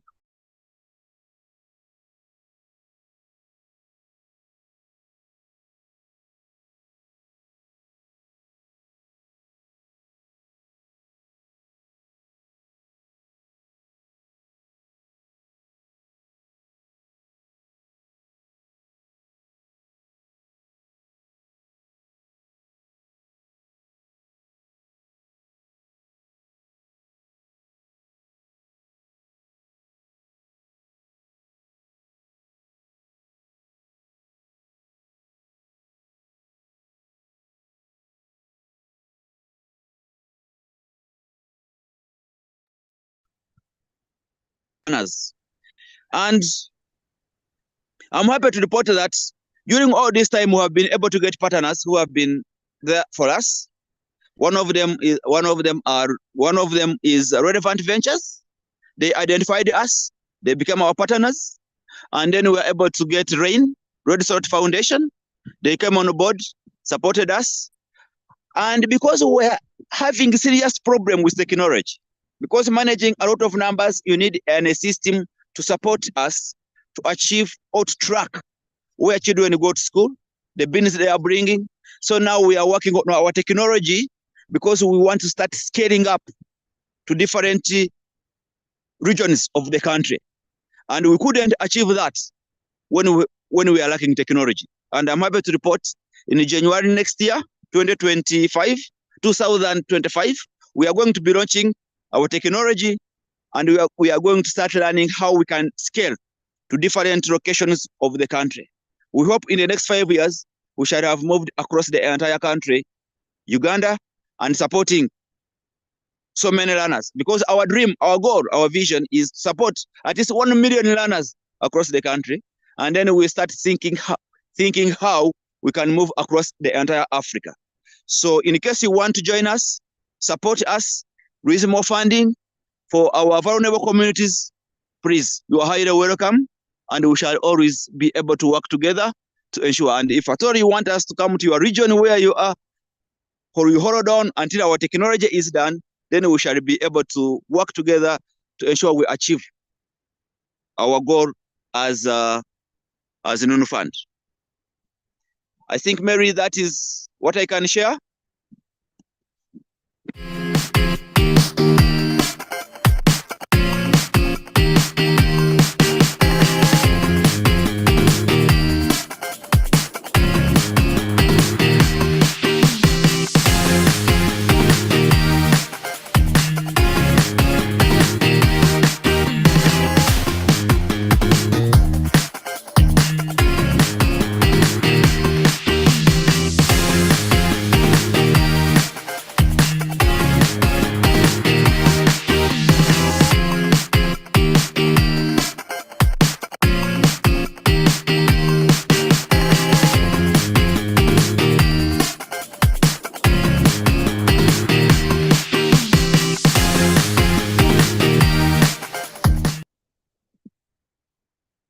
Thank you, Albert, for sharing the story and the creation of Nunu Fund.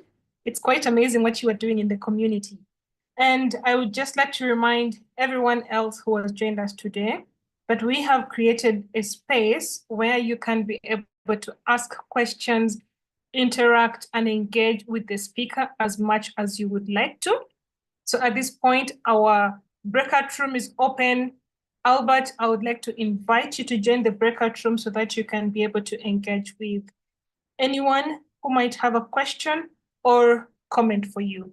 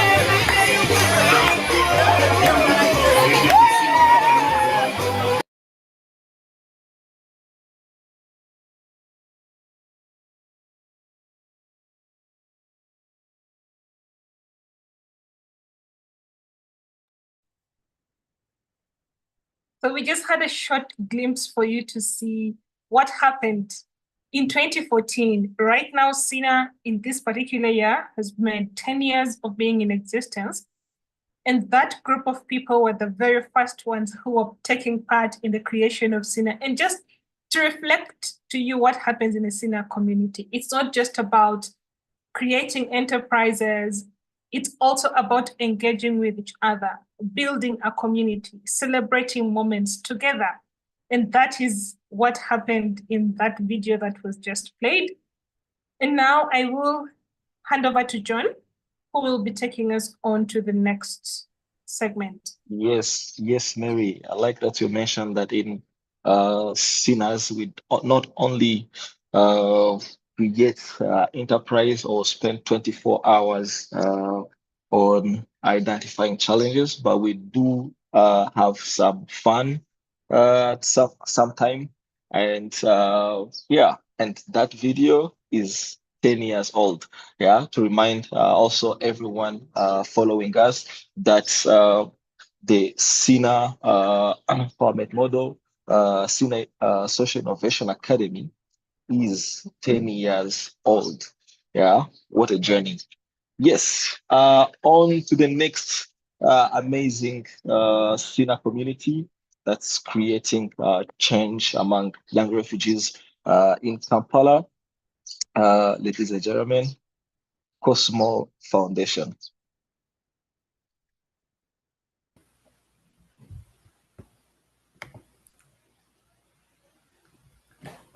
Hello, everyone. Thank you so much, Mary and John, to take us through the lunch today as we are showcasing to the world the impact that we are creating in our own communities. My name is Miriam Feza, and I'm the founder and team member at Cosmo Foundation.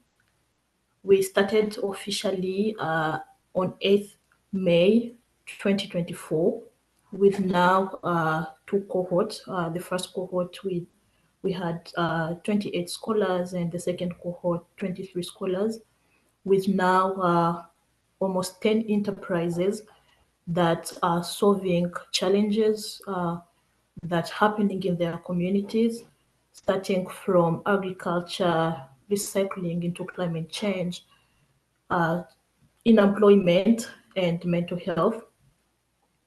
I joined SINA in 2016. I remember it fresh in my head. I was just coming from Nakivale refugee camp. And when I joined SINA, I knew this place is a light. I knew everything is going to change at that moment. I joined the model, learned to get confidence into myself, learned to overcome all the life barriers, as I was just from my first year journey as a refugee. And fortunately, in that journey, I met other amazing young refugees who were also passionate about the SINA model. We took up roles and responsibilities that allow us to understand the SINA model until we were confident enough to start the first SINA community in the refugee urban slums. That is Lazima Nipati Academy. Learning from the Lazima Nipati Academy, mostly personally, I took more roles into mentorship and professional development, supporting youth to create changes through social enterprises. After seeing the impact that these enterprises are creating, I personally gained the confidence to fund and create a social enterprise that I started in 2019, 2020, called Clay Cosmo. Clay Cosmo is a skincare company that produces natural and organic skin and hair care products made from green clay and essential oil coming from DRC, Congo, and Uganda. The clay creates new cell to the skin and give it the natural beauty that it deserves. And through the Clay Cosmo production, our little profit could go back again to empower the refugee women into job skills, but also to help them create personal development skills. And as we've been growing with the women, needs started to come in. And most of the women were speaking about the needs. We want more empowerment, not just for ourselves, but we also want empowerment for our sons, for our daughters, mostly the age of 18 and above.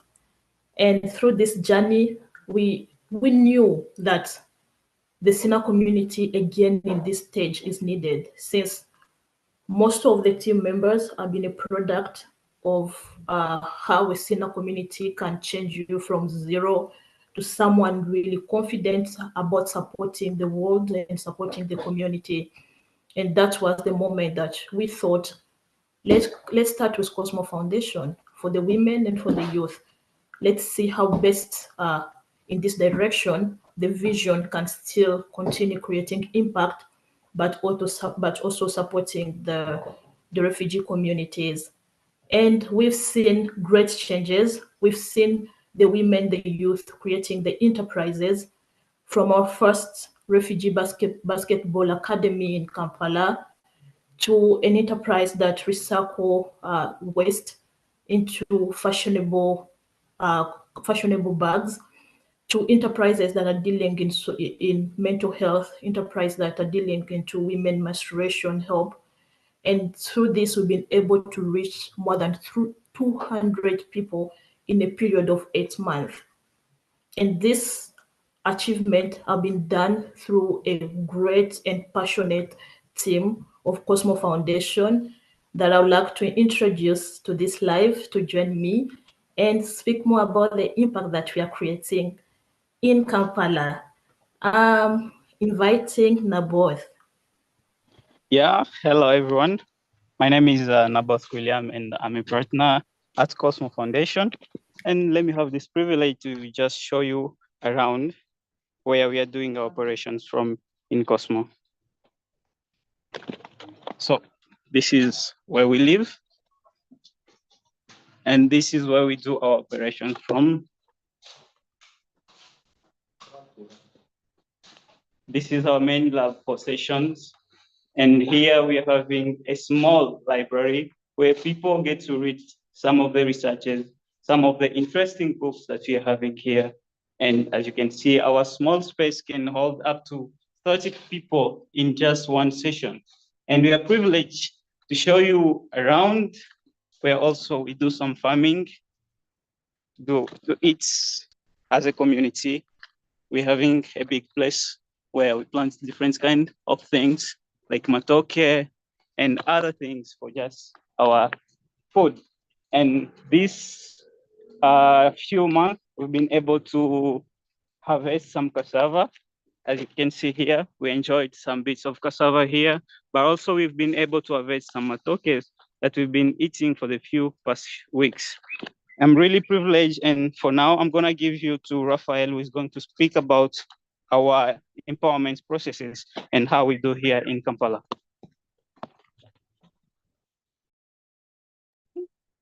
Yes.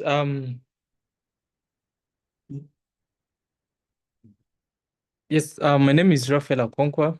I'm also a partner at Cosmo Foundation, and I'm really happy to take you through our empowerment process. The first process that we do, we first do the scholar selection. This is a process where we select our scholars that will undergo under our program. Looking at this stage, we look at the age, availability, and motivation to join our program. Our first stage is applied stage. The applied stage focuses on personal development, helping young people discovering themselves, but as well build habits that, build habits and communication to effectively communicate within our community.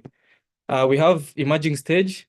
This stage is where scholars identify the most pressing problems into their communities that they have attachment to and come up with the long-lasting solutions.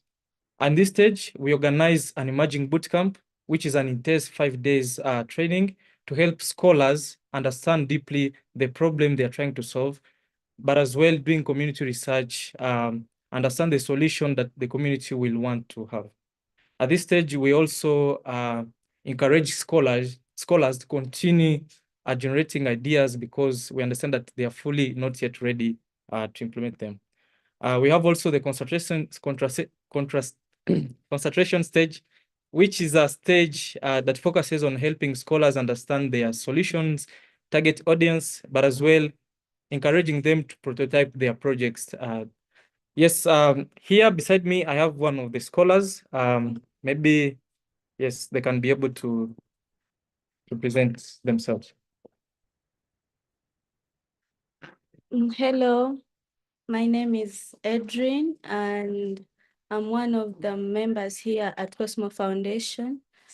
Cosmo Foundation has been a great experience being here, learning new entrepreneurship skills, working with the members, and knowing how to be helpful in the community. I've learned some I don't know how I can put it, like socializing with people more, because I'm more, I used to not care of what people think or what people do, but now I am into working with people and knowing what they do. I'm so thankful to Cosmo Foundation for being a great mother to me and being a great teacher to me, with the members as well. There is a member also here who would like to talk about himself. Hello, my name is Kambale Rogers. I partner at Cosmo Foundation here, where we have this great community, which has been able to nurture me and mentor me in terms of social entrepreneurship. By the time I joined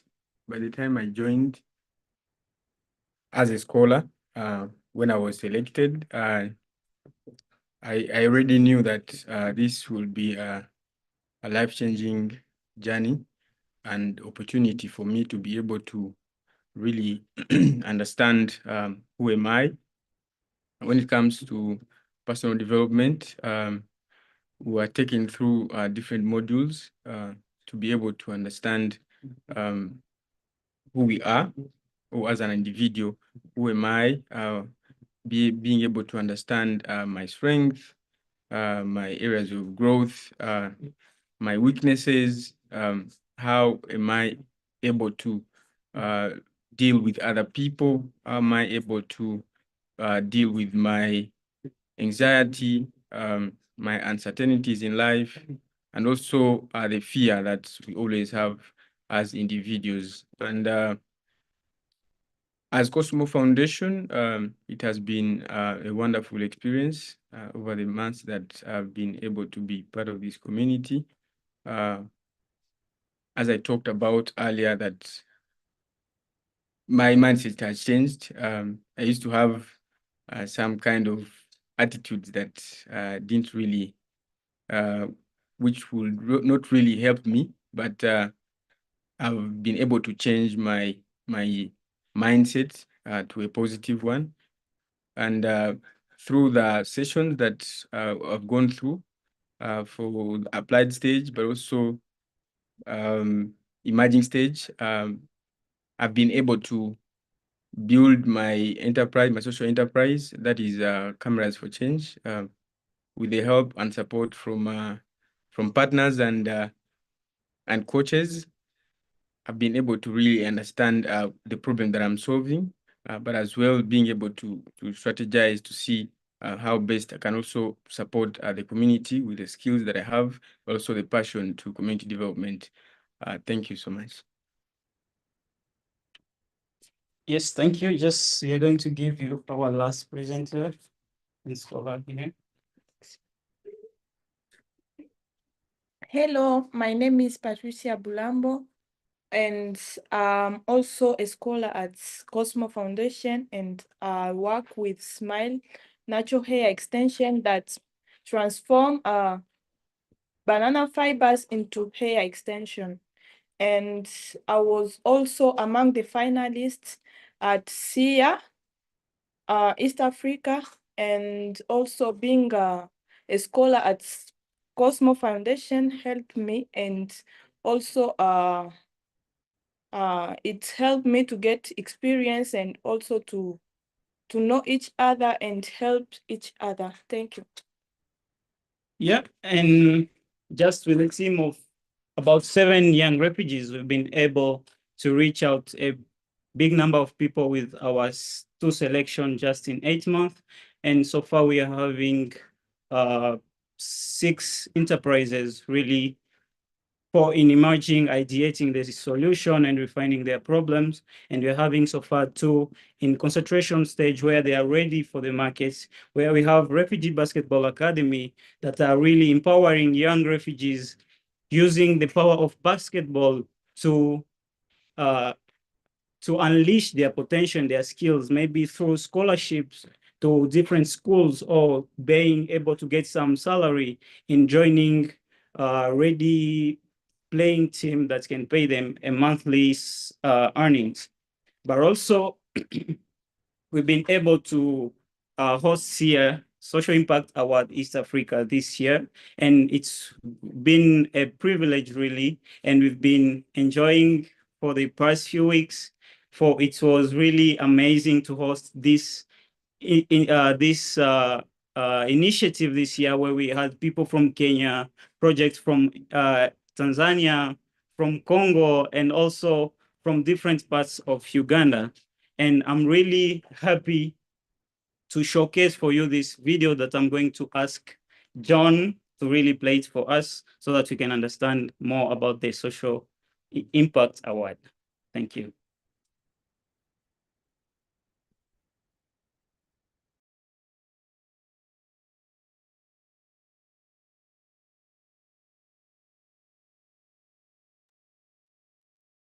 My name is Naboth William, and I'm a partner at Cosmo Foundation, and we have been having this privilege to host the Social Impact Award 2024 East Africa English Cluster in Uganda. My name is Enoch Mungare, the Operations Manager at Feed Kakuma Enterprise. Feed Kakuma's mission is to ensure that we have a food secure and a healthy society by utilizing locally available resources. Hello everyone, my name is Rafael Akonkwa, and I'm super excited to participate as a mentor and a trainer in the SIA 2024. Hello there, my name is Julie Shabani from Care Seed Family. Care Seed Family is an enterprise that is tackling the problem of malnutrition among children 5 years below. My name is Patricia Bulambo from Smile Natural Hair Extension that produce hair extension from banana fibers. My name is Lasumanas from Rice for Success. I'm by the names of Mahal Diana from Happy Chip,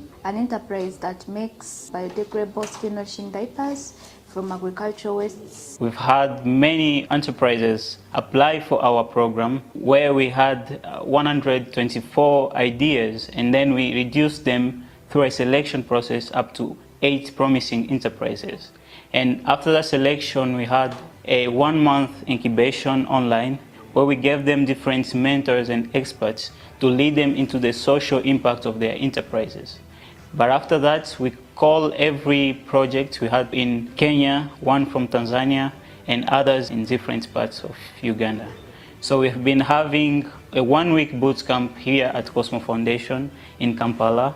And the aim of this boot camp is for the ideas to find problem solution fit. My attendance in this bootcamp, the Social Impact Award Bootcamp East Africa English Cluster, has really been of benefit unto me, my personal and professional growth, stemming from 2 main things. One is the ability to iterate my ideas and ability to learn from fellow participants from Uganda and Tanzania. One of my biggest sessions that I facilitated through the bootcamp was helping the participants coming up with roles and responsibilities for their team. As it's really important for the team to have different responsibilities, so the session was mostly focusing on helping them understand the responsibilities and as well sharing roles that everyone could focus on. This boot camp, it was really a wonderful journey for me. It supported me to understand more and come up with many ideas on how I'm going to create activities that is going to uplift my projects and reach to the up level and create a positive change in our communities and even Uganda and the worldwide. The experience that I have according to this bootcamp week, I've experienced more and get feedback from mentors and also colleagues, and thanks for all, because I've been among the finalists and the winners, and at the end of all, I'm just excited and happy to be among the winners. My biggest takeaway is on the solution aspect, because for us we had a wide solution and tried to narrow it down until we made it. What I learned from the bootcamp, I'm happy that I was able to join this bootcamp. First of all, it really refined my problem statement. Right now I really understand it very well. I am privileged to share with you that we've managed to achieve that today on Friday with the final pitching to get the most 3 promising ideas to move up to the SIA Summit that is coming on 18th November 2024. And it's been a privilege hosting the Social Impact Award 2024. And during this 5 days bootcamp, the learners or entrepreneurs got to learn different types of solving problems. How do I identify the problem? How do I approach my customers?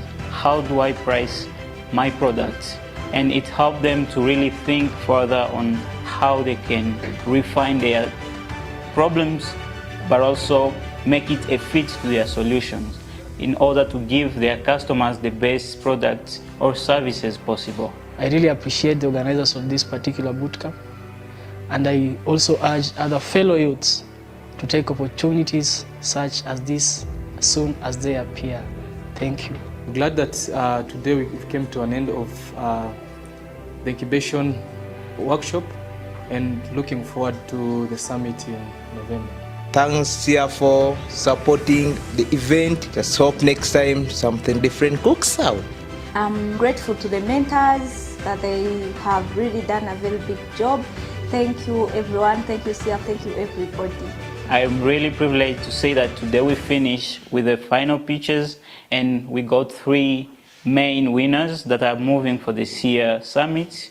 And among these winners, we got Happy Chick that won the Social Impact Community Vote, but also we got Smile Hair Extension that won the first jury award, and we got also With Health that won the second jury award.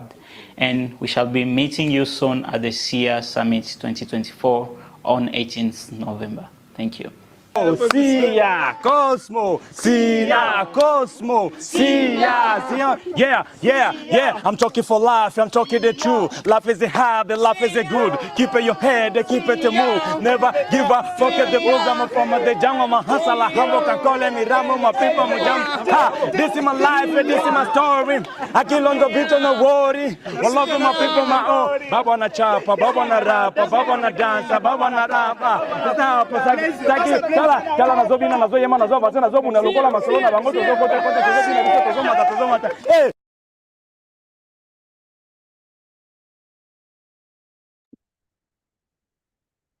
Thank you, Cosmo, for sharing with us your journey and what you have been able to accomplish over the past couple of months of your existence. I would still want to remind you and to invite you to the breakout room, where you can be able to engage with anyone who might have a question or might even have some suggestions or feedback for you. So please feel free to join the breakout room. And I would also invite our participants to utilize the breakout room for you to be able to engage, since you're not able to do that here. Before we can proceed, I would just like to share a brief highlight regarding the SIA East Africa program that we held this year. Some of you have already been aware that SINA has been hosting the SIA program. It has happened before in Uganda with Miriam here, who is on the call as the coordinator, and then in DRC, in Congo, with Arsene Bashizi as the coordinator. But last year, we had a bit of a difference, a bit of a change, because we noticed the enterprises or the ventures sometimes struggle to even be able to travel for the SIA Global Summit, but also the reach was quite limited. That in Uganda, we were only targeting the Ugandan enterprises and none out of Uganda, even though sometimes we would receive applications from people who are interested out of Uganda. And so what we did differently this year is we created the SINA, the SIA East Africa program, which was targeting the East African countries, Uganda, Kenya, Tanzania, Burundi, Rwanda, DRC, and Sudan. And we were able to receive 213 applications throughout the program. And out of those, like you have seen in the video, we separated into two, because we noticed there are segments of the East African, there are countries in the East African community that speak French. So we created the French cluster and the English cluster. So our English cluster had a final selection of 8 ventures or ideas, and then the French cluster had a total of 6 ideas. And so we went with them, held an incubator program, which was a physical program for 5 days, from which we selected what you could term as the semi-finalists.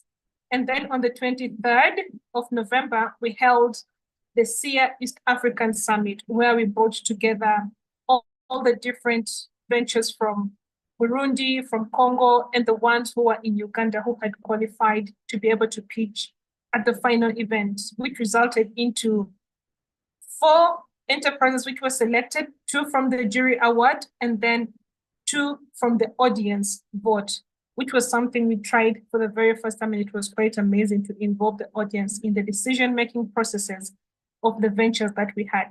So the difference between SIA, you might be wondering, the focus usually is around supporting individuals or teams to come up with ideas, to generate ideas, largely focused on what would you want to solve, what is your solution, and then throughout the program, 2 things are involved. Mentoring happens throughout a couple of weeks to support the ventures to refine their ideas into practical and feasible solutions. And afterwards, we invite them to the incubation program, which we held in both DRC and in Uganda. So in DRC, the SIA program was hosted by Center. That is a SINA community that we have operating in Bukavu, and which was also being led by Arsene Bashizi. And in Uganda, the community we have just seen, Cosmo Foundation, hosted the SIA group of the English cluster. And that is what we basically had regarding SIA.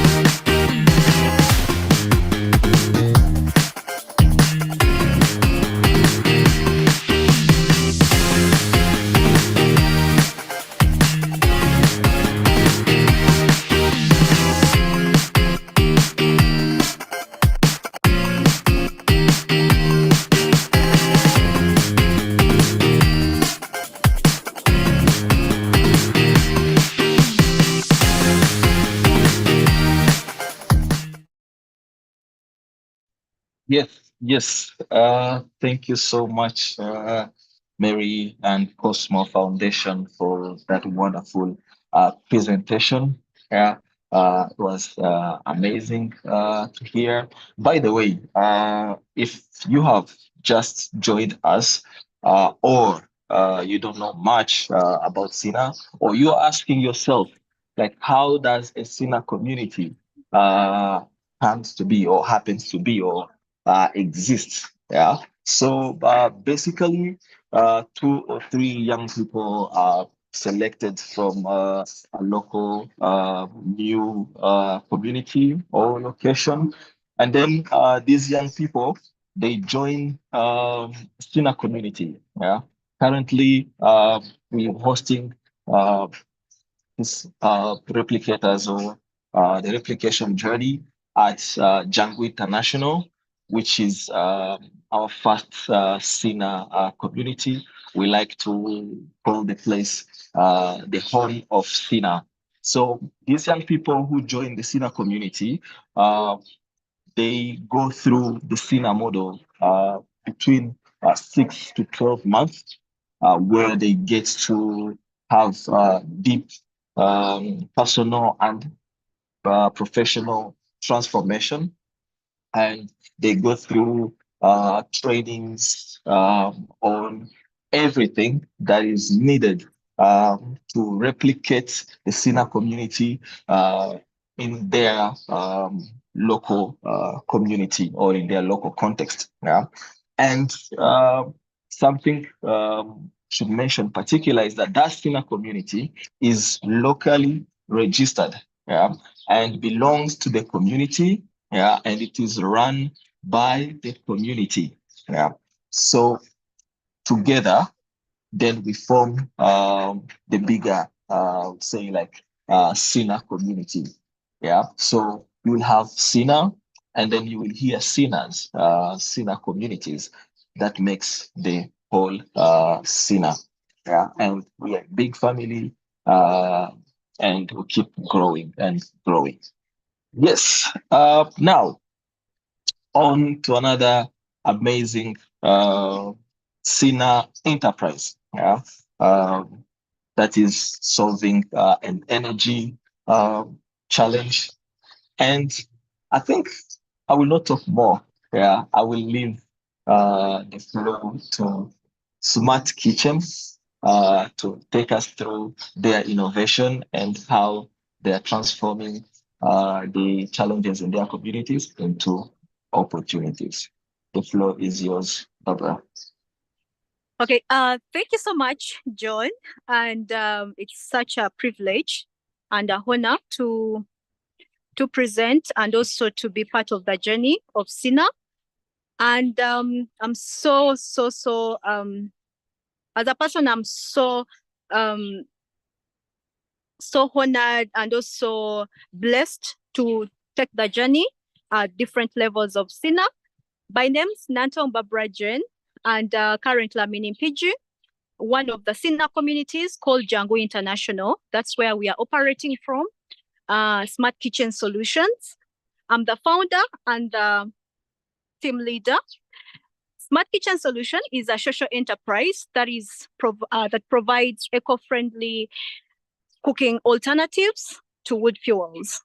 And this we are targeting low and middle income households and small businesses that are using charcoal charcoal and firewood as their main source of cooking energy. In Uganda, about 90% of the population still use polluting fuels as their main source of cooking energy. And in this, it leads to massive deforestation as well global warming. While burning these polluting fuels, it produces smoke, which predisposes these people to respiratory diseases like asthma, lung cancer in the long run. And currently, due to that we are running out of the trees where this charcoal is made out of firewood, the prices are really so high that currently a sack is just 160,000 Ugandan shillings. And Smart Kitchen Solution is providing an alternative. In this, we offer eco-friendly briquettes that are smoke-free, clean, burns 3 times compared to the normal charcoal, and are 40% affordable compared to the other alternatives. So why smart kitchen solutions? I personally, I grew up in a family that relied on charcoal and firewood. And during COVID-19 pandemic, we spent more than a quarter of our daily income that forced my mother to reduce meals from 3 to 1. And in the same year, 2020, I lost my auntie due to carbon monoxide poisoning because she was using charcoal for cooking within the house. So this led to born of smart kitchen solutions, whereby families like I are able to access affordable, eco-friendly cooking solutions. Currently, I thought that someone could really take me a video. That's what I had prepared, but since we're on Zoom, we have tried to maybe to play around with the technology, but it has failed. Maybe I'll be holding my camera and really take you through our production and how the process is to the finished product, how our business model is. But before that, maybe I can really dive into how our business model looks like. So in our production, in our whole value chain, we work together with young women and youth in the production process, starting with sorting of raw materials, collection, and leading to production of the briquettes, as well. Currently, that also we started constructing solar-aided cookstoves to improve more efficiency. So you find that in all this process, starting from the collection up to the end, to the final product, and also reaching to the end user, that all we are more impacting the young women and youth so that they are able to get more, to improve on their financial stability and also to be able to provide for their families. So in this, we have different types of briquettes. We have the stick briquettes, honeycomb. I'll show them to you as I'm taking you around our production space. And these are targeting different people, different target groups. The stick briquettes, it's mostly for low and middle income households, which we weigh in kilograms, each at 1,000 Ugandan shillings. And then we have the honeycomb briquettes, mostly targeting restaurants and also poultry farmers. That is, it's about 2,000 Ugandan shillings. And in this, how they're able to save, I'll take this scenario that currently charcoal is not weighed in kilograms. You find that charcoal of 2,000 Ugandan shillings cannot really cook beans or have someone to have a meal on the table, but 1 kilogram of briquettes, it can cook beans. You fry them, you're able to mingle your portion and cook your drinking water. So you can imagine that the impact that we are really creating, but it's not only on the cost effective, but also on the part of the smokeless, it being a smoke-free product, that 1 kilogram of briquettes, it saves 4 kilograms of carbon emissions. And also when it comes to the trees, about 1,000 tons around, it serves 3 small trees. So imagine if we may be able to produce thousands or kilograms of briquettes, how the impact will really look like. So I'll share more as I'm taking a tour. So ladies and gentlemen, welcome to our production space. Hopefully we can see. We have no light. So that's how it looks like. I'll start with this. This is a drum where we do our mixing, the different fillers and also binders to make the product more compact. And this is our crusher. Sorry, a minute.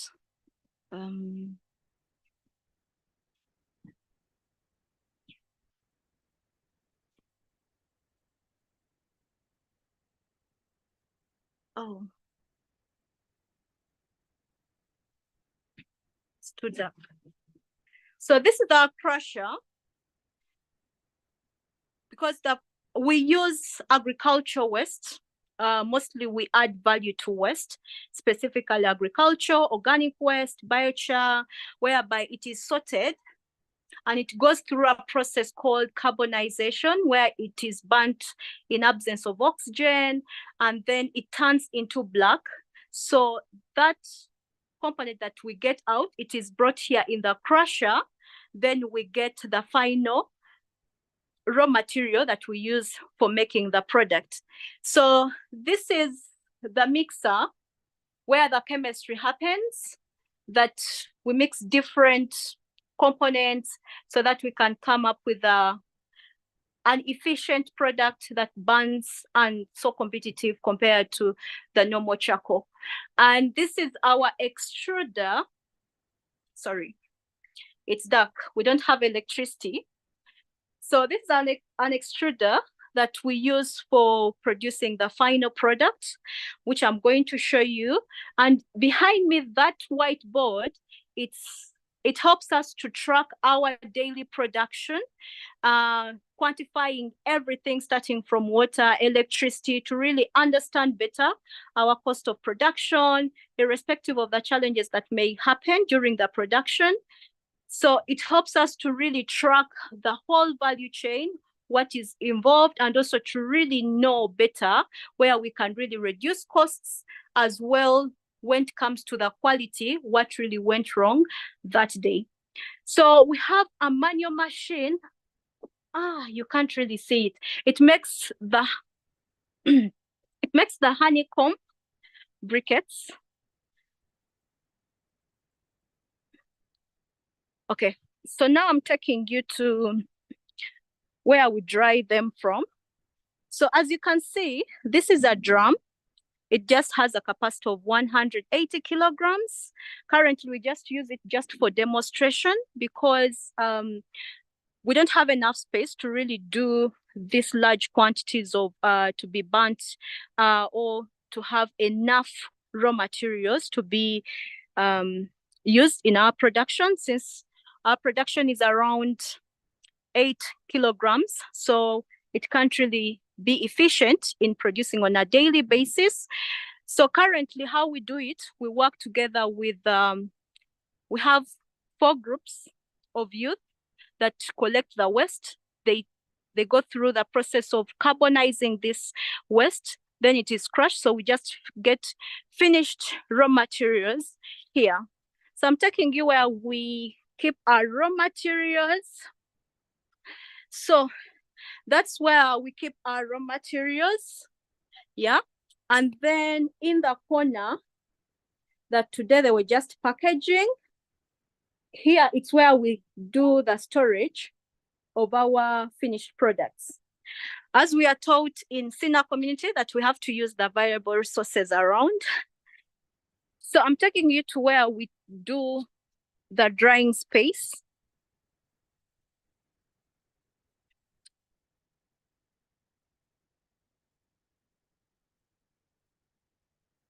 So after production, the products are brought here for drying. See, this is our solar dryer. It's under repair because it's got, as you can see, this. You find that it was also affecting the product, so it's under repair. And these are our finished products. So today they were doing packaging. Lauren, you can say hi to us. Yeah, so this is how we package our products, and this is how the stick briquettes really look like. So someone is able to break them into sizable particles depending how big their stove is, and then they're able to cook. So for this product, we ensure that we educate the person, mostly the households, and also to really reach a bigger number, we just use small groups of women, because in Africa, women are the mostly ones that are involved in the kitchen. So we train them how to really use this product, because if someone is not trained how to use it, then it can't be efficient on their end, and also they can't really know the benefits out of this product. So also we do the trainings on the usage. And so this is the honeycomb briquette that I talked about. It has many holes to ensure its efficiency in its burning. So this burns for 6 hours to 7 hours. And then for the stick briquettes, it burns for 3 hours. So, sorry. So I wanted to show you something. So this is a stove that is used for, that is used for these honeycomb briquettes, which goes for 50,000 Ugandan shillings. Though we have been trying to really innovate portable cook stoves. However, the cost of production has always been high, and considering our target group, that they can't afford that kind of product. So we are trying so much, like we are looking for collaboration or partnership to see how best we can get effective cook stoves, portable ones, that people are able to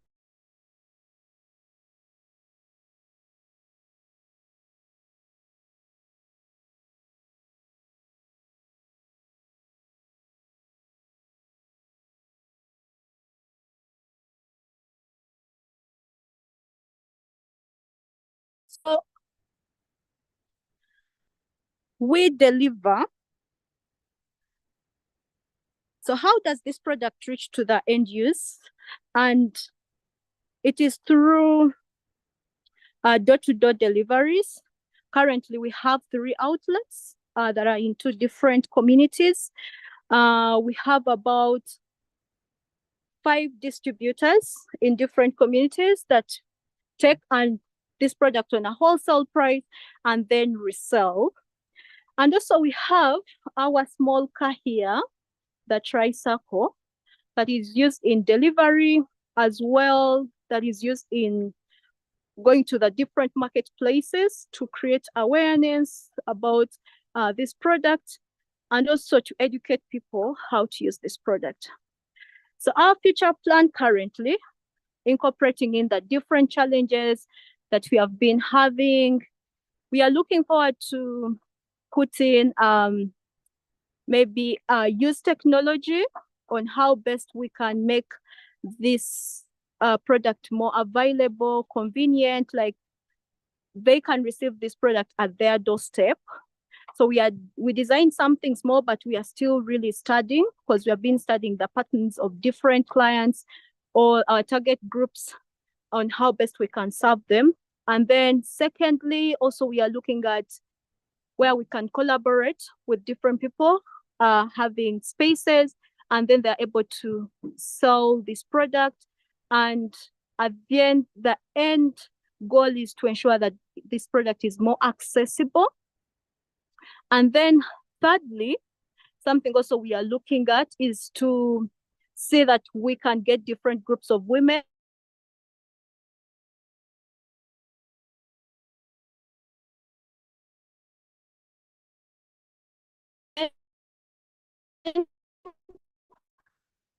train as also we do the production, but also having combined efforts, so that our main focus is to create awareness, and ensuring that's accessible and everyone is able to cook in an environment. So far we have reached more than 6,000 households. We have created 34 jobs, both direct and indirect. And also we have saved more than 300,000 waste that we have collected, which we have used in our production process. And we believe with this, there is more, we are going to create more impact. And also with the team that I really have behind, I'm not alone in this, but we are about 4 people that are really running this and ensuring that we're on the right track. So I would say smart kitchen solutions. Also, something else that I didn't share, that we are looking at increasing on our production line due to the increased demand from the different outlets and also from our clients, that people we are serving, to really bring the stoves. So we have tried as much as possible to innovate, to try to do prototypes, but they have not come out successfully to meet the customer needs. So basically, in the next 5 years, we are looking at increasing our capacity, as well as train more people to share the knowledge, so that people are able to cook in a healthier environment, and also ensuring that that every community is able to access and use the variable resources around them, or the waste they dispose on a daily basis, and then they add value to it. Yeah, I would say thank you so much, Smart Kitchen Solutions, as I remain Barbara Jane Nantongo, the founder and the team leader. Thank you so much. Thank you so much, Barbara. Yeah, for taking us through Smart Kitchen and showing us the great work that you are doing. It's impressive. Again, if you want to hear more from Barbara, she will be in the breakout room. If you have questions, if you want to support, if you have ideas, and so forth. If you want to know more about Smart Kitchen, you can join her in the breakout room. Yes, we are almost at the end of our live event, but we still have a couple of more presentations, a couple of more innovations. We are not done yet.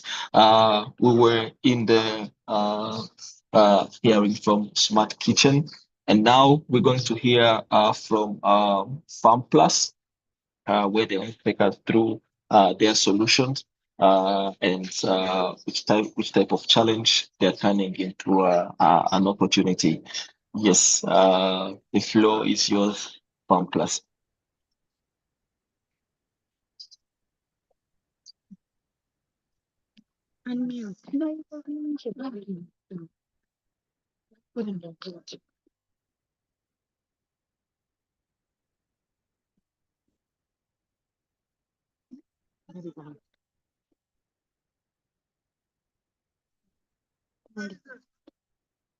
Hello, everyone.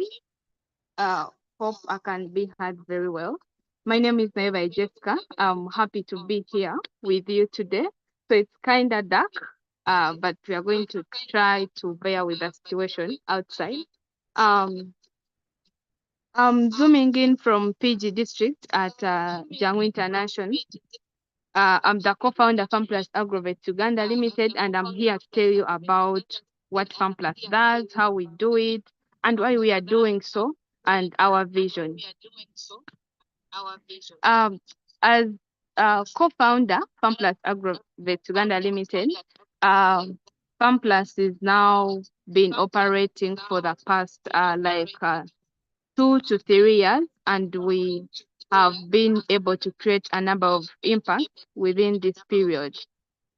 So how FarmPlus started is from a personal story, is that personally I grew up with a single mother, and I witnessed firsthand the struggles faced by families that rely on livestock farming.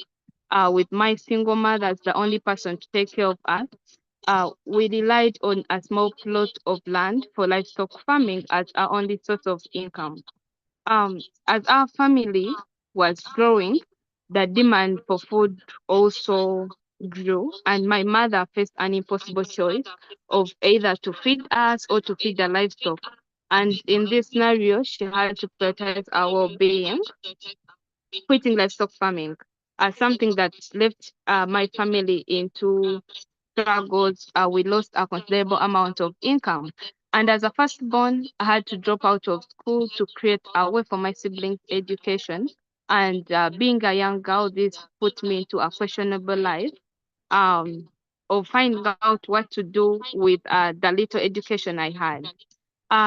During that period, I discovered a bitter truth that actually my family wasn't the only one that was going through the same situation.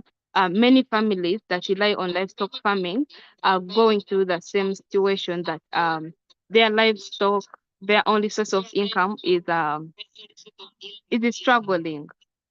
So they are struggling. So currently, farmers claim that 70% of the money invested in their livestock is spent on buying feed, and 50% of this money is spent on buying protein feed supplements.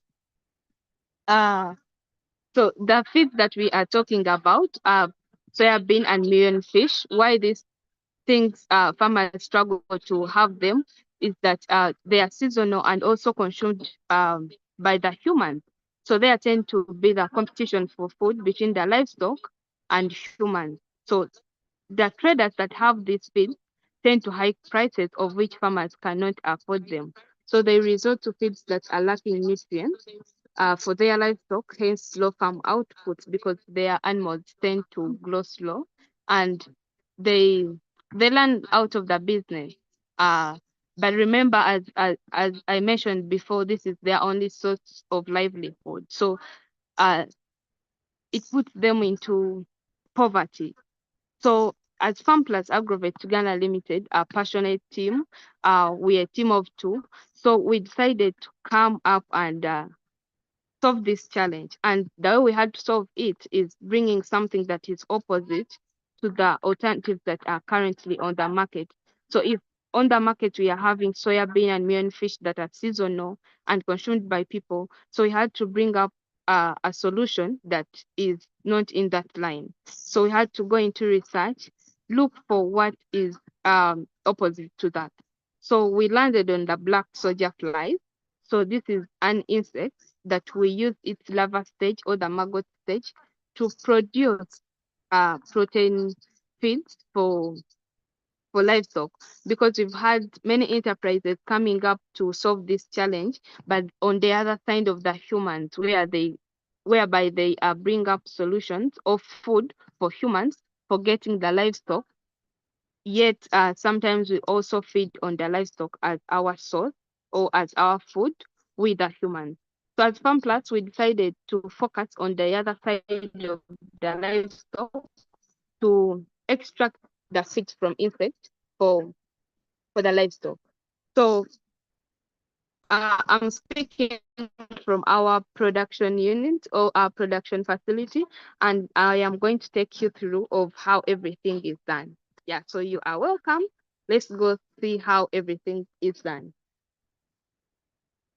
So with how we start our process of production is that we collect organic waste from different communities. Currently, we do it in Mpigi district, only collect from Mpigi district. We collect organic waste that we use to feed the larva stage or the maggot stage of black soldier fly that we use to collect, that we use to extract or as an alternative ingredient for the feed that we are producing. So here, the tank, after collecting the organic waste, we keep this waste into the tanks because we need it to be fermented so that the maggots or the insects consume it easily for them to grow also easily or in a healthy way. So here is the kind of waste that we collect. So we collect organic food waste. So here you can see the pineapples, the fruits, and the food residues that we collect. So here we are going to keep this waste for a period of 2 to 3 weeks to see that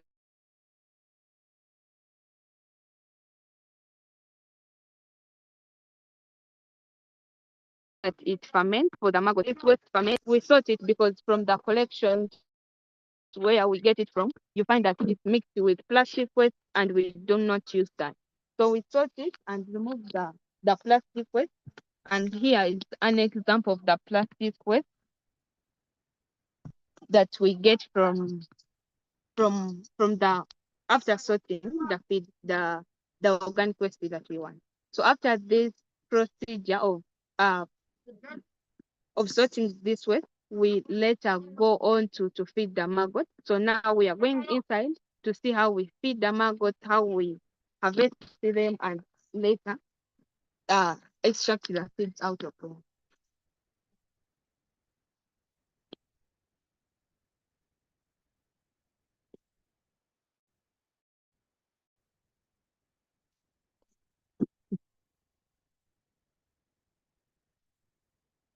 Yeah, so thank you. So right now we are inside our production unit, and I'm going to show you how we feed our maggot.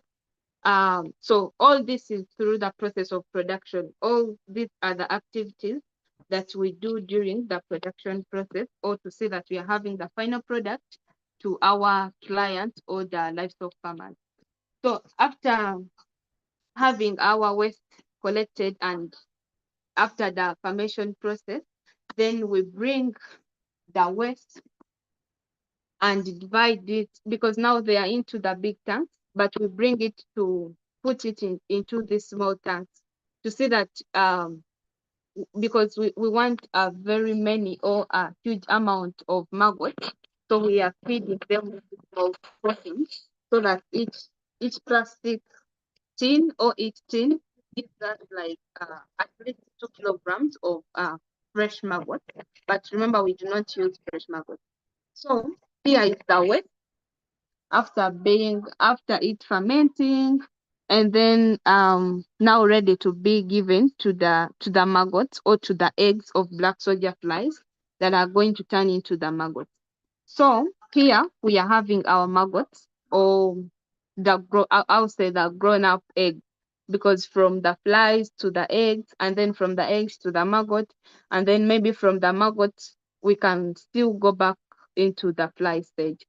So here is the waste after being given to the maggots, and in here we are having our maggots growing. Hope they can be seen very well. And so this is the maggots that we are talking about.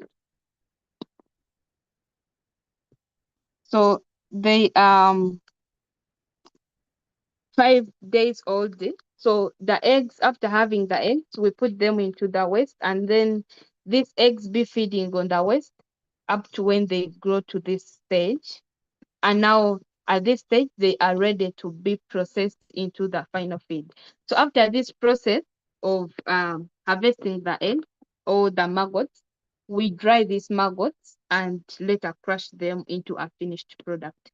So now I'm going to show you how we harvest our maggots. So there are kind of machines that are used to harvest these maggots, but then due to our capacity, we do it manually to harvest the maggots. So I'm going to show you how we harvest the maggots to have them like this one.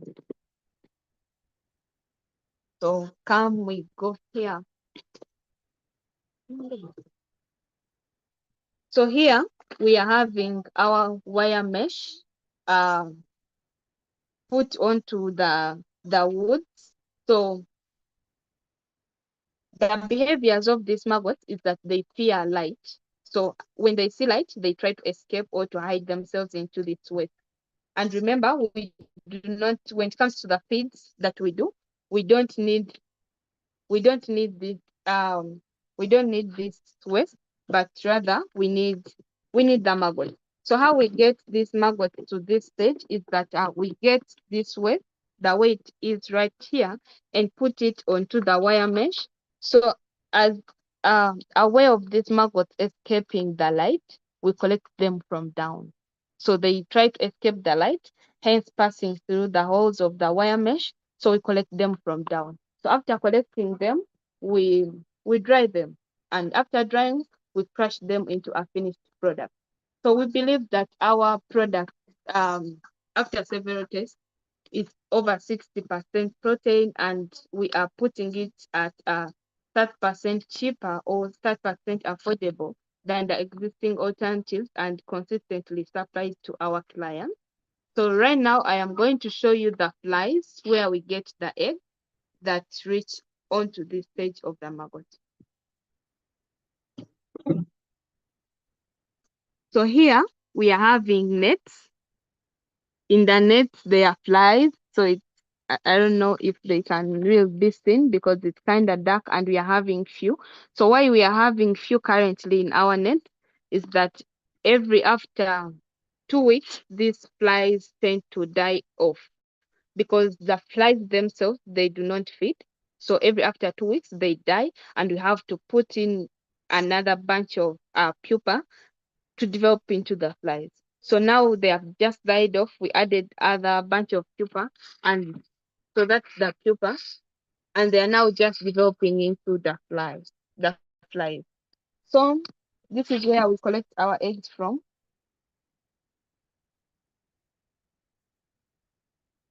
So another behaviors of these flies is that they want to hide their eggs. So with all our activities that we do, we put these woods into the net so that as a way of these flies hiding their eggs, they come in between the woods to put their eggs. So you see in between there, they are eggs. So they are very tiny. I don't know if you can see them.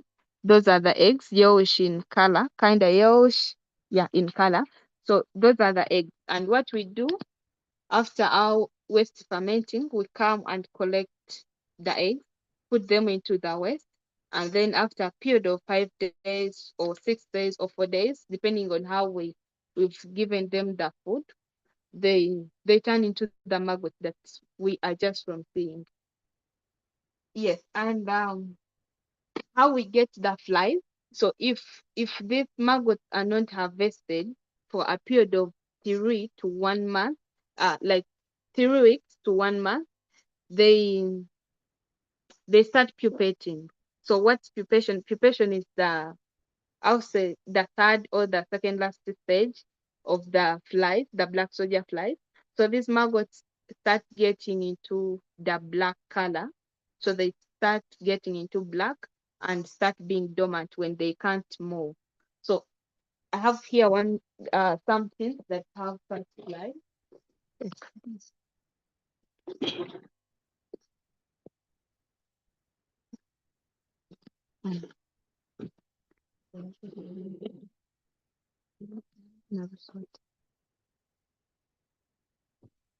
So we have these maggots, as I've mentioned, if they are not harvested, they turn into pupa, of which the pupa later turn into the flies. So here we are having the black maggots. So for them now they are black, so they can hardly be identified from the web. Yeah, so now they are black. So after that period, they are going to turn into the flies, and that's how we get our flies. So how we do it is that from our monthly or weekly production, we get 70% of the maggots, the fresh maggots, to go into the finished product or the finished feeds, and then 30% of our maggots to still go back into the process to turn into flies, to give us eggs that will later turn into maggots. So the process just continues like that. And so we based on circular economy, where we do not believe in any kind of waste getting out of our production process. So this would be waste that comes out of the production process, that would be waste. So later becomes manure after being decomposed by the maggot, and it's good for the crops, the vegetables, the plants in gardens. So it's good for soil fertility. So we also process it and give it back to the farmers to be used to replace the usage of synthetic fertilizers. And here I'm going to show you some dried maggots.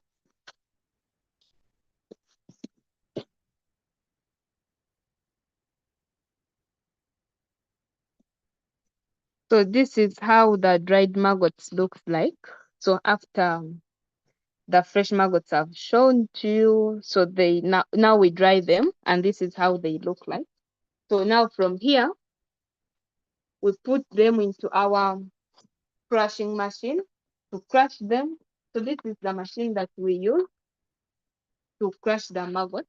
So those are the maggots into the crushing machine. Now, if we start it, they will just be crushed into a powder form, and now they are ready to be given to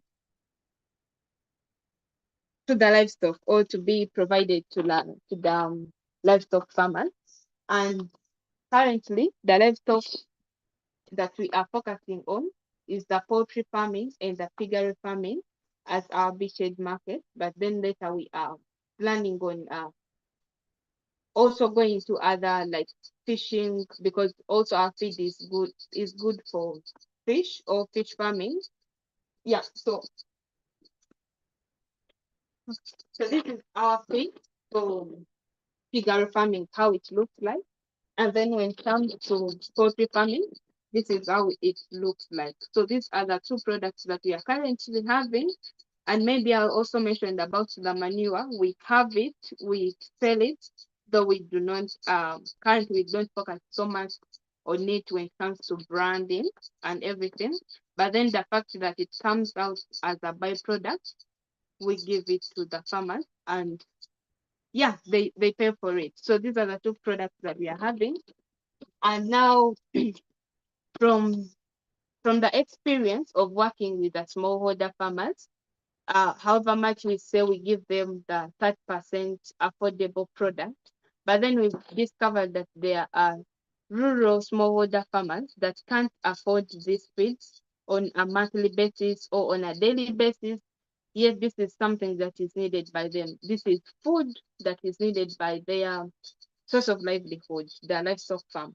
So what we are currently also introducing or working on, we've done it several times or a few times, is that we are having a project under Farm Plus called Train Her to Feed, where we outsource or get some focus on single mothers or women and maybe men, to train them on how to do these things, on how to rear the maggots, process the feeds out of them, so that they can do it on their own, and they are not able, okay, they are not in position to spend every day to buy the feed.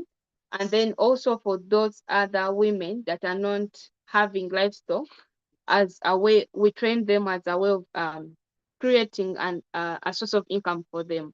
Let's say that single mother that doesn't have a livestock farm, but then doesn't also have any source of income. So we give them the skills of growing the maggot, so that they grow this maggot, and after the harvesting, we help them look for a market, or we buy these maggots from them to have them a source of income or earn something from this. So we've been able to, since we started operating, to create some job opportunities or to employ some people, where we work with women and men, from the process of collecting the waste to the process of delivering our feeds to the customers. So we've created over 15 jobs, and that is both directly and indirectly, both part-time and full-time employees that we work with. And we also count that as our impact. And also when it comes to the waste collection, we believe that we are saving the environment from greenhouse gases by collecting this organic waste, and also improve on the beautiful sceneries of from the communities that we collect this organic waste from, and also improving on the cleanliness of the environment. And we also believe we are improving on the livelihood of farmers by helping them save the 30% of the money that would have been invested in buying feed, so that they are able to use this money to cater for other bills, to their basic needs, like paying school fees for their children, medication, food for their families, and also live a considerable life. So as I'm talking, I'll also mention with some of the challenges that we are having currently. So as you've seen the whole process, having our final product, it should be dried. So we are having the maggot dried, and it's a very hard process, or it's a very hard activity. Now, when it comes to the situation or to the season of the rain season, as it is currently, so it's hard to have maybe 500 or 100 kilograms dried within a period of 3 days because it's raining every day. So that's one of the challenges that we are having, is that we do not have a solar dryer where to dry these things so that they dry easily. And as we are focusing on food or producing something that is every day needed by the farmers that focus on livestock farming, we are having a very high demand when it comes to the market outside. And with the experience that we've had from different farmers and different associations, we are having a high demand, of which we are now kind of stuck on how to meet it with the limited supply that we are having. Because even I'll mention that currently we've had an individual that ordered for 50 tani from Yemen, but we are trying to figure out of how to deliver this with our limited space, and then with also the situation outside, the weather condition. And that's why currently we are looking for collaborations, partnerships when it comes to individuals that can come in with knowledge on how we can overcome this. And then also a way of increasing our production facility, we are raising some funding of up to 60,000 USD to help us set a bigger facility than this. So yeah, that's now what we are calling for. And let me have this chance to take you through our demo garden, because we are having the manure that we talked about that I talked about. So, and how we show how effective it is to the plants is by ourselves applying it to the plants. So you might have a question of why the plants, yet we are focusing so much on the livestock. So currently, where we are operating from, we are not allowed to grow animals or to rear animals from there. So what we are having as our demo farm when it comes to the feeds is one of our beneficiaries lives close to us, like a 15-minute walk from where we are operating from. So if a farmer or if a customer wants to see how the animals looks like that have been feeding on our fields, so we take them there. But then from here, we are having just a demo farm of how the would-be waste that comes from our production process that looks like. So let us see how they look like.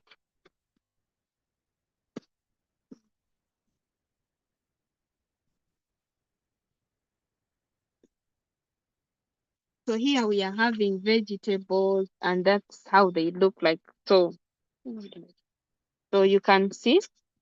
So that's after applying our manure. And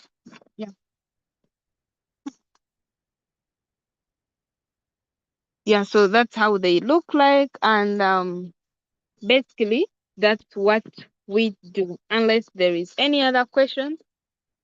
Thank you so much. We are excited to be here with you and happy to answer any question that is there. Thank you so much. Thank you, FarmPlus, Jessica and Vicky, for your presentation. And yes, there probably will be some questions for you. So I will invite you to go to the breakout room, and then you will be able to respond to any questions that might come through for you and any other comments which might be present for you. So FarmPlus is one of the enterprises that has been a part of the SINA Accelerator program. And they have also recently been one of the enterprises that the SINA Purpose Pool has invested in to be able to support their growth and to support them to scale their enterprise. But I wouldn't want to talk much into what the SINA Purpose Pool is, because we have the rightful person who will share with us the details about the SINA Purpose Pool, and I would hand it over right away to you, Edson. Thank you so much, Mary. So I'll start by sharing my screen. So I'll request the host to enable me share my screen. Good evening, good morning from wherever you're joining us from. My name is Edson Niwamanya, and I work with Relevant. So as I share my screen to go through my slides, I'll share a brief story about my own personal journey. Yes. Okay. Please let me know if you can see my slides. A thumbs up would do. All right. See a thumbs up. Perfect. Yeah, so in 2018, I joined SINA as a scholar. If you can see on this picture that we have, the map of Africa in one of the communities, I am one of the individuals seated there. And since then, I have been able to, develop the entrepreneurial skills and experience, finance knowledge now. So SINA set the foundation for me to learn these critical skills in order to do the work that I'm about to present to you. So I'm excited to be here and to share the work that we are doing at Relevant. So I am the operations lead, leading our financing activities with the SINA Purpose Pool that I will talk about, and then also a couple of other projects, including research projects. So we started Relevant with a goal of ensuring opportunity is democratized, that everyone can access opportunities. And usually, or the best way we saw for that was through entrepreneurship. So the challenge is that we believe that resources are actually not scarce, right? And then, talent is everywhere in the world, but opportunity is not. So we believe through access to capital and capacity and skills, anyone can access opportunity. So how are we doing that? So we have three main solutions that we are using to address the challenge I mentioned earlier. So one is through investment readiness, which we also call capacity building. We believe that after working with social entrepreneurs, some of us having had the experience, one of the biggest challenges that they face, especially in trying to raise capital, is the lack of knowledge on how to prepare to raise capital through having critical documents like a financial forecast to evaluate the long-term financial viability of the business, a business plan that dives into the details about how your business will operate. And then for social businesses, it's critical to have an impact measurement framework. So this is the first service that we offer. Then secondly, we also do the access to finance piece. And that is when I will talk about the purpose pool. Through innovative finance, we are ensuring that social entrepreneurs from underserved markets can access the financing they need to grow and scale their social businesses. And then the last one we have here is what we call ventures. So in the ventures program, we do what we call business in a box, where we identify a problem and solve it in a unique way. And then secondly, this we do mostly within Europe. We have what we call the hardcore ventures, where we work with ventures on a consultancy basis to help them grow their businesses, fundraising, setting up system, establishing a team as well. So everything that these ventures need in order to grow and scale their businesses. So these are the primary activities that we do. And these have been some of our partners over the years. And you can see SINA is up there among the primary stakeholders that we have. Actually, we have 3 of our team members working with Relevant that transitioned from SINA in order to scale the access to finance topic, especially here in Uganda. So just a bit more about the investment readiness program. So the curriculum has 3 pieces: financial planning, business planning, and impact measurement, right? And the goal of the financial planning piece is that the entrepreneur understands their numbers, is able to set realistic targets, and then build assumptions for their profitability, because investors want to see, what are your numbers looking like, where are you going, and then how can the financing I'm going to give you propel you to achieve or even exceed your targets. And then the business planning dives deeper into the nitty-gritty of your business. What is your product? How does it work? How do you get it to the customer? And many others. And lastly, this one is one that is often ignored by social entrepreneurs, is impact measurement. Because you are a social entrepreneur, by default, you have to balance, one, a focus on impact, but then also financial viability. So within our curriculum, we ensure that the entrepreneurs are able to balance these two things in order to attract the right type of stakeholders. Could be impact investors, employees that want to also create an impact. Yeah, so we do this, we execute that curriculum through trainings. We usually have 2 trainings, a theory, and then a case study, and then coaching sessions. So for those of you watching here, I know some of you have gone through the program.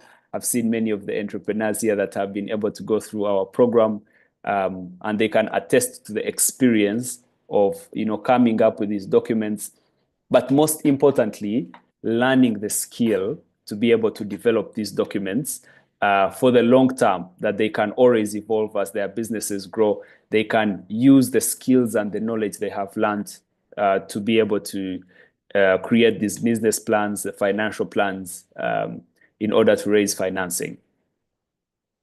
So one of the critical pieces, and this is the work we actually began in SINA. So when we worked with SINA, I myself worked in SINA, we noticed that many of the entrepreneurs that were incubating reached the stage where they were struggling to raise capital. And in the investment space, we know that people usually like to invest into someone who has demonstrated a certain level of trust or who has earned the trust of someone else. So that is when the idea of the purpose pool came. Can we financially back these founders in order to help them grow enough past what we call the missing middle? So in Africa, we have this concept where entrepreneurs struggle to raise capital, especially if they are looking for ticket sizes between $5,000 to $50,000. So if you're raising much more money than that, it means you're more developed and you can access traditional financing, for example, from banks and private equity and venture capital funds. And then if you're looking for lower than 5,000, family and friends come in there, circles, etc. But then there is this missing middle, and we believe that our solution is addressing that missing middle. So I'm going to take you through it and some of the impact that we've been able to create and the experience running this fund. So the core components of what we call the purpose pool is 1, investment readiness training. I took you through the academy, which we also call the investment readiness. We use it as a qualification. We believe if someone starts the investment journey with us, at least one thing they can live with if they don't get the capital is the skill and the knowledge on how to raise capital by developing these core documents, financial plan, business plan, and impact framework.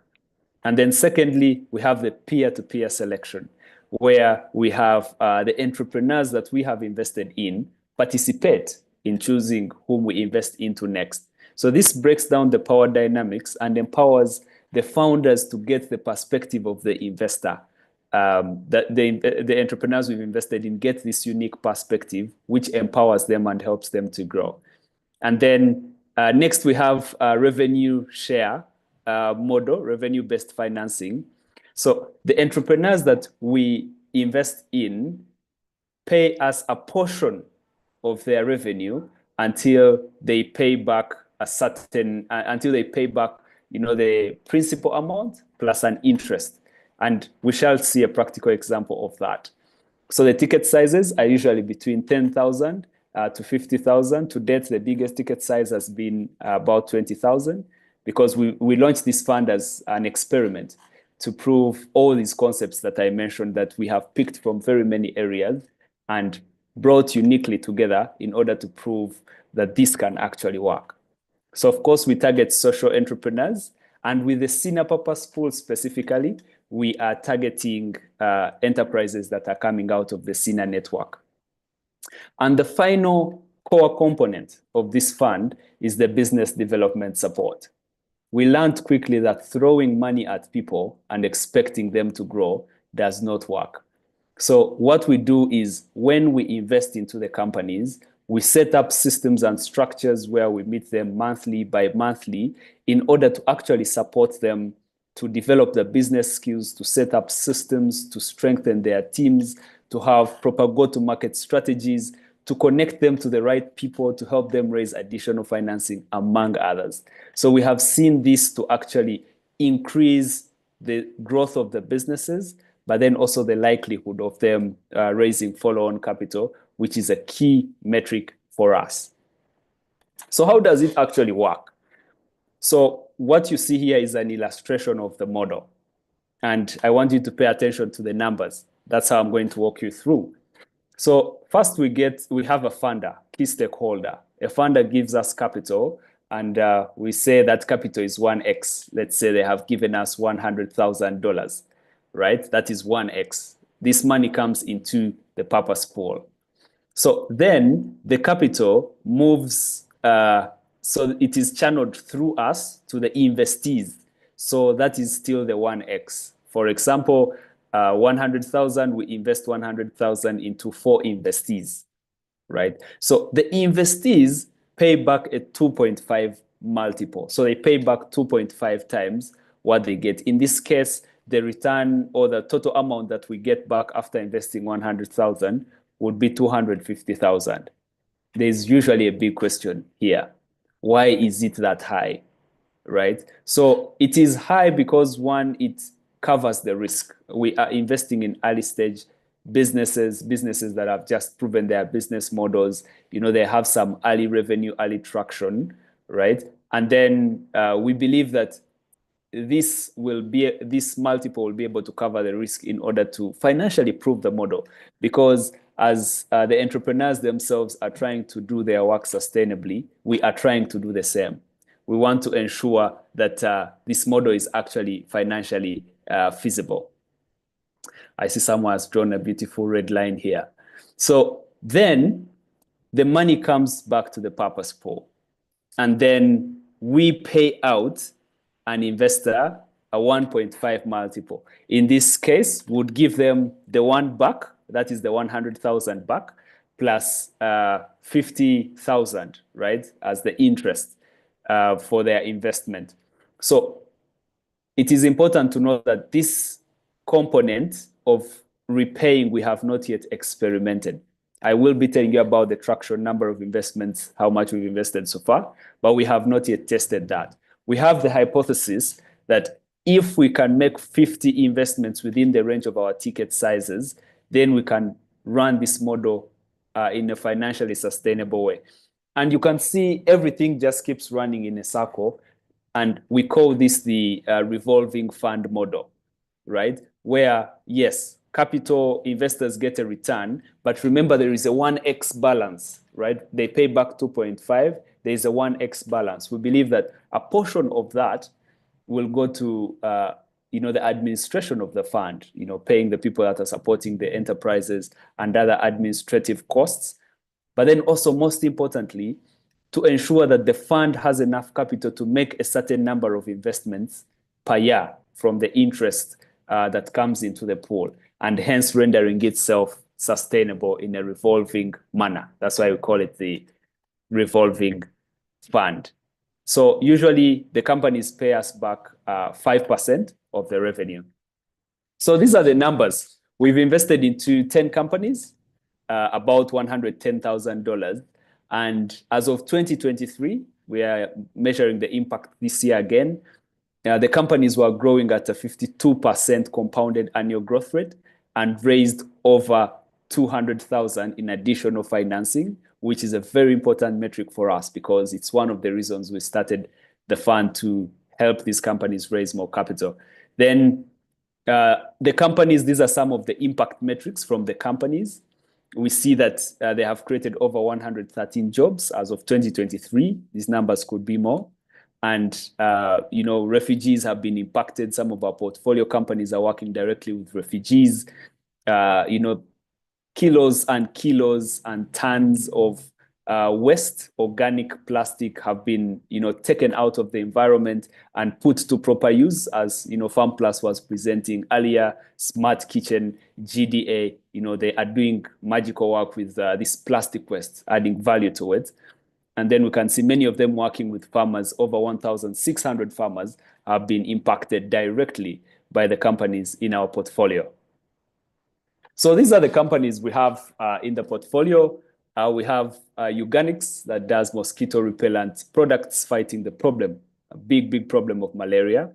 We have Generous Designs that also presented today, and they are upcycling plastic waste into everyday home products like pegs, scholastic materials like rulers, among others. We have Patapia that is training and financing refugee women to start businesses in order to live sustainably. And then we have Afro Health Connect that is offering virtual health services to mothers and to people with chronic illnesses. We have Tusafishe that recently joined the portfolio that provides affordable water solutions to bigger communities like schools. And Smart Kitchen just presented, so they offer, smoke-free, affordable briquettes as an alternative to charcoal, and hence sustaining and ensuring that the environment is not damaged. We have Rubunji, which is impacting farmers, offering them competitive income and also adding value to coffee. Then Farm Plus just presented before me. I can't say much about them. Amazing work they are doing, growing rapidly. They are, transforming organic waste and then also breeding the soldier fly in order to do what they call to ensure feed security for animals. The Nunu Fund that is, providing a convenient way for companies for families to take their children to school using, agriculture as a backbone there. And finally, Safe Plus, that is also transforming hard plastic into toilet slabs in order to reduce the cost of setting up latrines, especially in marginalized communities like refugees. So these are the portfolio companies we have invested into and the years we invested into them. So at SINA, we love this saying and we adapted it from Relevant. If you do what you always did, you always get what you got. So we are doing things differently, and that is why we are running the fund in an innovative way in collaboration with SINA. Thank you so much. Thank you so much, Edson, for the wonderful presentation. And the great opportunities that exist there, and the huge support that Relevant is to our SINA enterprises.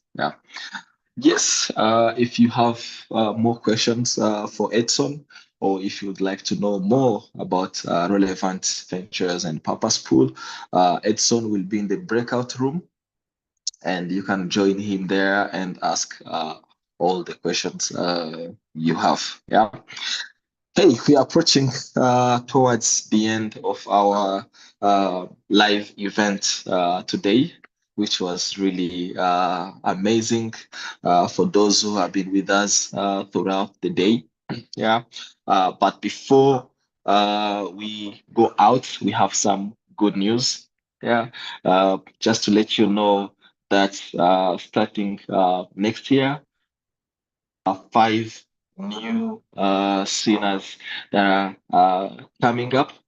And I think before we say goodbye, we will watch videos of some of our replicators from Nigeria and Nepal. And then after that, we'll do a wrap up and call it a day. Otherwise, yes, let's the video.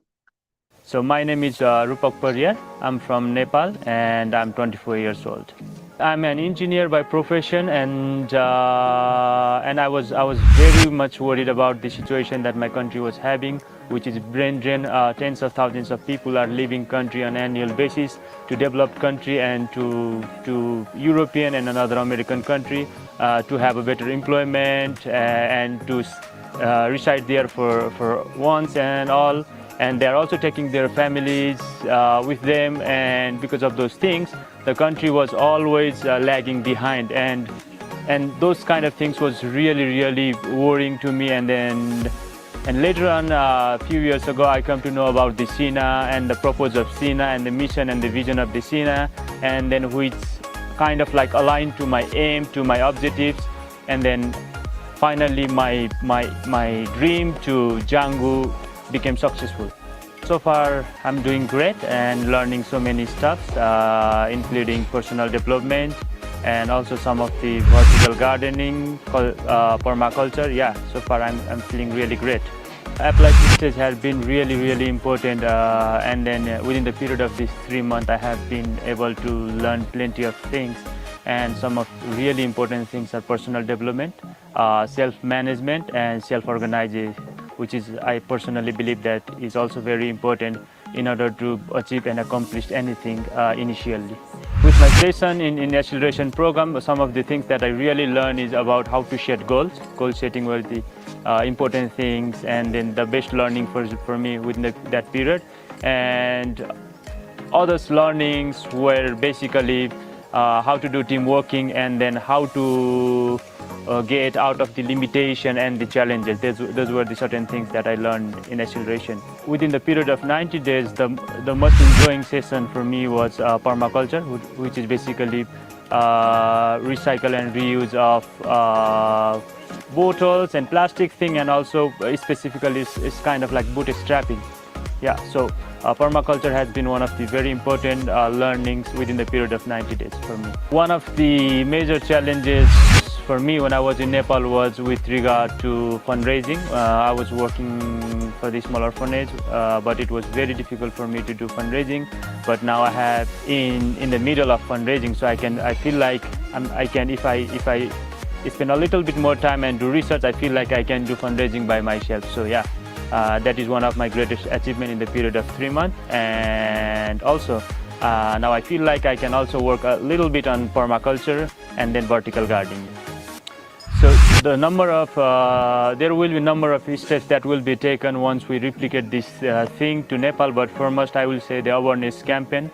And then I will try to make them aware about the purpose and mission and vision of this SINA. And how it is going to benefit them in a long term, and what are the benefits they are going to get from the SINA and its doings. So yeah, SINA or Django is basically a place that helps you to unleash your potential and helps you to turn challenges into opportunities.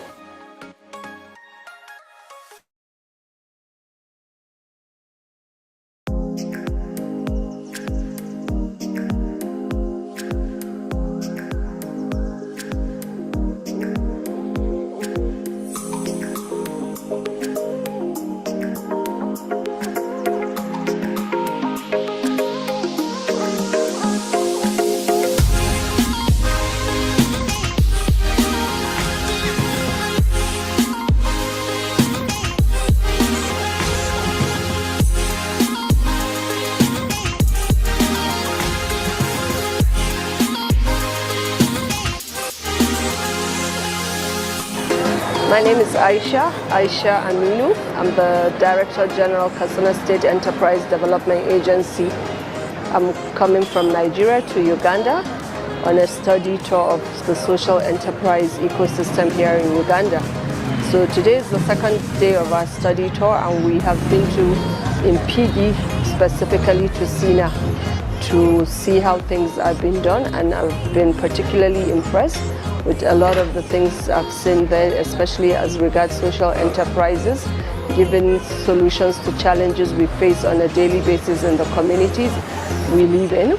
and the use of sustainable methods to do things on a daily basis. And I think SINA is doing a great job in trying to ensure that social innovation is being implemented in a way that is sustainable for the society and the climate at large, especially using renewable sources of materials to ensure that value is given. So I look forward to having the SINA team visit us in Katsina State of Nigeria and working together for more progress and collaboration as we do our best to create more social solutions to our challenges through enterprise development. Thank you.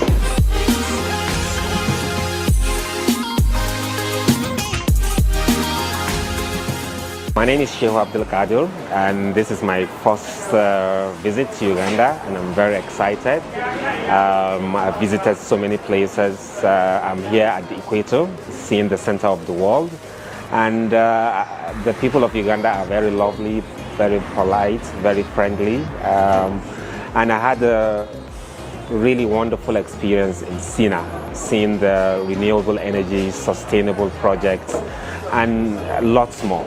I'm looking forward to greater partnership with SINA Uganda towards replicating SINA initiative in Nigeria and other parts of the world.